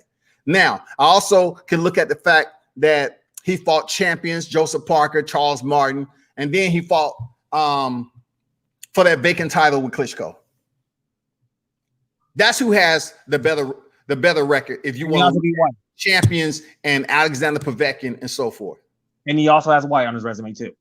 He has White on his resume, but man, come on. White wasn't a champion. White was undefeated. He took his O. So therefore, if you want to talk about taking O's once again, you got to give Dillian White the credit for taking O's too. Like Wilder's resume is not good. It's not good. It's debatable if Wilder. Okay, it's debatable if Wilder has a better resume than Dillian White. You got to give me a shot of Hennessy for something. I'm saying, because I'm not just talking shit that don't make sense. There, Khalil. Come on, you got to give me a shot of Hennessy or something, bro. Come on, man. Okay, come on. Dillian White and Wilder's resume are not even far apart from each other. Who? Dillian White and Wilder's resume aren't far from each other. Why? Because he has Anthony Joshua in there, and he got knocked out by Alexander Povetkin. He has other fights as well. Like who? Notable names. Who? Notable names. Who? Derek Chisora, Joseph Parker. Joseph Parker, right? That's two champions, right? Joseph Parker. So when he fought Joseph Parker, was Joseph Parker a champion? No, but he was a former champion. Was he a champion? And all Wilder has is fought one champion. But I'm saying, I said they're not that far from each other. Resumes, you got what did I say? They're not that far from each other. Come on, bro. What I said, they're not that far from each other. Yeah, you could say Wilder's resume is better because he fought a current reigning world champion. But outside of that one win, their resumes aren't far from each other. And at that, outside the top win, I think White's resume is actually better. And that's only because I do have questions about Fury, because Fury. I'm gonna give you some energy that you're not giving me, Khalil. I'll give you a little bit of credit on not far from one another. If you want me to extract the language a little bit, okay, I can extract the language and give you a little bit of credit on not far from one another. But when it comes down to Dillian White, who has he contended? Who has he fought as a reigning champion? Who has Dillian White fought as a reigning champion? That's only because he went the WBC route. And bro, come on, man. Who has he fought on his resume who was a reigning champion when he fought him? And that's why I said. That's why I say you could give Wilder the edge, because Wilder did fight a reigning champion while White hasn't. Answer the question. Who has Dillian White fought as a reigning champion? I'm agreeing with you. Okay, so therefore, I'm telling you, I agree with you on not being that far apart, because he has fought some former champions. He had some champions on his resume. He fought Joseph Parker, who's a former champion. You know what I'm saying? Wasn't Alexander Povetkin a former champion? You know, that's right. So, that's why I gave Wilder a better resume, but it's not that much better than White's. Why? Because Wilder does have that he fought a current champion. I think So you got to give him credit for that. Like, even I have to give him credit. Like, even someone who doesn't like Wilder has to give him credit that he did fight a current champion, no matter how much of a joke I see that current champion. And the other day, he was a current champion. Absolutely. You know, Wilder fought a champion and he fought a former unified champion. So, of course, his resume is better than Dillian White. He fought Tyson Fury, who's considered one of the best freaking heavyweights in the game, even when he returned back to the sport. He was a former unified champion. And on Tyson Fury's resume, he also has a Klitschko. But Klitschko was active at the time with Deontay Wilder sitting ringside. You know what I'm saying? But you're talking about Fury, who's pretty much who's out of the ring for 5 years, overweight. But what does that have to do with what I mentioned, though? Yeah.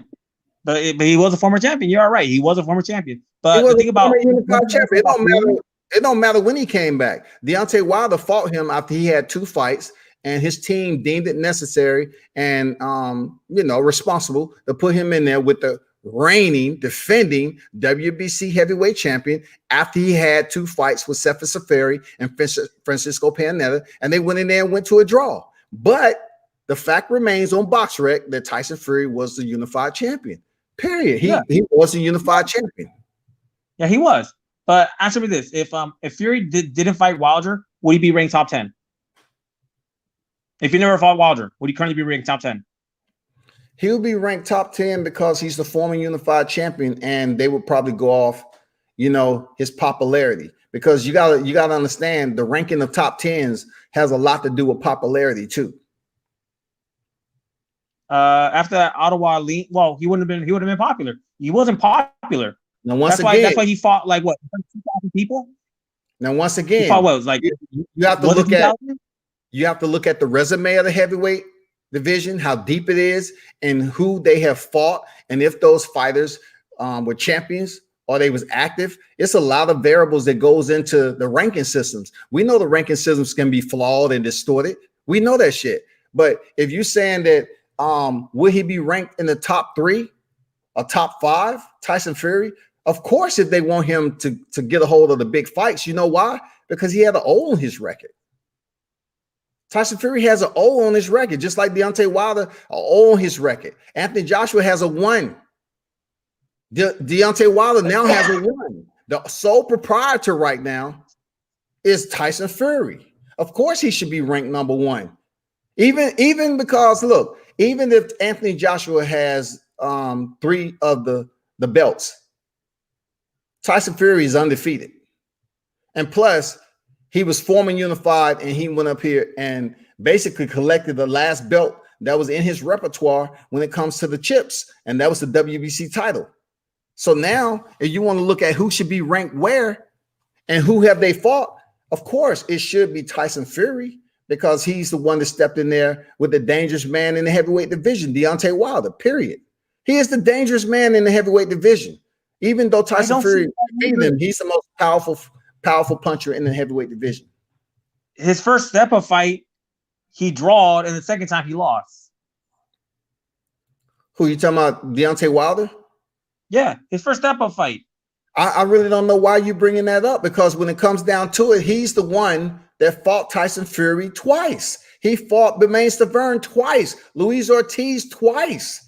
Why are you bringing up his first step-up fight? When he stepped in there with Tyson Fury, it was a step-up fight. People were saying that's his toughest competition. So when he stepped in there the first time with Tyson Fury, that was a step-up fight. You can't dilute it because he was defeated February 22nd. You got to say, okay, he stepped in there with another into a rematch. That wasn't a step-up fight. He had already been in there with Tyson Fury.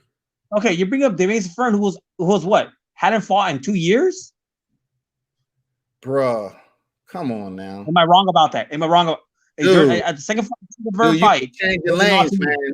You keep changing lanes, and I'm the one directing traffic. Oh, am I wrong about that? You brought the first. He said he fought twice. The second time's a joke. The guy hadn't fought in 2 years. You said the second time he stepped in there with Tyson Fury was a step-up fight. And I disagree, because he's already been in the ring with Tyson Fury previously. He understands they went to a draw. It's no longer a step-up fight when he knocked the man out in the 12th round, but it was a draw. It's not a step. I said. Step in there February 22nd. That's. Well, what I said was on his first step-up fight, he got a draw. So what's wrong with that? And the second time he stepped up, he lost. He didn't step up the second time. He's already been in there. Okay, that's not a step-up fight, bro. He had a fight. Look, he had a fight in between. Let's break it down. He had a fight in between the first meeting that he had with Tyson Fury until the second meeting. Who did he fight in between the first meeting and the second meeting? Who did Deontay Wilder fight? Brazil and Ortiz, which are jokes. Oh, he was active, right? He fought Brazil, knocked him out in 2 minutes, 17 seconds. And then he went in there and knocked out Luis Ortiz in the 7th round. So he was active, right? So how in the hell can that be a step-up fight for him to go in there with a rematch with a guy he already been in there with and went the distance? Luis Ortiz is a joke. Oh, bro, the 2 losses. I give him more credit for Brazil. Same guy who was champion. The 2 losses, and he hurt Deontay Wilder in the 7th round of their first outing, and Deontay came back and stopped him. I give him more credit for Brazil than I do Ortiz. Bro, you trying to tell me Luis Ortiz is a bum and he hurt Wilder in the first fight? Yeah, he about to stop Wilder. And Wilder weathered the storm and came back and stopped Luis Ortiz? Weathered the storm or the refs bailed him out? You trying to give me? Weathered the storm or the refs bailed him out? The ref, he went all the way to the bell taking punishment. So therefore, check this out. Okay, it's good you said that. The refs bailed him out. So you're trying to say that Luis Ortiz, right, undefeated, went in there and buzzed Deontay Wilder, right? For 41 freaking seconds, heavyweights, bow, because you mentioned early, this is the heavyweight division. They can get hurt, right? So Deontay Wilder gets stunned for the first time in his career bad, right? The bell rings. He goes to the corner. His corner has every opportunity and right to make their fighter, check their fighter and revive them. Who gives a fuck about what the referee's trying to do when you only have a certain amount of time in between rounds to revive your fighter to go back up there and he's the champion? Who gives a fuck if the referee came out there and said, hey, stop it. I need to check. Let me see. Okay. It wasn't even that long, Khalil. Come on, man. It wasn't even that long. Did that not give Wilder more time to recover? No, it didn't give him nothing. No, you ain't putting that over. Because you're trying to dilute the man's history on Luis Ortiz. For yourself, you said it was that long. Luis is garbage. You're trying to say Luis is garbage, but you're trying to say the referee gave him more time. Which one is it going to be? Is he garbage or the referee helped Deontay Wilder recover? Hey, like I said, it's a heavyweight division. Any boxer can get knocked out by any boxer at any given night. Is a Luis division? Both statements can. Both statements can be true. Undefeated fighter. Is Luis Ortiz trash only because he fought Wilder? Because if Luis Ortiz would have fought Anthony Joshua, I think your narrative would have been different and say, oh, he fought undefeated Anthony Joshua, and Anthony Joshua knocked him out in the 9th round. Nope. Who was Ortiz's best win? You can't change lanes on me like that. We talking about Deontay Wilder, Luis Ortiz. No, I'm not saying late. You're questioning me about why am I questioning Ortiz? Answer the question. Will Luis Ortiz be trash if Anthony Joshua, the one that was able to knock him out, would he be trash? He still would have been trash. For me, he still would have been trash. Man, I really wish Luis Ortiz could have faced Dillian White, your starlight fighter, because I believe that Luis Ortiz would have gave Dillian White problems, big problems as a southpaw, and the way his footwork is, the way he used that jab, he would have gave Dillian White problems. I would go on to say that down that fight. Luis Ortiz I'm willing to down that fight. Out Dillian White just like Alexander Povetkin did. If Dillian White fights Ortiz, I'm willing to bet on that fight, and I'm willing to bet that White knocks out Ortiz. Easy. Listen, I hope it's in the beginning of the year because you seem like you have people that you want to, buy presents for during the holiday. I hope it's at the beginning of the year because that's easy money for me. I'm pretty sure I'm positive easy money for me. That's easy money. I have no respect for Ortiz. None. Well, you don't like him. See, I don't look, when I report on boxing, I don't really grab hold of fighters emotionally and say, they garbage just because, I don't like them. I still have to report non-biasly to a point of what they skill set and their resume and who they fought and everything like that. Okay, resume. Who has Ortiz beat? But you can ask me 100 questions, but you have to check the box on at least like one of my responses that I'm giving. At least one. Or at least one. Luis Ortiz is not trash if the only 2 losses on his record is from the champ. Who has he beat? There's always undefeated fighters who come up with a BS resume. There's a whole squad that people just there's boxers who are just there to give up O's. We all know it's true. Across the layer of the sport, from the ground floor up to the big stage, the bright lights, camera action. That is across the layer of boxing. You cannot look. One thing I will ask for you to do, there, Kalua, if you're going to use a narrative, who they fought? It's no fighter. Even look at Danny Garcia. I mean, I hate to go to another division, which I'm not. But there are plenty of fighters who have names on their resume, and then they're credible names, and people go out there and say, oh, he had this loss. Oh, he was over the hill. He passed his prime. Or when he fought so-and-so, he had that many losses. Man, it's always going to be like that. But when you get to the heavyweight division, how and what time has the heavyweight division in the last 20 years been super deep? I've never said it's been deep, but there's always step-up fights. There's tiers. Ortiz builds up his resume fighting tier 5 fighters, tier 4. Man, please, tier 5 professionals, tier 5s. Come on, tier 5s, bro. Yeah, and look, and I agree. The heavyweight division's always been very, very thin. I'll agree with you. It's been it's always been. The heavyweight division has never had the depth of what you see right now in the super middleweight division, because they're deep. They're super deep. Yeah, but the heavyweight division is always going to be a very weak division. But once you step up to the upper echelon, that's when you know if you're good or not. Now, if Ortiz goes ahead and look, I'll give Wilder credit for an Ortiz win. If Ortiz ends up beating Ruiz, then I can say, well, Ortiz is a legitimate fighter. But if he goes in and gets demolished by Ruiz, that's just going to confirm what I thought about Ortiz in the first place. Is that a fair assessment? You're now changing lanes again, and you're saying, okay, Luis Ortiz is trash, and he stepped in there twice with the reigning defending WBC champ. But yet, in order to validate that he's a credible fighter, he has to step in there with a fighter who couldn't even sustain himself in between one of the most important fights in keeping his unified titles. He came in there overweight and obese, and you're trying to sit up here and tell me you're going to compare Luis Ortiz to a Snicker sponsorship, caramel and nougat, coming over there in Saudi Arabia, freaking overweight in the biggest fight of his career to cement his legacy and defending his unified titles? That doesn't make any sense to me, bro. It makes perfect sense because it ain't perfect. Like you said so before. When Ruiz fought AJ, his only loss was a loss that people thought he should have won. Joseph Parker, he fought him while he was undefeated. That's a loss. Okay.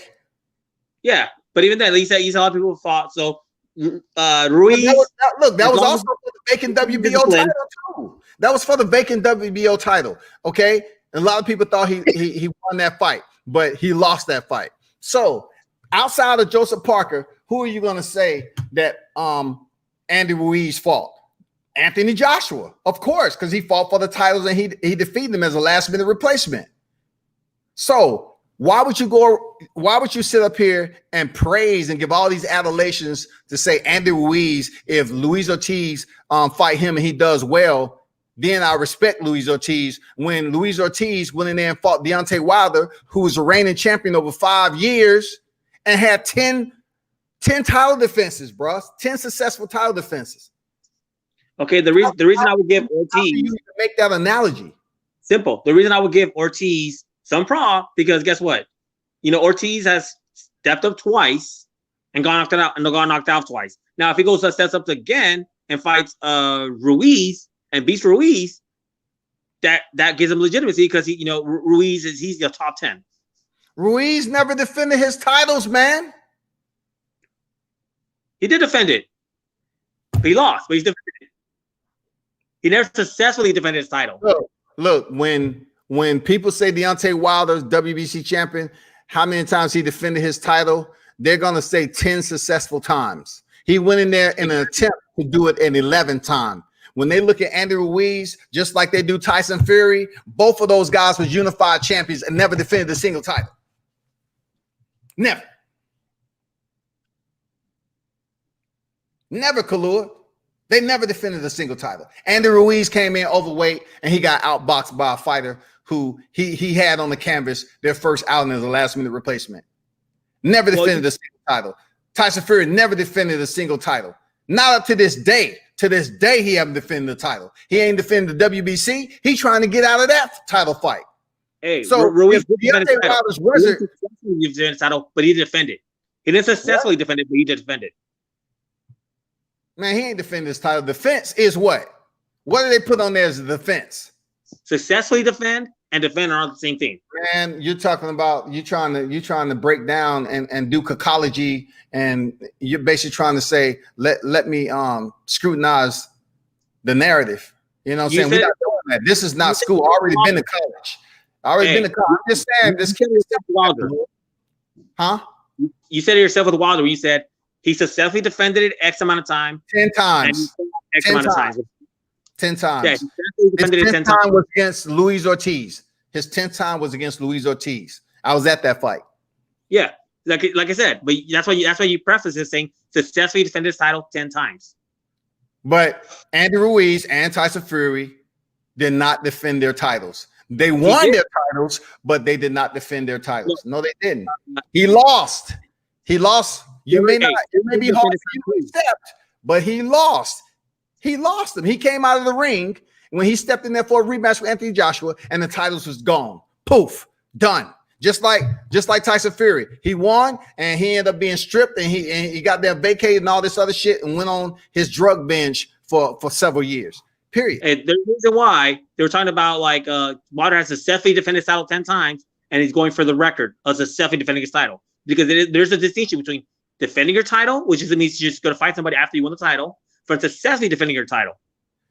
You know how I'm right? Because when I had a conversation with Max Kellerman, he said the same thing about what I'm talking about. When I had a conversation with one of the boxing astutes, he made the same analogy I was making about defenses. When it comes to them walking up out of the ring, successfully defending their title. It's not, so you going in here to defend the title and you came out on the bottom end of the stick and you lost, and that was a defense. No, that wasn't a defense. That doesn't go down in the record book. If you look at, let's just throw it out there, Joe Louis. Joe Louis successfully defended his title 25 times. That goes in the record book as him defending his title 25 times, bro. They don't have 26 if he went in there and failed at coming out of there as the champion. They have 25 times. Just like there was a fighter that was about to supersede or exceed Joe Louis. You know who that was? You know who the female boxer was? No, but I'm not going to argue this. You know why? Cecilia Brock. Because I gotta see if the record book it specifically states successfully defend or it says defend. Because if it says successfully defend, I know you don't want to sustain it. I just told you what it was. Man. What's the exact word they use? They don't look. The only way that you're gonna get any clarity if you just look it up yourself. Yeah, which is why I'm not gonna argue this one. I'm gonna stop arguing this one because I don't know the exact word they use. I know it's not the wording. It has nothing to do with the wording. It has something to do with him going in there and the last person he defeat. All you gotta do is look it up on BoxRec. When he picked up the chip in his last fight before he was defeated. No, but do they word it as successfully defended his title, 25 times, or to say defended the title 25 times? Yeah, you have to look it up because Joe Louis defended his title 25 times with wins, and then also Cecilia Brakas. That's a perfect example with Cecilia Brakas, right? I give you a perfect example that you're looking for there, Kalua. Cecilia Brakas was sitting at 25. If she would have defeated her last opponent, it would have been 26, but she did not. So she still doesn't break the record. That proves my point right there. She might have went in there for a 26th time to defend her title, but she failed. So she did not supersede that of Joe Louis. Yeah, but like I said, since I don't know, come on. I just gave you the meat right there. I just solved your point. All I'm saying is wording matters. Since I don't You know need any wording because I just gave you an analogy of an active fighter. Cecilia Brakas was all over TV, and they were saying, "Oh, she's going to supersede Joe Louis' record." Okay, she didn't. She failed. She lost her titles. So no, she did not sit up here and defend her titles 26 times successfully. You don't need language when you have action. You have action. Yes, you do. Because right now we're talking is language. We're not writing thesis, man. We're not writing thesis to go in front of the classroom and basically have an open forum and see what other people think. No, we're going off common logic on what happened with Cecilia Brakas. Cecilia Brakas was unsuccessful in her 26th defense. She did not break Joe Louis's record. But we're not talking at this point. We're talking past each other because the reason I say wording does matter because what I said was like Ruiz did defend his title, but he didn't successfully defend his title. So if the record says successfully defended their title 25 times, you would have a point. But since I can't look that up right now, I'm just gonna concur that I can't argue it because I don't know the wording on it. But wording does matter in this interval because of what you're trying to argue. Because Fury never even defended his title. Fury didn't even fight somebody when he was a champion, while Ruiz did. So they can't be comparable to each other. Fury did what? What lane you in? Fury did what again? What? He didn't fight somebody after he didn't fight anybody after he won the title. So he couldn't even defend it. Period. While Ruiz did.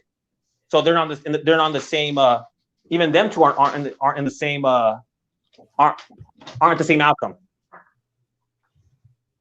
I'm telling you, when you look at the books, man, look up Cecilia Brakas. They're not giving her credit for 26 defenses because anybody who follows boxing understands that she did not defend her title. When it comes down to champions defending their titles, it's them walking up out of there with the belt or belts, plural, in hand, period, because she was the talk of the town. So that's a perfect analogy I just presented to you. Cecilia was due to supersede that of Joe Louis, and she failed.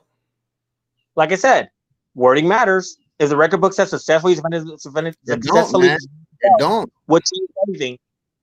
It doesn't. All you have to do is follow boxing for the longest of time, and wording don't matter.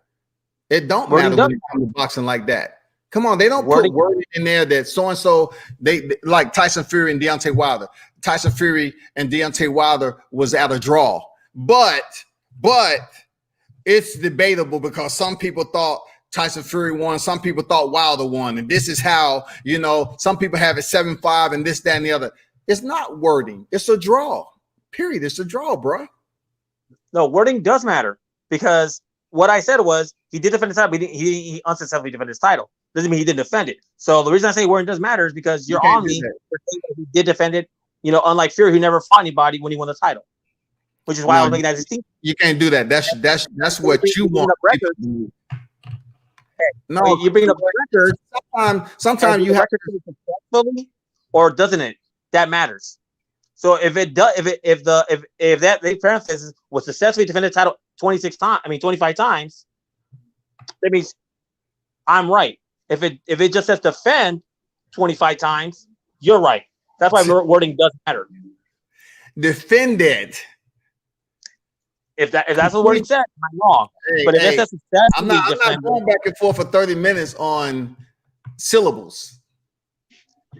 I'm not doing it, man. It's much more the boxing than us sitting up here talking while people are tuned in to about defend or defended.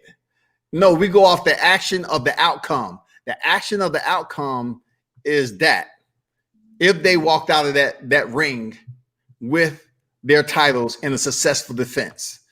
Like It's I said, not no freaking. It's not one square to say so and so defended their title.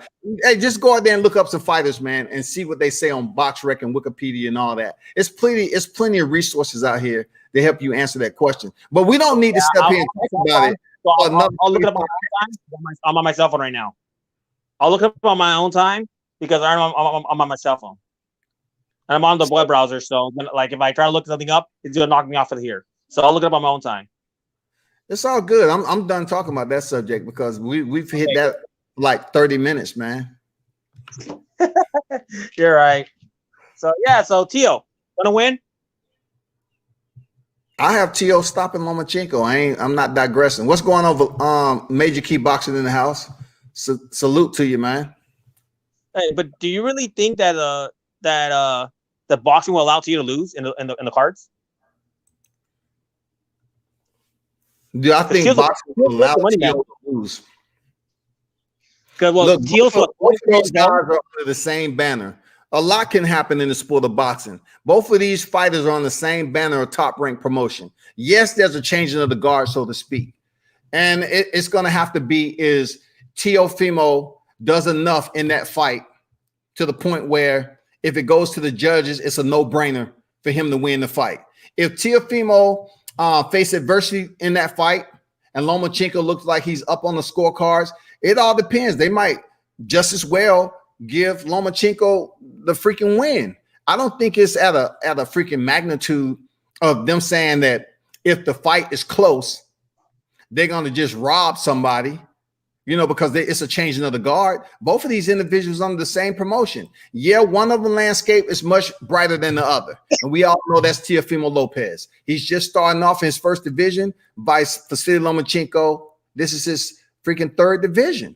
He's not going up to 140. He's going to go from 35 back down to 30 and this and that until he decides to retire. I don't see him going up to 140. So to answer your question, I don't see them like, okay, if it's close, they just gonna rob Lomachenko or they're gonna rob Teofimo. It might get a little dirty. It's boxing. It might get a little dirty, man.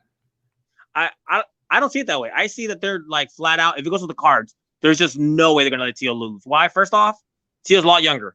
A lot more at this point. He's a lot more marketable. With all his because look at his YouTube views. They're way higher than Teo. I mean than Lomas.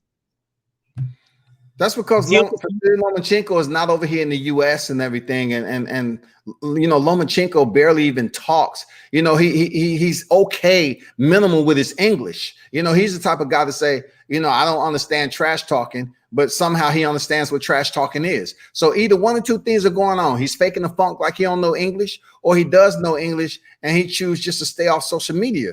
But he has put quotes out there. His people have put quotes out in English, of course, for him, but I just don't think they're up here to make it so controversial that they hand Teo the torch in a controversial decision like Rolly Romero and Jackson Marinez. If it's anywhere close to the Pacquiao versus Horn, I see it going to. I see the same thing happening. Okay, we'll see, man. Because Teo is the money man. Because look. Teo wins. We have Teo moving up and already a second undisputed fight, which is the only way like Correa's gonna get that fight if Teo wins. That's the only way he gets that fight. If Teo doesn't win, Taylor or Ramirez are gonna move up. They're not gonna move up until they get the unification bout. Yeah. But I'm talking about the what's the name? Of course, we know they're gonna move up. I'm pretty sure Ramirez is gonna move up first. After unification, they're moving up if Teo doesn't win. I mean, that can happen. Yeah, it's already been talk about them moving up. It's already been talk out there. Yeah, that's why I said earlier. What's it called? What's that guy's name? Wow, I can't pronounce the guy's name. The guy who's a mandatory who steps aside. That's the only way he gets. That's the only way he gets unification. That's the only way he gets. Yeah, Catterall. That's the only way. Yeah, there's no way he gets. No way he gets that fight if Teal loses. Yeah, and I'm pretty sure he's hoping. I mean, Josh Taylor, he even said that he was hoping that Catterall beats Ramirez so he can have an all UK, unification. But yet, he takes step aside money. So that basically cancels out Josh Taylor's wishes. Now he has to face the true champion and Ramirez, which I truly believe Ramirez would have defeated Catterall just like freaking Josh Taylor did Kung Sung. Yeah, but then that would have, pushed back other fights. They want the unification fight. But does Catterall get the fight if Teal loses? We'll see. That's a prognosticated thought. We don't know. I don't know. What do you think the odds are? Like I said, that's why Teal winning is so big for boxing, because there's other fights that are pending from Teal winning or losing. That would totally change the landscape of boxing if Teal wins or loses, which is why I don't see which why most of the cards I see them robbing Loma if Loma has a win. It can't be as bad as Ramiro fight, but if it's anywhere close to Pacquiao versus Horn, they will rob Loma just like they robbed Pacquiao. Man, I wouldn't say Pacquiao was robbed in that Horn fight. He was getting roughed up in that fight. He didn't look like the Pacquiao that stepped in there with Keith Thurman. We know that. Keith Thurman wasn't Keith Thurman, so they're not saying much. But Keith Thurman was what on his resume? Undefeated. Undefeated. Not the same Keith Thurman. Jeff Horn, undefeated. So therefore, Pacquiao, 8th division champion, right? No excuses. He didn't look good in that fight. Well, on that, Keith Thurman that Pacquiao lost wasn't the real Keith Thurman. It looked like a real body in there to me. The same body that was eating ice cream before the fight. Come on. That was a motherfucking real Keith Thurman to me. He was up there eating dairy products and a banana split and all this shit. I mean, come on. I don't know what was going on in his headspace, but it looked like a body to me. Yeah, but you can't say that Keith Thurman was the same Keith Thurman that unified. Yeah, I mean, I agree. I mean, you can't compare the two also because Keith Thurman was without injury when he was unifying too. He was coming back off the injury of a hiatus when he was in there too. Yeah. So but Pacquiao's still Pacquiao, but I just don't feel that Pacquiao would have beat the real Keith Thurman. Okay. Well, I'm going on 5 hours on here, man. I got All right. Thanks, talk to you. Hey, Kalua. Hey, appreciate you stopping through, man. Salute to you. All right, thanks for having me. Salute to you too. Bye. All right, man. Everybody else that tuned in, man. Appreciate you for stopping in. I'm about to get up out of here. It's going on 5 hours, man. Deacon 305, I see you back in the chat, man. Appreciate you stopping through earlier. It's all love, man. It is what it is. It's not personal, man. It's just, when it comes to the sport of boxing, you always have a dialogue. Whether it turns into a debate it's up to who you're speaking to. But, I don't go in debates trying to be, perfect in everything I'm saying, but appreciate you for stopping through, my brother. You know what I'm saying? Whatever. We'll talk again, no doubt. Velocity, D-Ray, Denise Wars. I didn't see you in the building at the time, but salute to you, Queen, for stopping through. France, you know what it is, man. Salute. Kind of Local Sports pulled up again. Appreciate you, Rob. Kalua, once again, appreciate you stopping through. Everybody else, man, I am out. Y'all be sure to stay in touch, man. Subscribe to the channel and everything. And, support World Combat Sports on this boxing and MMA, man. It's big things is coming up. You know what I'm saying? I know I'm going on 5 hours, but be sure to stay tuned for the big mixed martial arts cards is coming up. You have a huge fight with Khabib Nurmagomedov and Justin Gaethje, man. Oh my God. It's not two undefeated fighters, but yet the matchup is going to be, the best on both resumes, I think, man, when it comes down to it. A lot of people might disagree because they say, okay, well, Conor McGregor, he went in there and that was the best on Khabib's resume. Well, Conor McGregor was coming back off a layoff, a hiatus, and he never defended either one of the titles that he had from featherweight and lightweight. You know what I'm saying? So Justin Gaethje is active right now. He's coming off some very superb wins in his career, especially with the Tony Ferguson bout that had a win streak like no other. And then, of course, Khabib Nurmagomedov, he's coming off that Dustin Poirier where he subbed him out in the third frame. So both of these fighters, stylistically, man, they have their pluses and minuses, and they're due to throw down October 24th this month. It is huge. It is huge. We got Teofimo Lopez, Vasily Lomachenko. Man, you got Gervonta Davis and Leo Santa Cruz going on Halloween. You know what I'm saying? Then you got Errol Spence and Danny Garcia, man, on the doorstep of November. Man, we got some heavy hitters. Khabib Nurmagomedov, Justin Gaethje for everything. Justin Gaethje goes in here and defeat Khabib and give him his first loss, 28-1. It changes the whole magnitude of his career. He was a champion in the neighboring organization, and then he come over to the UFC and pick up the lightweight championship. It would be amazing. But for Khabib, if he goes in here and close out Justin Gaethje, just say he subs him out, which haven't been done, okay? Because Justin Gaethje loss is via stoppage. It's been via stoppage. He was stopped by Dustin Poirier and Eddie Alvarez, two top-tier names, all right? So therefore, he steps in there with Khabib, and Khabib subs him out. It will only enhance Khabib's argument as being one of the top pound-for-pound mixed martial artists in the sport. Dude is bad. But it's up to Justin Gaethje to take him to a freaking depth or level he hasn't been a part of, man.